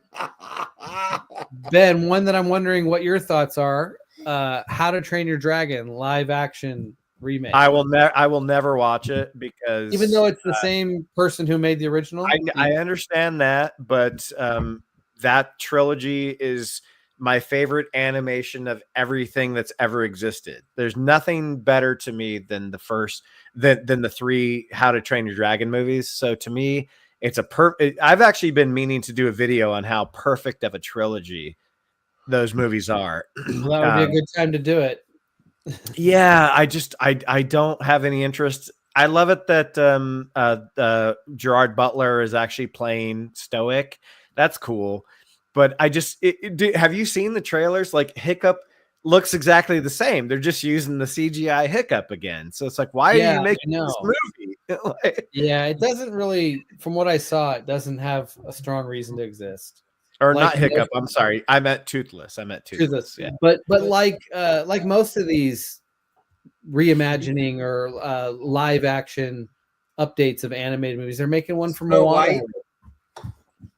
Well, the Snow Moana White. one is going to be hilarious because I've seen some set photos of The Rock in this giant suit. I think that movie is going to be a Still, it's joke. just like they don't really have a reason to exist, especially when the animated ones usually are made really well to begin with. So The Lilo and Stitch Vision movie is the might be bottom kind of line. cool. The Lilo and Stitch might be kind of cool because that could have actually just been a regular movie, you but know? the original is a great film, and so I think Yeah, they'll it just is. It tarnish is. They'll It's a just fun tarnish it. movie. Yeah. I remember that movie came out. God, I was in the military when that movie came out. That was a long ass time ago. I liked Lilo and Stitch. It was fun. Oh yeah. But I think that being live action with a CGI Stitch is fine. But How to Like Train a- Your Dragon, it's just so all three of those movies, it's just a perfect 1, 2, 3. There's no need for this, but I don't know. So what I'm wondering about the Avatar, Fire and Ash, Tron, Yeah, that looks. Ares. Well, we all haven't that seen stuff. anything about it yet, except like concept art. Still, yeah. All I've been able to find, like for my 2025 picks, all I've been able to base it on are just not even the trailers, but like the rough cut of trailers where they have some visuals and they just have some sort of like standard, not the actual voice they're going to use for the narrator. Right. And, you know, just like this is what the narrator will say type thing. So all I have to go on are visuals. And I loved the visuals of like Avatar, Fire and Ash, Tron, Ares, Frankenstein. And I wish that I loved how like the Wolfman works. And a couple other films where I'm just like, I'm totally into the title. I like the franchise, you know, I want to see the latest werewolf movie, you know, but like you got to beat the last best thing, you know, and I feel like the last version of the Wolfman was so good. I think it was Benicio del Toro or something like that, you know. So I love that movie. I love that movie, especially with the graphic violence. I hate like violence that's not graphic. I feel like that encourages, you know, the glory of violence, you know, like that movie like, was perfect. That was directed by Joe Johnston. Perfect person to direct that movie. It was taken from the 1941 classic. You even have the scenes with the gypsies. Like that movie was a perfect. I don't know why people didn't like that movie. It bombed. I fucking love that movie. I thought it was great. I thought it was great. And the thing about like the throwbacks to the classics that I'm looking forward to, it's not a 2025 film. For me, it's a 2025 film because I think that it came out like on December 24th or something like that. So I was like, okay, I'm not going to go to the movies on fucking Christmas, you know. I'm going to wait till 2025. So for me, it's a 2025 film, although it already debuted, is Nosferatu. And I'm so glad I heard a couple of people on the channel tonight talking about it. It's good. It's good. Yeah, it reinforced me wanting to go see it, you know. And I love the original Nosferatu, like Me too. Oh yeah, and bringing that form of the vampire back, trying to retell that story today, because the original Nosferatu is a little dated with the camera work, you know. I mean, at the time it was amazing, right? You know, seeing like the end scene where the Count Orloff disintegrates. Well, in the sunlight, I gotta push back on that because the camera work in the original, this movie's trying to get back to that almost because that's been missing from movies. So it's almost like, yeah, that's dated because of like, it was so, this is what we had and this is what we used. But nowadays, like Robert Eggers, he does not want to use CGI. And I don't even know if there was a CGI shot in that movie, John. I'm sure there was, but you couldn't see it if there was, you know. Well, that's good because like the modern eye is trained to see the CGI and we're oblivious to the practical effects. Like just how it was back in the 90s where it's like, oh, we're used to the models catching and fire with the strings, you know, but with the CGI was like so realistic. And so I feel like you really got to get back to the practical effects, make it happen on camera, you know, on the original take and all that. Oh, and, you will love Nosferatu then. Oh, good. Good. Yeah. No, I'm looking forward to it. I'm really. It doesn't have like heart or like people you really care about. It's just technically sound. It's like it's such a well-made movie, but like it's not. Like you don't really you know the story, you know you don't care about the characters, but you're just watching the craftsmanship at work. That's what that movie is all about, just watching the craftsmanship, like the practical sets, the makeup, the set design, the sound design, like stuff like really that. good?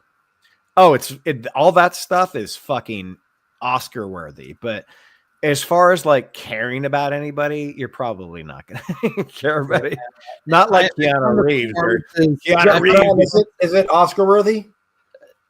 The look of it, like all the tech, like Ben's saying, all the technical stuff is done really well. Some of the best shots of the year in this movie, specifically. Oh my God, there's some paintings in this movie. Yeah, like very, you know, like you said, like certain things feel like paintings. What do you mean by paintings? Like, what do you mean? Just like art. Like you want to frame it, put it on your wall. These beautiful like rack focus shots of like a carriage going up to Orlok's castle and the depth of field that they use, like where the carriage is coming down this hill, but you see the castle in the background, and then you just see the sky. Like it's so detailed. Like some of those. But it feels like it's all actual practical. It's not after the.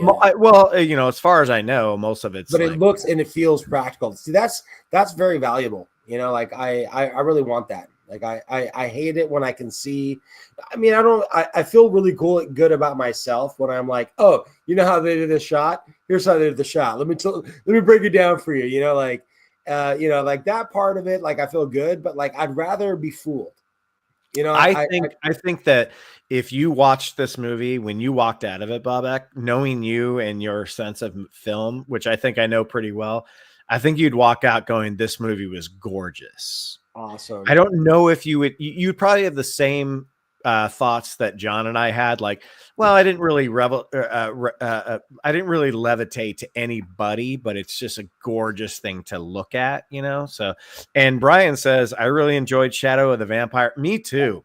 That was Willem Dafoe, who was also in this movie. Dude, Willem Dafoe is in every vampire film that I like, except for Bram Stoker's Dracula. Shadow of the Vampire is an underrated, underseen movie about the making of Nosferatu, where he plays Max Schreck, who actually thought he was turning into a vampire during the making of that movie. Those Germans loved their fucking movies back in the day, dude. And John, I'll tell you one thing, Bobek, without spoiling anything. John and I had the exact same major issue with this movie. Probably my only big issue was that it takes place in Germany. And John, did they speak in German? No.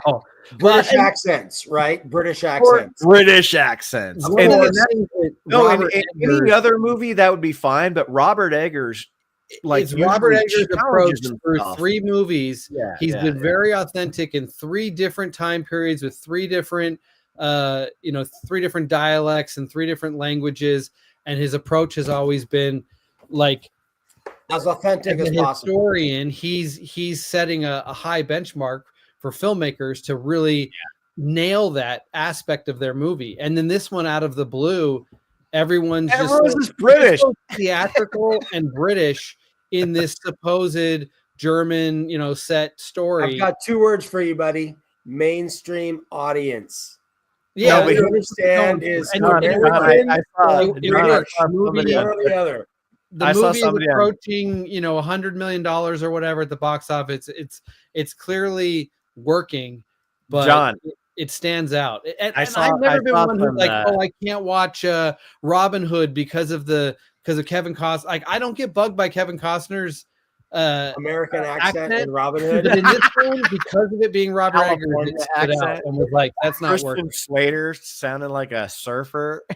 Odd. No, but John, it's not Robert Eggers. That's why it bugs me most in this one. John, I saw a Twitter post that had said, what if they were all just like British people that moved to Germany? I'm like, okay. and Rome and France and every other and Asia, you know. Yeah. But okay. Well, So, actually, to be honest, Bobak, the one thing that you might, I don't know if you'll take issue, you might really enjoy it, but part of what I took issue was the familiarity of Nosferatu's storytelling and approach, that it is really beat for beat, just like Bram Stoker's Dracula. So you said that you've watched that so many times, you're super familiar with it. Dracula. So as the story unfolds, it's not going to have a lot of surprises for you. That was my issue, where I was like, I expect every little beat that we get out of this. But John, you understand the story behind the original Nosferatu, right? Like, well, it's a ripoff of.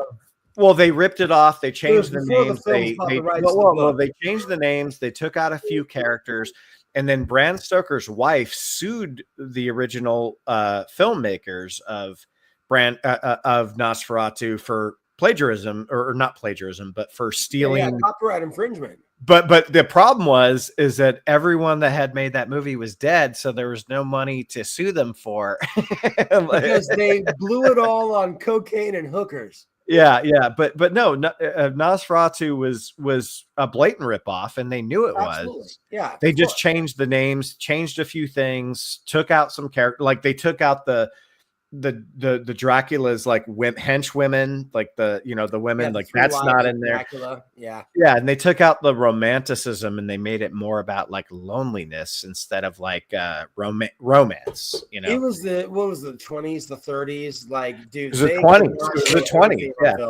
No, it's funny to think about that in the 20s. That like, you're seeing this like silent film, one of the first early films that actually had like depth of field and change of like motion and camera movement.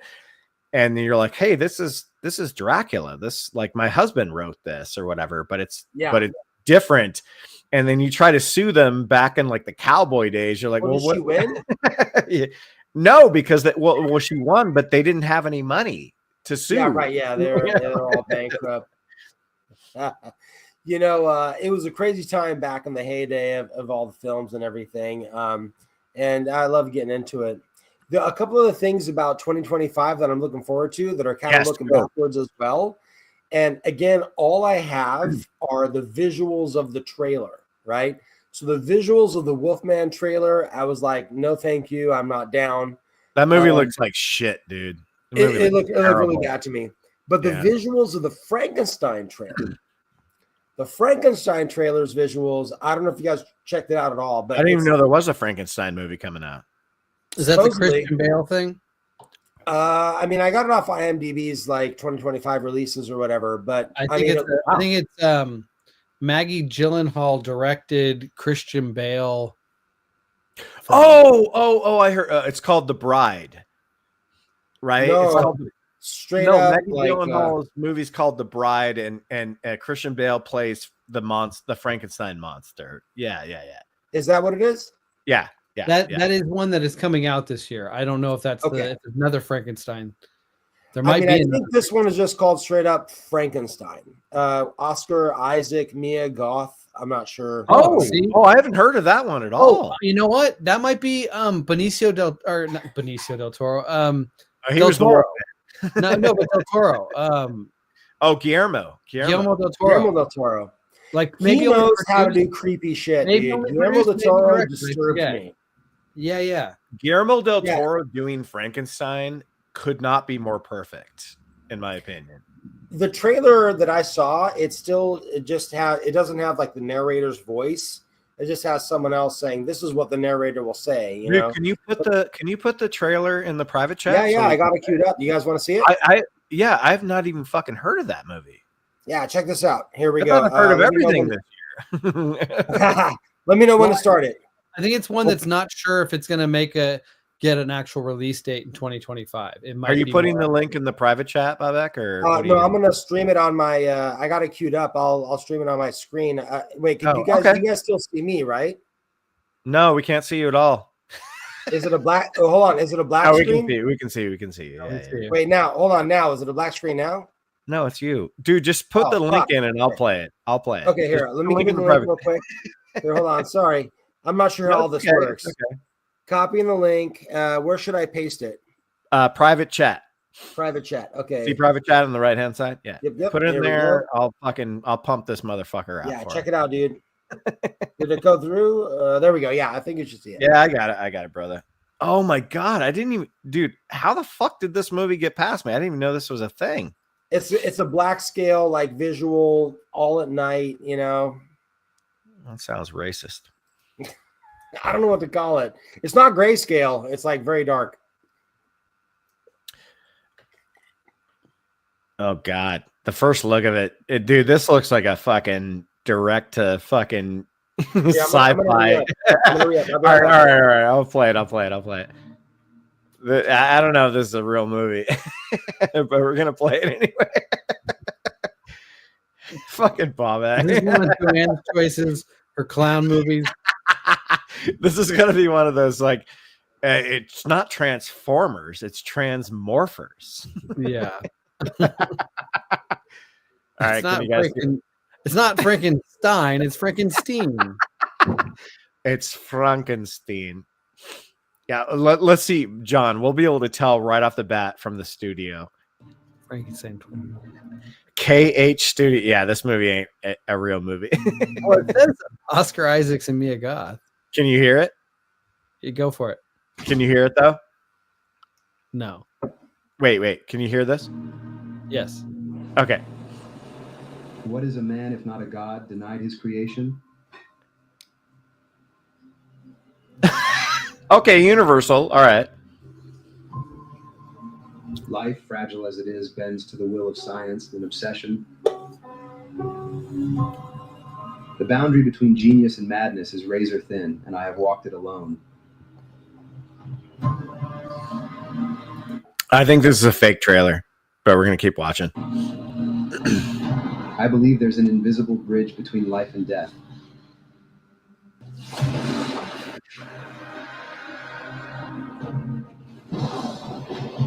You gave me life, but abandoned me to despair. You are my creator. This is a fake trailer.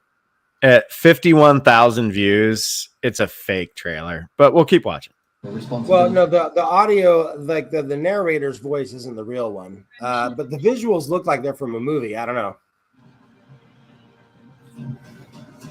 I learned the ways of your world and found only cruelty. It's AI. It's AI. It's fake. Was that Andrew Garfield? Yeah, it's AI. It's fake trailer. It totally spoofed me, dude. My bad. No, it looks great. Well, let's watch it from the beginning. But it's AI. No, I'm not watching it. I don't watch real trailers. I don't want to waste my time with fake ones. Well, I mean, I got it off IMDb, Yeah, good point. and then I found this link on YouTube. I got to run. I'm just gonna rattle off the last few that I wanted to. Oh, mention. I'm sorry. Yeah, let's do that. Yeah, let's chat, guys. Let's chat. I gotta get going. It's after. I 10 gotta get o'clock. going too. But All right, Paul John, Thomas your turn. Anderson. Paul Thomas Anderson has a new movie coming out at some point. It's not titled. It's got Leonardo DiCaprio, Benicio del Toro, Sean Penn.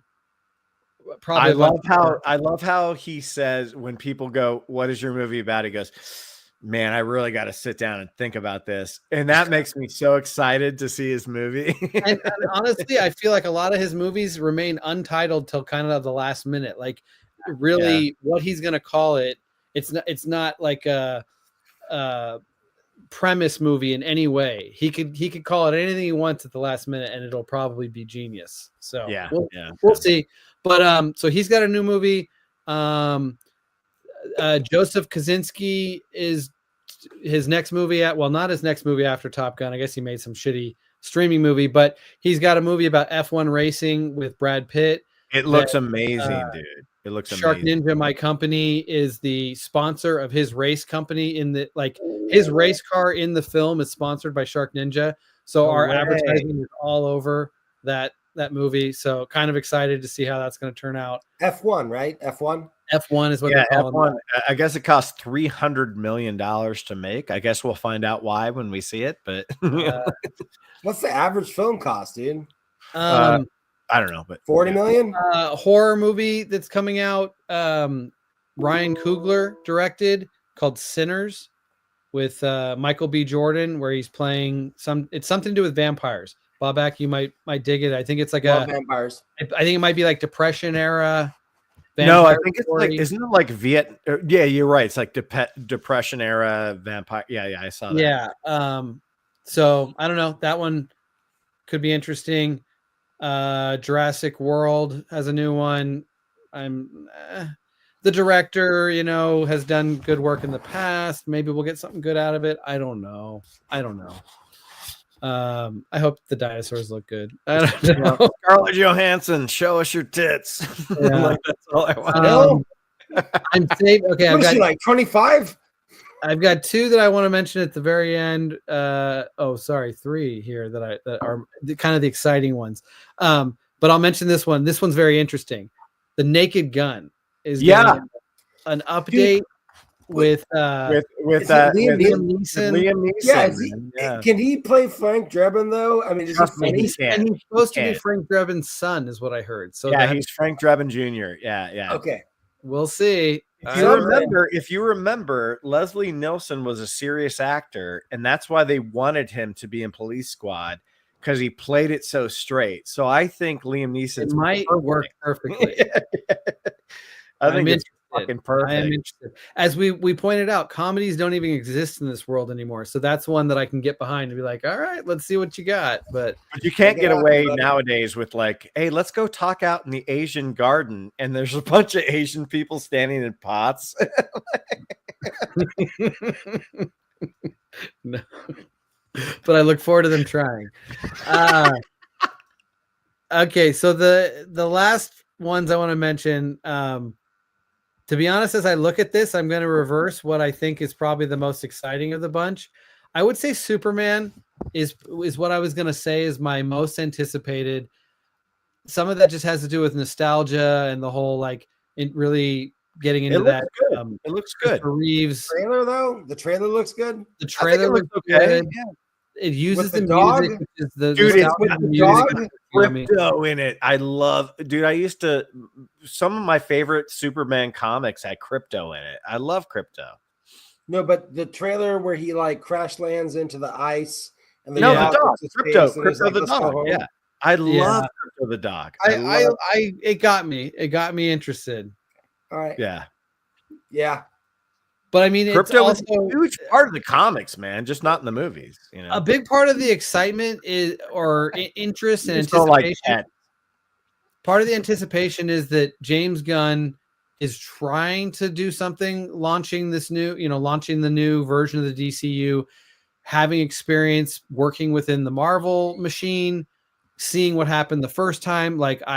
I'm trying to trust that he's gonna launch another actual, it was really cool to watch 10 years of Marvel that actually, for the most part, every movie was exciting and continued a story and pushed something forward to something bigger and grander.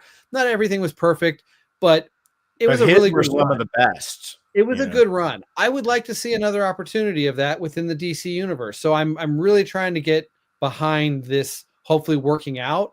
I don't know. It might be a total mess right from the beginning, and it all crashes very quickly. But part of it, I like seeing Mr. Terrific in the trailer, but I don't like seeing Guy Gardner in the trailer. That's stupid. I don't like seeing Hawk Girl in the trailer. That's stupid. But Mr. Terrific makes sense. Mr. Terrific and Superman. I don't know much about it really from a comic book standpoint. I'm more thinking cinematic universe, bringing all these characters.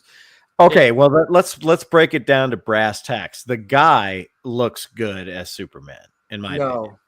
I don't know if the suit does, but the guy does. The suit looks terrible. But his hair's off too. Dude, he looks. The hair's off. He's too skinny. They got the dog. Nothing about it feels. It's like reboot. They're trying to make money. They just can't let go of it. All right. And that might all be totally true. That might be all totally true. James Gunn is not a director that I've ever nominated on my list. I like him. I like his movies, but he's not, at that level for me.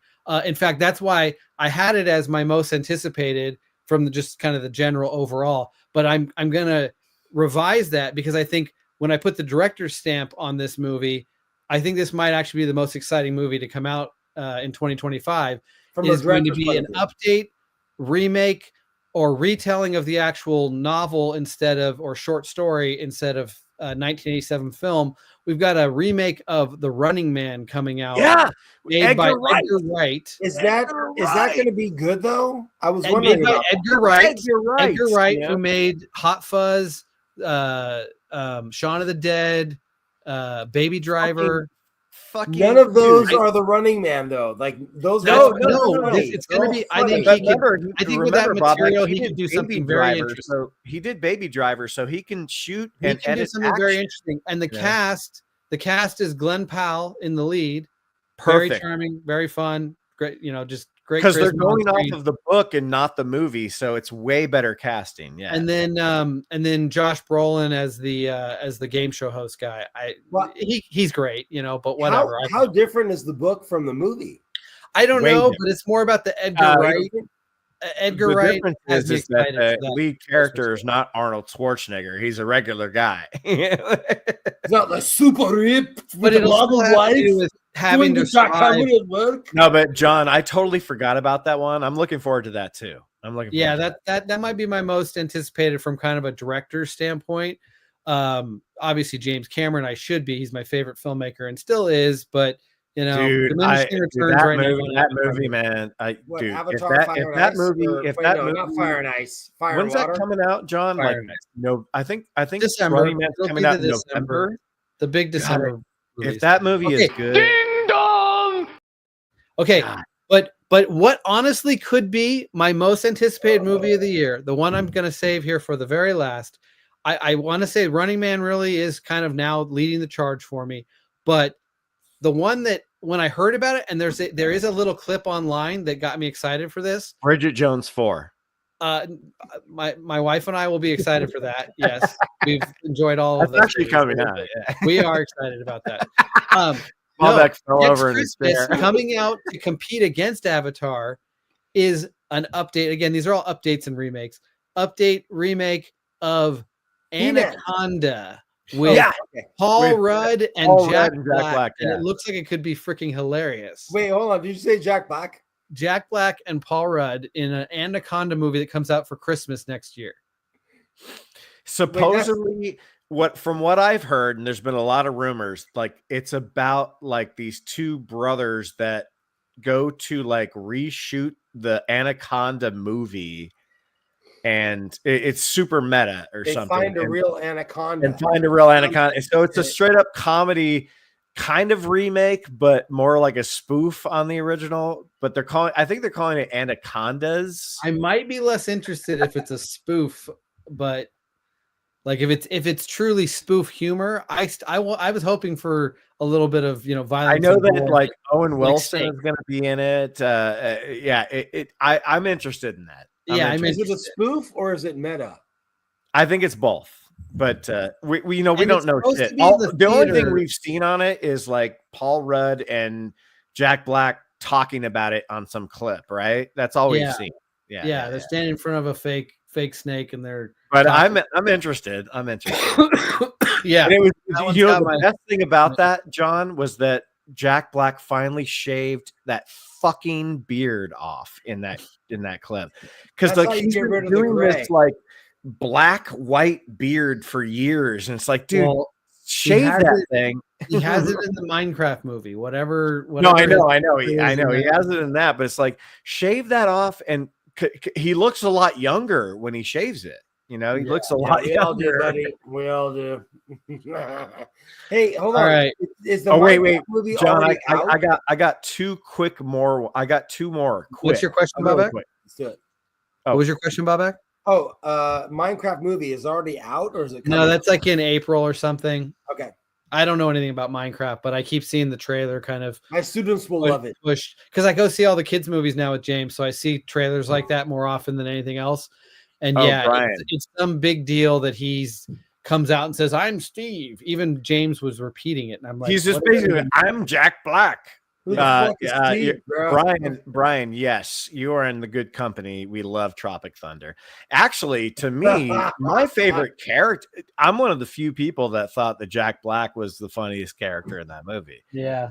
I mean, there's so many funny characters in that movie, but Did he go full retard though? No, but him just strung out like the whole movie was so fucking funny. That's probably the real Jack Black, dude. That's like the real guy. Okay, so I'm gonna throw two out and then I'm done. Companion looks bonkers, crazy. I can't wait to see it.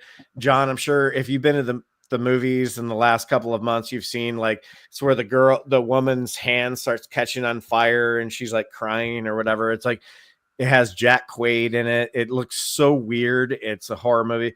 And then Megan 2. I can't wait to see Megan 2. I don't even know if I finished the first one. I watched like Megan 1. I fucking love Megan 1. Anyway, continue. Sorry, that was it. That was it. That was the list for me. If it, but I do have to run. So, all right, John. Well, dude, man, we went for 4.5 hours. Yeah. real quick question, both of you guys. Is there actually a He-Man movie coming out in 2025, or is it just no?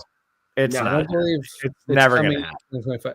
But I did hear casting on that. In fact, even fucking Jared Leto again being cast as like Skeletor. Skeletor. And then Allison Brie as like fucking her or whatever the fuck.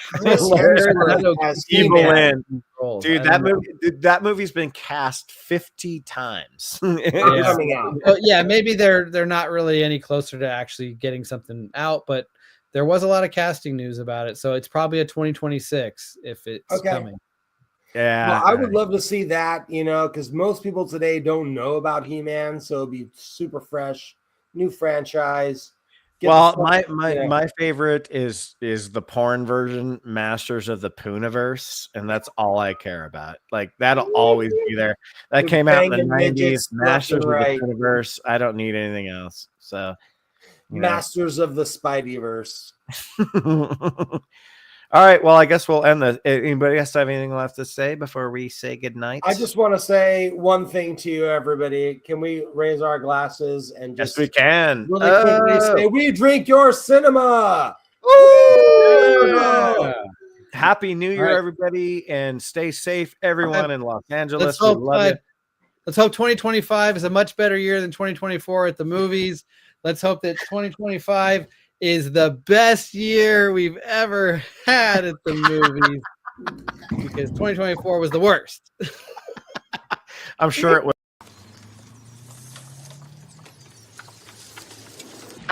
Thanks. I needed that.